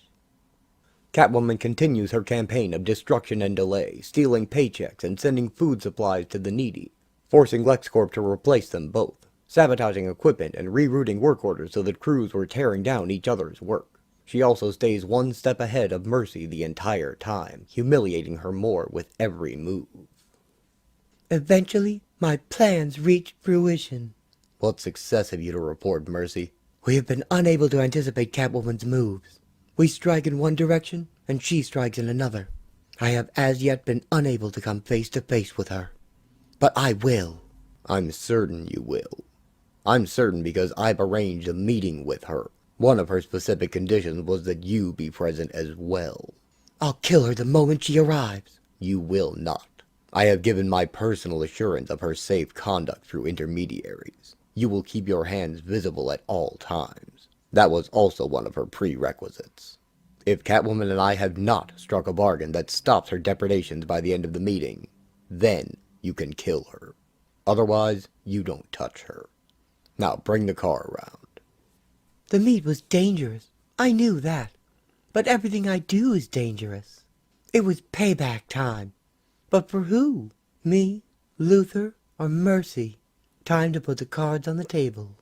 You asked for this meeting, Lexi. You've done your best to make my operations here in Gotham impossible. I'm not sure why you have targeted me, but I want it to stop. What will it take? Why, it's very simple, Lex. All you have to do is ask. Very well. I'm asking you to stop interfering with my business. Say please. Lex glowers, but Selina simply smiles. Please. Why, certainly, Lex. All you had to do was ask. I could never refuse you anything. You know that. Ciao meow, Mercy darling. Catwoman merrily skips away. I'm very disappointed, Mercy. Very disappointed. Selina watches them leave from a high archway. Gotcha. I've heard you back, you witch. I got what I wanted. No way I could go physically one-on-one with you. So I found a better way. I kicked you right in your pride. Now a few last items to tidy up, and my payback will be complete. Catwoman returns to her henchmen and tells them they're done for at LexCorp. She gives 2 of them passports and $1 million each in Cayman Islands accounts, and says that she has something special in mind for Mookie. You remember how I said that our little Mookie was able to take explosions and let them pass through him? Well, it seems that I was wrong. That's not quite the truth, is it, Mookie? The truth is, you're dead. Aren't you, Mookie, dear? Say what? I first suspected when you told me you had seen bullets passing through him. When Maxie Zeus and the hard cases tried to hijack the computer disks over in New York City. I should have realized it sooner. Every explosion generates not only kinetic force, but shrapnel, which passed right through him. He used the kinetic force to generate enough mass to seem alive. I did some research. The Joker killed him with an explosion back when Mookie crewed for him. And I guess he didn't want to go on. Isn't that right, Mookie? It was dark. I was scared. I wanted to stay with my buddies. I've been crewing with a dead guy? So what happens now, cat lady? What becomes of Mookie? We wait. I've made some arrangements. If it works out, my contact should be here any moment. So, you're the little lost lamb, huh? Who are you? Name's Boston Brand, but I go by the handle of Dead Man. Only Mookie sees the ghostly hero appear. I'm dead, like you. A lot like you, in a way. Anyway, I came to help you through your transitions, as a favor. I'll wise you up to what you need to know, pal. Stick with me. You'll be okay. Psst. This guy, is he okay? He looks weird. What guy? Who's he talking to? Guy calls himself Dead Man, right? He's okay, Mookie dear. You go with him. It's your reward. Well, okay. If you say so. Come on, pal. You got a whole afterlife ahead of you. Deadman guides Mookie's spirit into the afterlife. Hey, where'd he go? Where's Mookie? He just up and disappeared. Gone where he's supposed to go. You boys better get going too. I've got business to do. Hey, you're okay, cat lady. You ever need guys, you put out the call for us, you hear? Come on, Al. Let's try to get the freak out of Gotham while we can, okay? Don't get the wrong impression of me. Taking care of Al and Lewis was just good business. I know how it works. Word'll get out. If I need muscle again, I'll be able to choose the best. They'll say Catwoman takes care of her crew. Mookie? Well, that was also...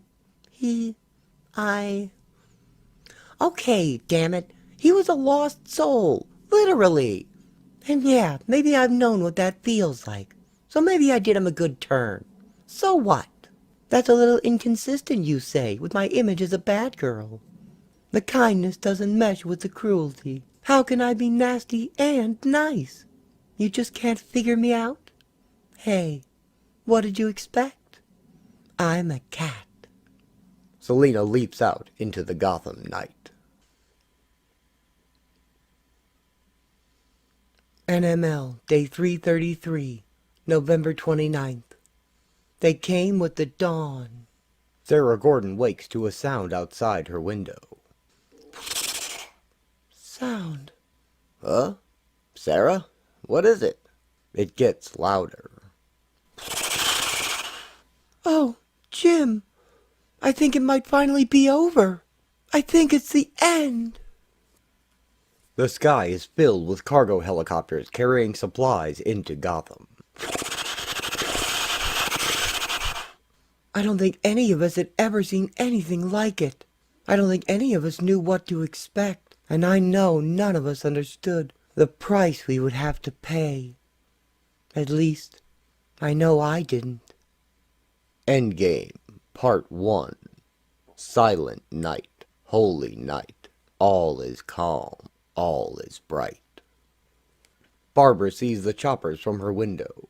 Thanks to Lex Luthor's billions and the President of the United States finally bowing to media pressure, we'd been given until January 1st to save Gotham. 1 month to turn the no man's land into something that resembled a city again. Alfred and Batman hear them from a cave. 1 month to restore infrastructure, basic services to at least part of the city. If we could do that, the no man's land would be lifted. No small task. Leslie smiles at their arrival from her MASH unit. The Army Corps of Engineers, LexCorp, Wayne Enterprises, Star Labs, all of them coming together to rebuild.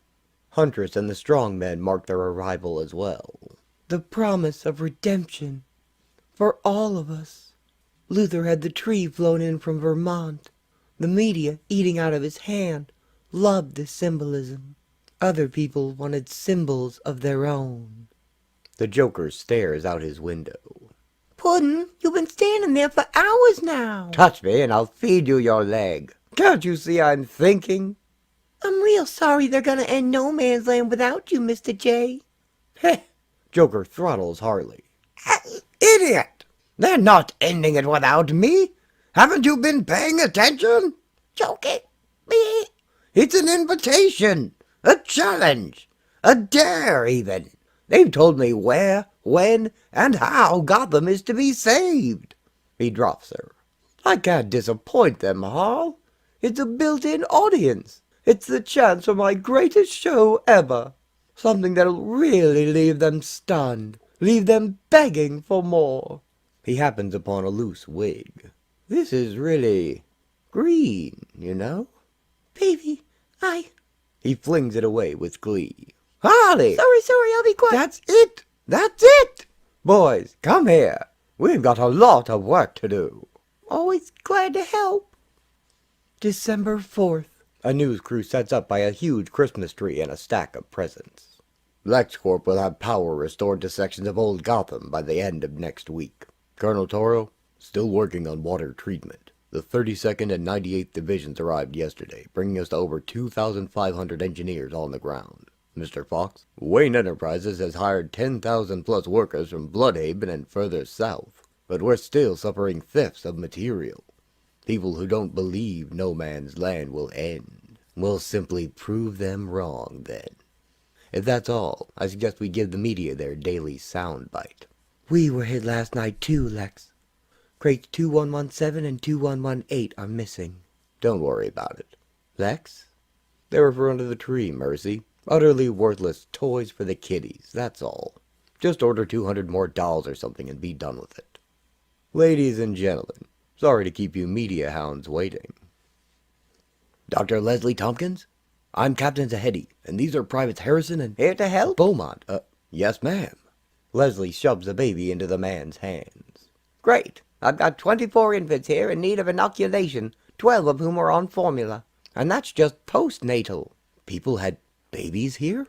Nights got cold, Captain. Aside from those I delivered here, I personally know of at least 18 others. Which, if I'm not mistaken, makes 42 times that the stork was able to sneak under the radar. Alfred! Wonderful to see you again. You look well, as always. If I do, it is in no small part due to your excellent care over the years. I come in hopes that you will accept this invitation to dine with Misters Wayne and Grayson this Christmas Eve. How charming! And you even found paper. How could I possibly refuse?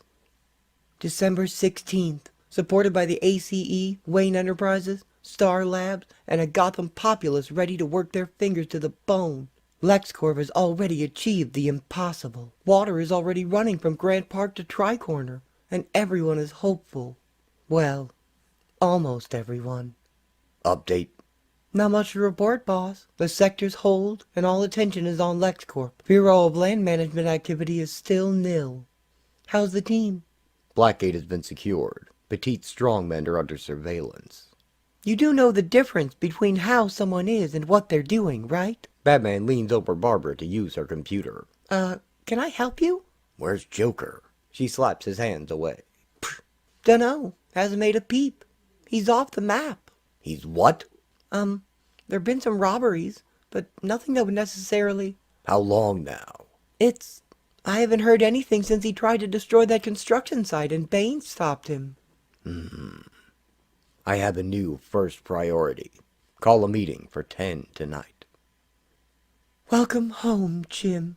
Welcome home. Jim and Sarah Gordon admire the rebuilt GCPD headquarters. Looks good, doesn't it? Well, Commish, you know the beauty is in the eye of the beholder, right? You calling me ugly, Harvey? Perish the thought, Lieutenant Essen. If we can get down to business. James Gordon, on behalf of the Attorney General of the United States, I hereby present your new charter, reauthorizing you as Commissioner of Police for the city of Gotham. We'll have more volunteers arriving for you after Christmas.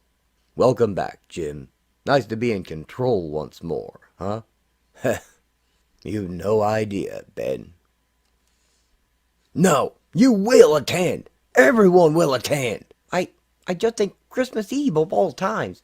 Everyone should be allowed to go where they want to, Petite. You can't... Like hell. What I can't do is allow our numbers to be whittled away, our morale to be destroyed.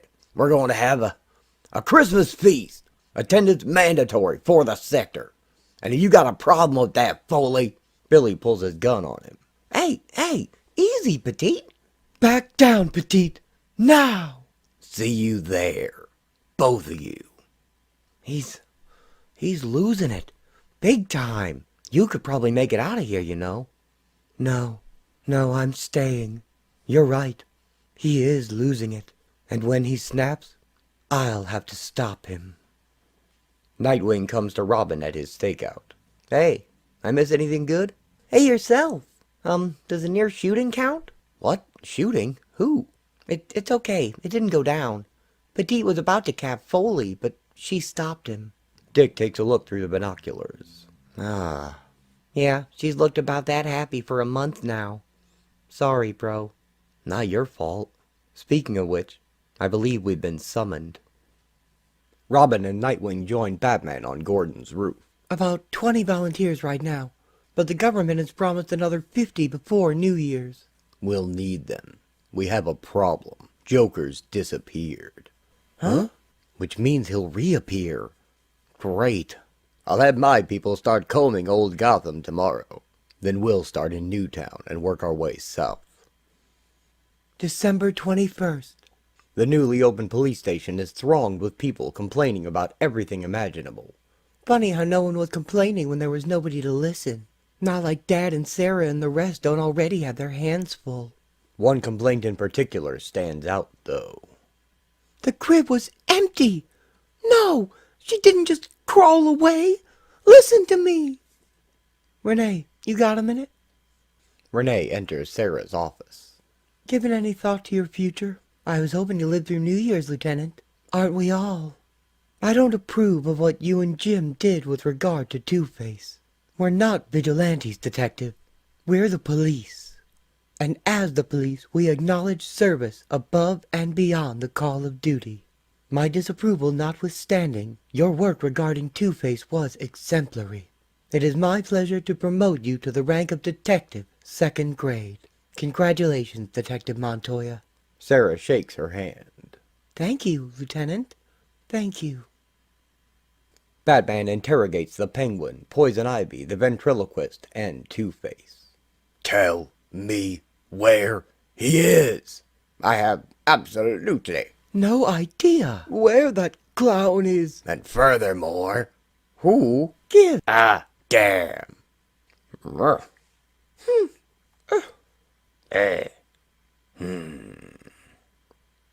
December 24th, Christmas Eve. Jim shares a turkey dinner with his family. Don't know what's the better present, a hot meal, or being able to actually see it. No, the gift is that we've made it this far. I agree with Sarah, Dad. I stand corrected. After all, the women in this family are always right. Harvey Bullock eats with Renee's family. I should know better than to argue with you and your mother. 30 years, you still haven't learned. Renee, translate. We've got especially smart women in this family. What's he saying? Renee, what are you guys saying? Come on. Only my sister could come through the NML with a promotion. Wait, promotion? Did he just say promotion? Here, here.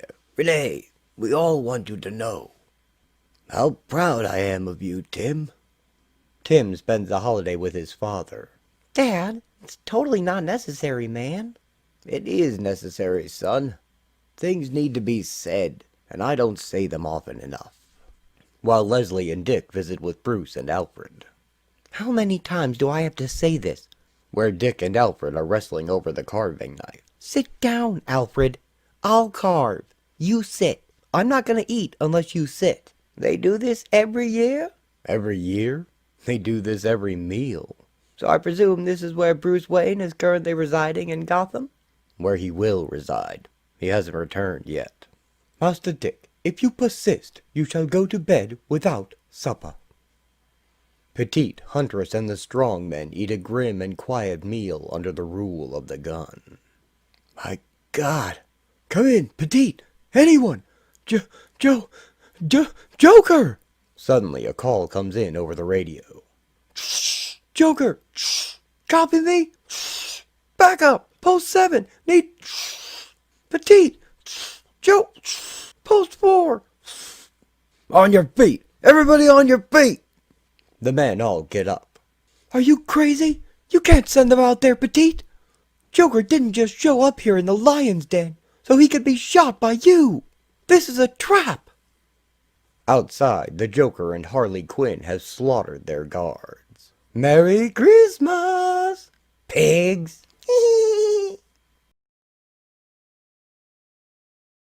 December 24th, Christmas Eve. When Joker struck, he struck at the weakest link. Billy Petite and his pseudo-militia, the self-proclaimed strongmen of Gotham City. 'Twas the night before Christmas, and all through the digs not a creature was stirring, not even a pig. Come on, Billy boy, what are you waiting for? Madness versus madness. Come and get me. With innocents caught in the crossfire. Petite mounts a table and Huntress blocks the door as everyone else scrambles. This dinner is not over. Nobody leaves here without my permission. Gonna die. Oh my We're God. all gonna Oh my God. get out Oh of my- here. You've got to get us Surrounded. out of here. We're surrounded. Stay calm. Everyone, don't panic. Foley, help me. Listen to me. If you go out there, Joker will kill you. Endgame, Part 2. Tender and mild. Out of the way, Huntress. Time someone put down that lunatic once and for all. Damn it, Petite. Can't you see? That's just what Joker wants you to do. He's trying to draw you out. He's challenging my control, making me look like a fool in front of my people. No one does that to me, princess. No one. Hendricks, get the second squad armed and deployed. Deaver, make sure the exits are secured. Anderson, you and first squad with me. You've always been all talk and no action, Piggy. I'm gonna kill him. I'm gonna do what should have been done years ago. What you and Gordon and Batman never had the guts to do. I'm gonna kill him. Once and for all. Outside, the Joker has pulled down his pants to reveal a pig on his shorts which read, "Kiss this, Billy," with which he continues to taunt Petite. What you waiting for, Billy? Losing your nerve? Or is poor Petite just another wimp cop like Gordon and the rest of the sausage? All talk, Petite. That's all you've ever been, and that's all you'll ever be. Talky, talky, talky, talk. Think this through, Petite. It's a trap. Get out of the way, Huntress, or I swear to God, I'll shoot you where you stand. On my mark. 3, He's going to get us all killed, isn't he? Not if I can help it. 2, Not while there's a breath in my body. Huntress looks at the innocents under their protection, just as Petite finishes his count. 1. Mark! Billy leads his squad out into the snow. Yeah, figured you'd run and hide. Who's the coward here? Anderson, bring second squad up and spread out. Find that clown. Yes, sir. Petite scans a wall of rubble with his rifle scope. Come on. Come on. See you, you dirty. Come on, give me a shot. Suddenly he sees the Joker pop up and wave, and he pulls the trigger. Got you, you son of a... Petite's bullet explodes the clown's head in a red mist. Wasn't so hard, was it? Billy and Huntress approach the body. Nice shot, Billy boy. Wanna try for 2? Another Joker pops up over the wall, and Petite shoots this one as well. Sure. A third Joker appears. What the? Petite, stop! Billy is lost in his battle rage, his eyes frenzied. He fires again, taking down another Joker. Keep him coming. Petite, stop! Huntress grabs him, but he shrugs her off. It's not him! You're shooting your own men! Off me. I'll kill him. That was Anderson. Bill, please, stop! Joker and Harley are preparing a line of Petite's bound men, costuming them all with makeup, green wigs, and purple coats. Number 8, your turn. This is your big moment. Now get out there and make 'em cry. That's a good boy. We're all so proud. Bill, it's me! It's... Yipes! Number 9, you're up. I love Christmas. You're killing your own men! Put the gun down, Petite! Huntress, don't!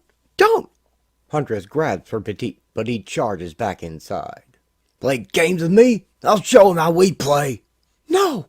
Damn it, Petite! You're sending your men to their deaths! Not listening anymore. He's not even hearing us. Third squad, deploy. You're gonna get out there and bring me that clown's head. Billy rushes back out with his new squad. Help! No! Please! Can you call him? Call Batman? No, I can't. I don't know how. Get out of here. Get to Central. Get help. Essen or Gordon. Just someone. Down! Huntress yanks Foley down just in time to avoid a spray of bullets. Go. Now. I'll be back as soon as I can. Where the hell do you think you're going, Foley? He's getting back up. He's what? This is crazy, Bill. We need help. I'm gonna try to get to Central. See if you can hold off Joker till I get back. I said, no one leaves without my permission. Petite shoots Foley in the head. No! No one. Huntress rushes to him, but it's too late. You're as mad as Joker is. As sick and as evil and as wrong. She tackles Petite, knocking his gun away. Huntress punches him down in the snow. Foley trusted you. He trusted you to protect him. She lifts him up and socks him in the gut.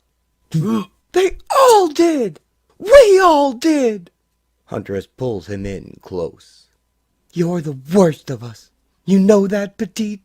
And I know how to solve at least one problem. You're a dead man, Petite. A shot rings out, and dull shock registers in Billy's eyes.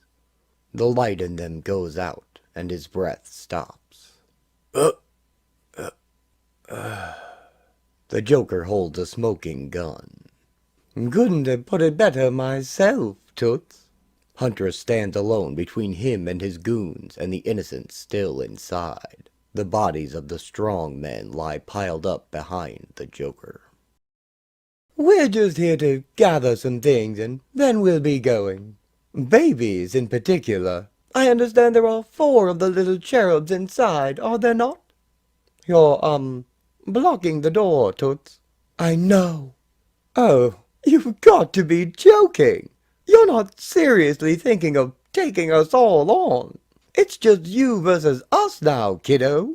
That's you versus, like, what, 20 of us? And thanks to Billy there, I'd point out that we're now armed. Huntress refuses to move. Well, it's your funeral. Kill her, boys. Joker and Harley turn away as the thugs rush at Huntress. She kicks a burning barrel over and into the crowd, setting a few on fire. She jumps into them, pulling one's head down with her cape. She blocks a crowbar with her arm, then shoots its wielder with her gauntlets, and another hood with a pipe. Huntress punches another in the neck, then ducks and kicks yet another while grabbing the barrel. She rolls the barrel into 2 more goons and rolls along behind it, shooting more thugs with her gauntlets. Huntress springs up into a handspring double kick. She rises into it, throwing punches and firing shots in every direction. Huntress blocks a pickaxe with her arms, then drops, sweeping the mook's legs out and firing into another's kneecap behind him. She socks one of them on the ground before turning to face yet another. She takes down a few more with a sock to the gut and punches to their heads. Until finally, the last few goons run away. Suddenly, Huntress is shot in her side from behind. You're good. She's good, isn't she? Very good. As good as I've seen. And I've seen the best. Joker shoots her again, and she falls against the door. It's funny, because I wouldn't be shooting you like this, except it turned out Petite had so many bullets.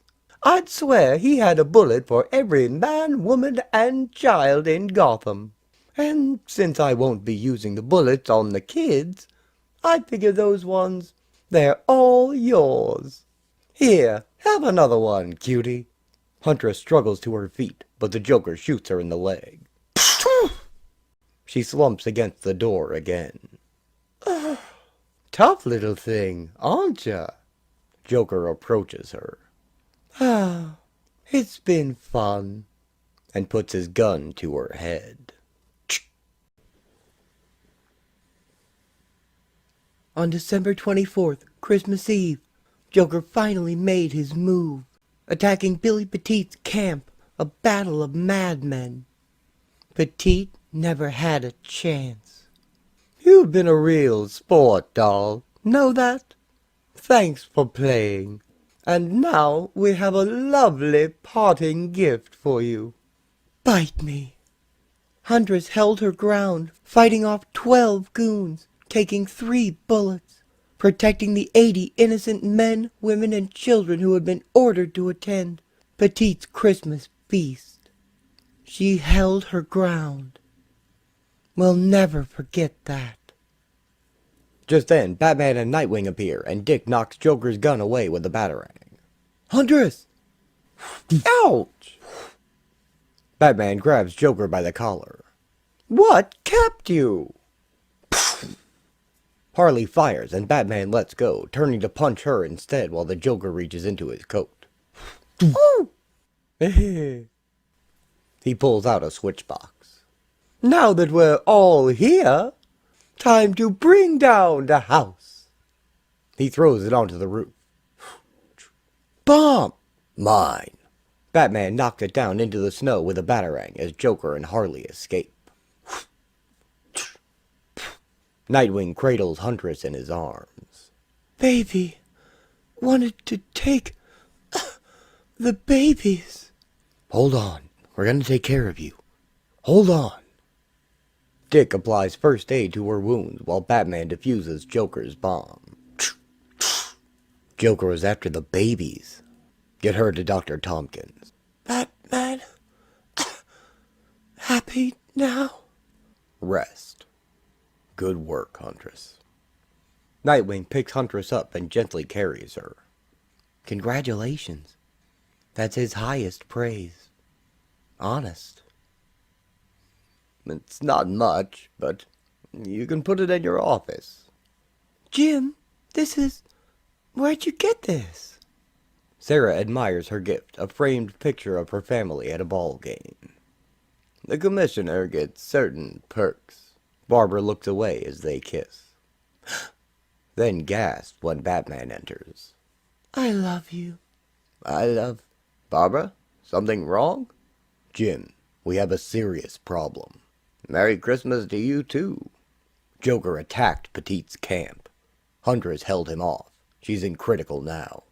May not make it. She said Joker was after the infants. I checked. He's kidnapped babies from all across the no man's land. It's his statement, Jim. He wants to murder Hope. I'm going to contact Oracle. Have her call my people. I'll get as many officers as possible. Assemble them at Central. We'll meet you there. Barbara jumps into action as well, putting on a radio headset. This is Oracle with a Priority 1 alert. Report to Central ASAP. Nightwing rushes Huntress to Leslie's clinic and lays her on a gurney.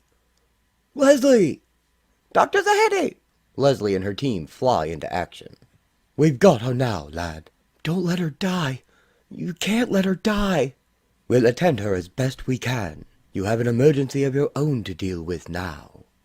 Alfred, please.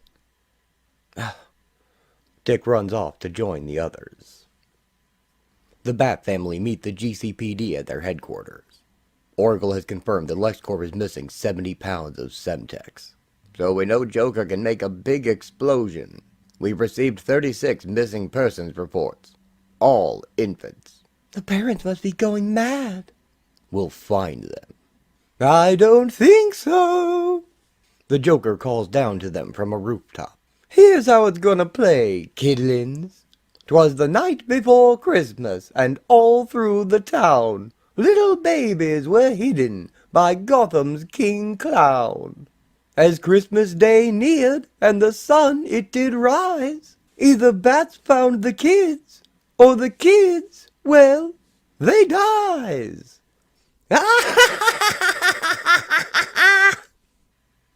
Go! Fan out. Let's move! Batman grapples up to the roof and chases after the Joker. On Dancer, on Prancer, and Vixen. Vixen, yummy. On Donder and Dixon. Dixon? That's not a reindeer! Who just might be another fake, because after everyone leaves, another Joker emerges from hiding and heads into the now deserted GCPD building. Nightwing checks a club advertising hot babes, throwing a batarang into a doll in their window, which explodes. Jim and Sarah check a children's play area, also filled with dolls. One of the cops hits a tripwire, but luckily Sarah tackles him to the ground before the explosion hits, dropping her radio in the process. Get down!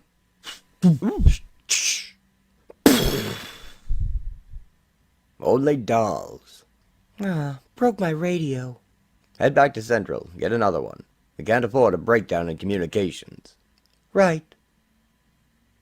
Batman continues chasing his Joker as he acrobatically flips through a construction site, making Batman suspicious.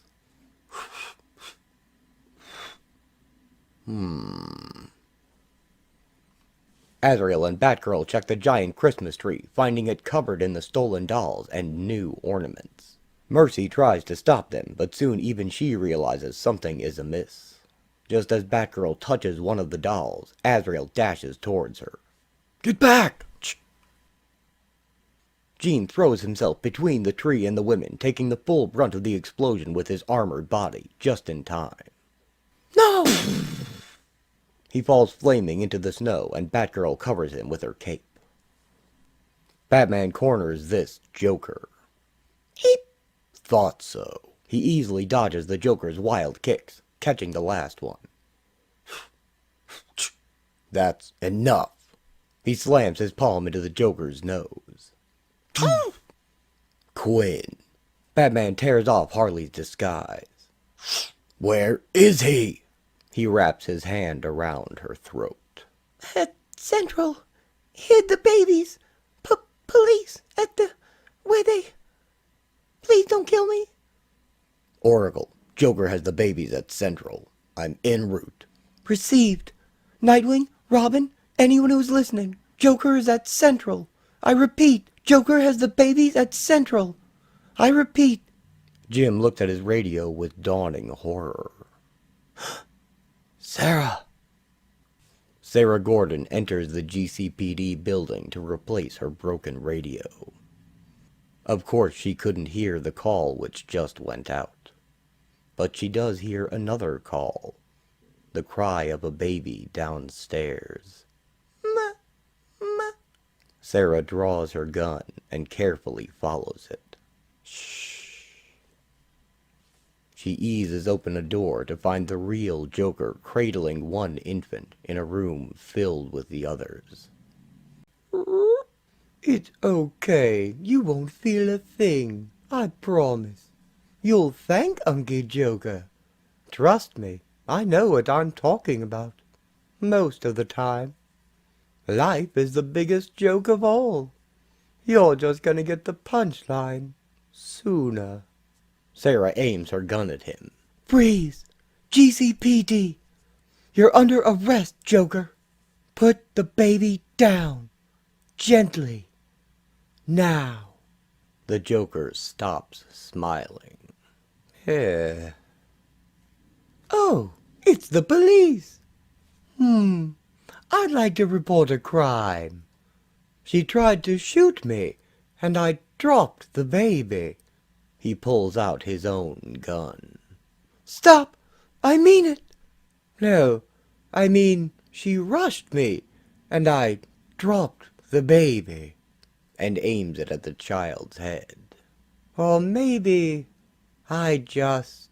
Joker drops the baby. Sarah instantly drops her gun and reaches out, saving the baby. She closes her eyes as the Joker aims his gun. Merry Christmas. Joker leaves her body behind with the babies as he slowly exits the building. He walks out into the snow as Jim and Batman arrive, and calmly drops his gun. I surrender. Harvey and Renee rush inside. Commish. Jim. I'm so sorry. She's dead. Animal! Gordon pistol whips the Joker. Commissioner! You'll be hearing from my attorney. He cocks his gun. Jim. He's gone too far. He paralyzed my daughter, my little girl. He just murdered my bride, my Sarah. Too much. Too far. The Joker grins at Jim's gun in his face. We've all gone too far. Look at them. Look at us. They can't take any more. It's time to bring our people back, Jim. I won't stop you. You have a little boy, too, don't you? Gordon shoots Joker in the kneecap. Ah! Hey! You just gonna let him do that to me? He shot my knee. I may never... Oh, like your daughter. I get it. Good one, Commissioner. Arrest him. Charge is murder.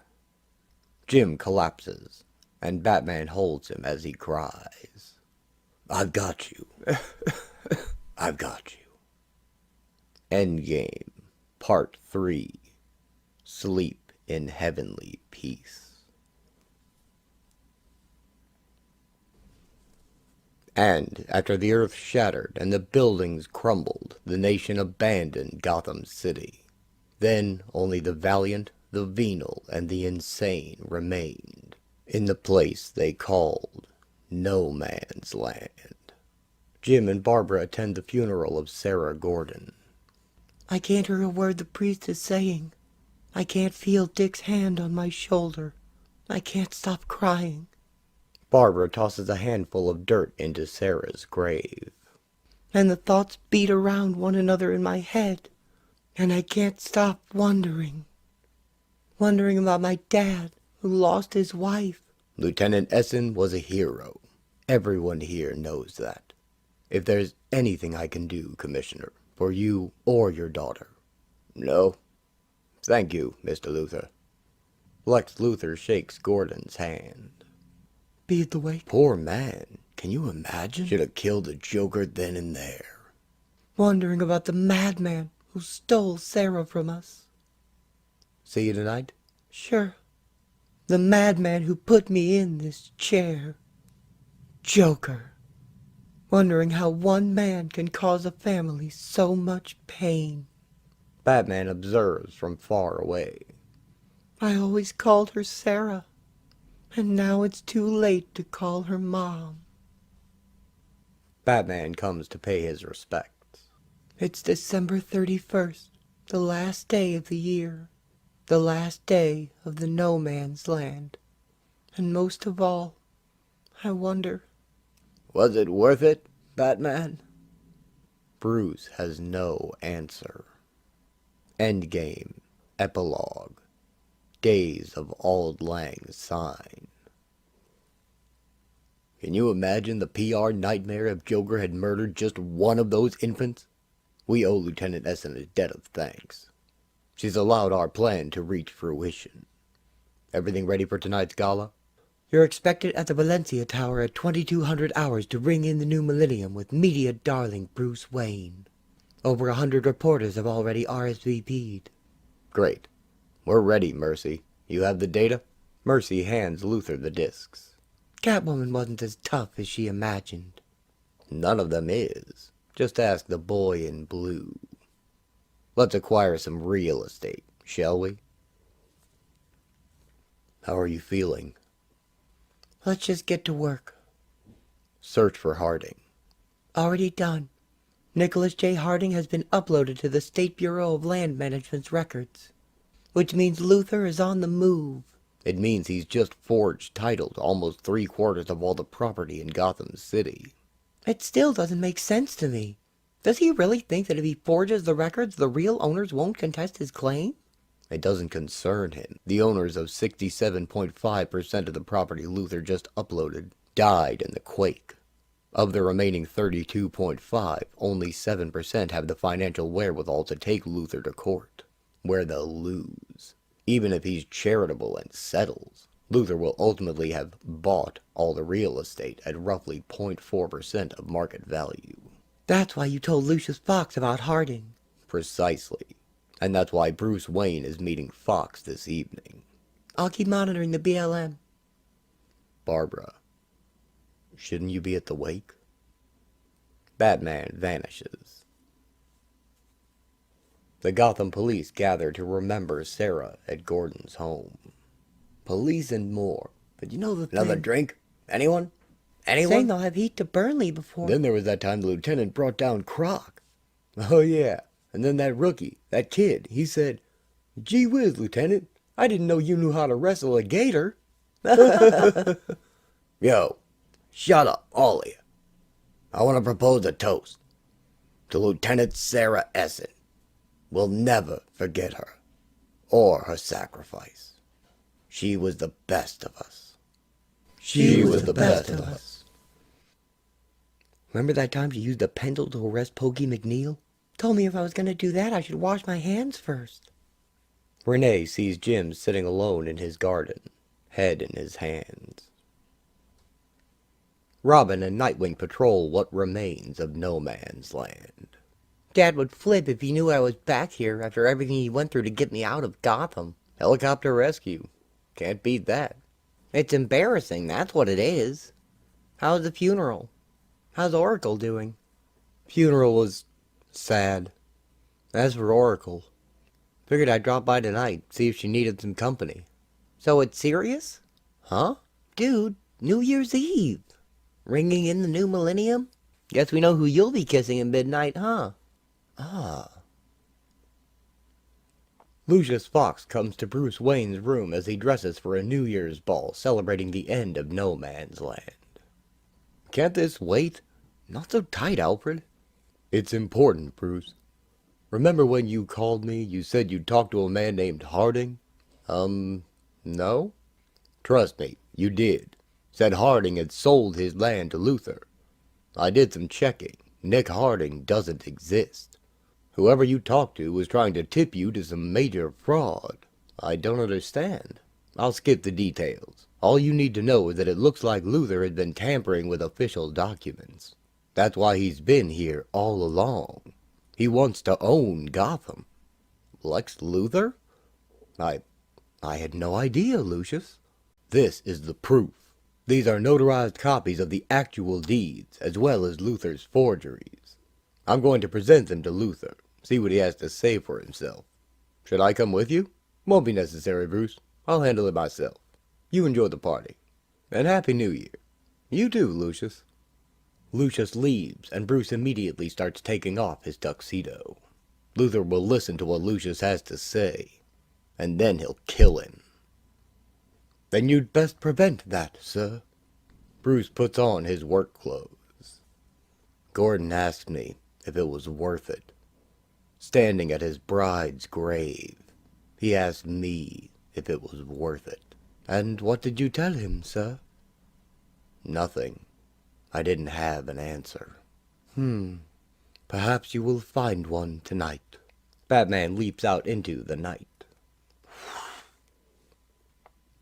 Jim and Barbara Gordon walk the red carpet at the event. Believe how quick they got this place finished. Said Luther for a Nobel Prize. Didn't think he'd be here. What with his wife and DZ's creeping back into the city. I can think of at least 100 other places I'd rather be right now. Me too. Sarah was always better at these things. She always knew what to say, how to act. I'm lost without her, Barbara. I know, Dad. Dick Grayson joins them. There's your date. He's not my date, Dad. Certainly not tonight. I better go head him off at the pass. Have fun. High above the party, Batman waits outside Lex's window.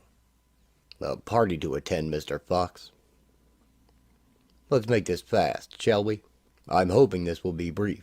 I was updating our records in preparation for Wayne Enterprises' return to Gotham, and I came across some incongruities.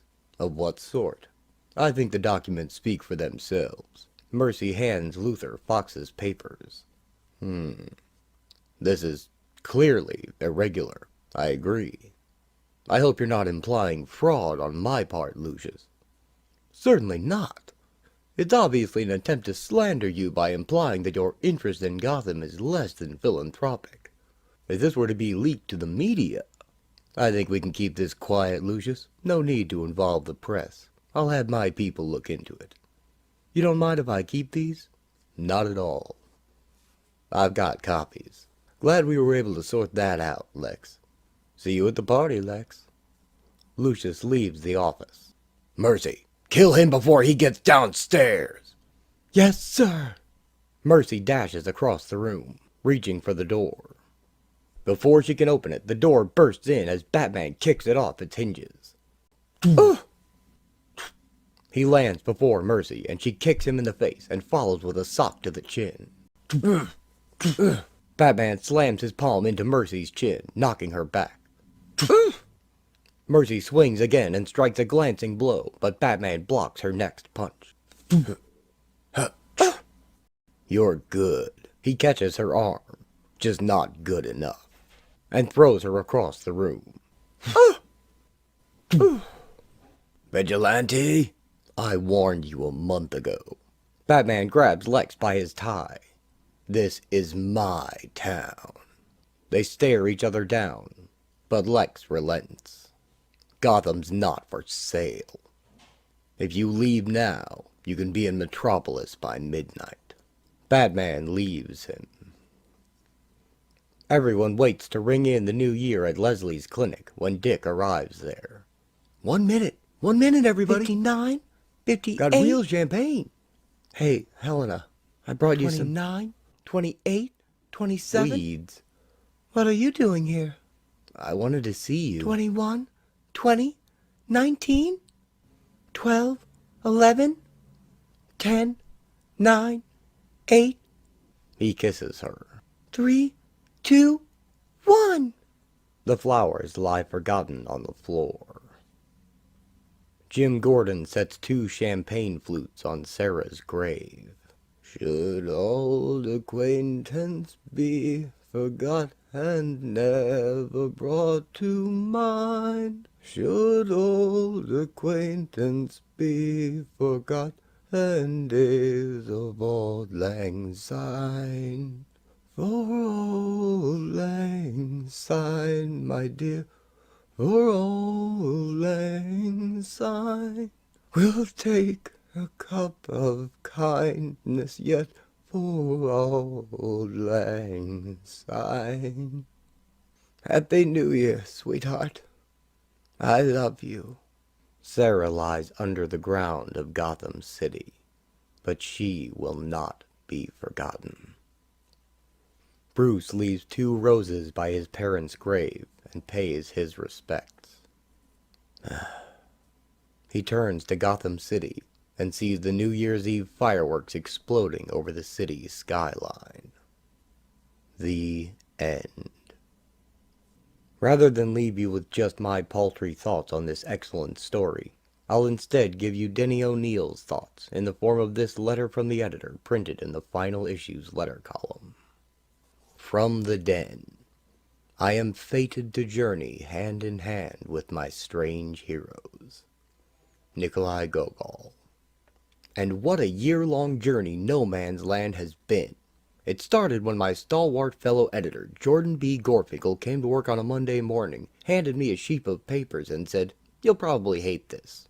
This was a 12-page outline Jordan had done, unasked, over the weekend. A proposal for a year-long storyline about a Gotham City exiled from the rest of the country. I didn't hate it. I was a little afraid of it. This was pretty radical stuff. But I was also intrigued, and I wondered if it might not solve a problem my colleagues and I had been quietly discussing among ourselves, which was, our jobs had become too easy. Scott Peterson, Darren Vincenzo, Jordan, and I were putting out 12 books a month, solid professional comics that no one was finding much fault with, and we'd all been doing it long enough to be good at it. But we knew, just doing our jobs. Boredom was sniffing at our campsite.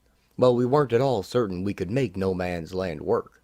And there was a distinct possibility that we'd fall on our collective face if we tried. Nothing like the prospect of a very public humiliation, a little day-to-day terror, to make boredom scamper off into the darkness. No Man's Land got even more radical after Paul Levitz and Mike Carlin agreed to let us do it. Paul suggested that we not only experiment with content, but that we implement new ways of working with the creative folk. So we opted to assign story arcs, not titles. If a given storyline began in Batman, crossed over into Detective, and ended in Shadow of the Bat, all 3 parts would be done by the same creative team. And we decided to experiment with the kinds of creators we'd use. So we recruited writers from other media and artists who'd never done our characters. Finally, we agreed to abandon every bit of conventional wisdom regarding what superhero stories had to be. We'd concentrate on character, theme, and drama, and forget rules about how episodes begin, how much physical action they have to incorporate, and how long an arc has to be. Then we had a couple of meetings with writers, tweaked Jordan's outline, and, fingers crossed, beseeching heaven, began the journey. I later learned that there were skeptics in the comic business who expected us to fail. In short, we didn't. Credit our success to the best staff in comics. Jordan, Darren, Scott, and later, Joe Illidge, Matt Idelson, and Frank Barrios, and a group of extraordinarily talented, cooperative, and generous writers and artists. And credit to you readers who are willing to trek into the unknown beside us. You're probably reading this a week or two before the end of the year, and the century, and the millennium, while we are already preparing next spring's books for the printer. No Man's Land is, for us, already history, but we haven't forgotten it, and we won't. It has given us new techniques, enlarged our vision of what commercial comics can be, rekindled enthusiasm for our jobs, we no longer fear boredom, and renewed our faith in you, our audience. You've proven that you're worthy of our best efforts, and that, my friends, is the nicest gift you can give us. Thank you all. We hope you like what comes next. Dennis O'Neil, September 1999. Well, I certainly hope you've enjoyed this presentation of Batman No Man's Land. It was an unprecedented event even for the Bat books, which had set a trend by 1999 of having bigger and bigger events through the 90s, all of which damaged the city and finally culminated in No Man's Land and a reset to the new status quo afterwards. Batman would finally graduate to the modern version we know today with perhaps his greatest victory, saving Gotham from its abandonment, or at the very least making sure it survived long enough to be saved in the end. Batman would also take a backseat in JLA during the event, owing to his needing to be in Gotham more than ever and thus having less time for League duties, but when that book needed him he would still appear in some stories. You may have noticed Batman's costume changing a lot during the event as well. And while I think this was mostly an editorial choice to not rein in the artists and to let them each decide his costume's colors, the particular shades of blue, gray, and black, for each story as it best suited them, in-universe I like to explain this by thinking Bruce varied his selection of batsuits in order to perhaps make crooks think there was more than one Batman at work. The all-black costume would eventually become the standard, though. There would also be more Bat events which tied all the books together, of course, but for many fans, the peak of them would always be No Man's Land. So while we may well return to Gotham at some point, for now this marks the end of my series of Batman events. This was a long and difficult project for me, and I'm dedicating this program to my faithful and now lost compatriot, my cat George Clooney. I'd had him for about 18 years, since I was a young man, and he was the sweetest cat I'd ever had, and we had fostered quite a few cats in our time. George was a great comfort. No matter how large my workload or how low my spirits, he could always pick them up again and remind me there was more to life than my computer screen and the world of fiction. Now that this is complete, I'm ready to move on and get a new cat, and I know that's what George would have wanted. He loved people as well as cats, and his was the most generous soul. I'll always love you, George. Goodbye, and farewell. And goodbye to you all as well, for now. Please do take care out there, and hug your own pets tight, or whatever your loved ones may be. And as always, thanks for watching.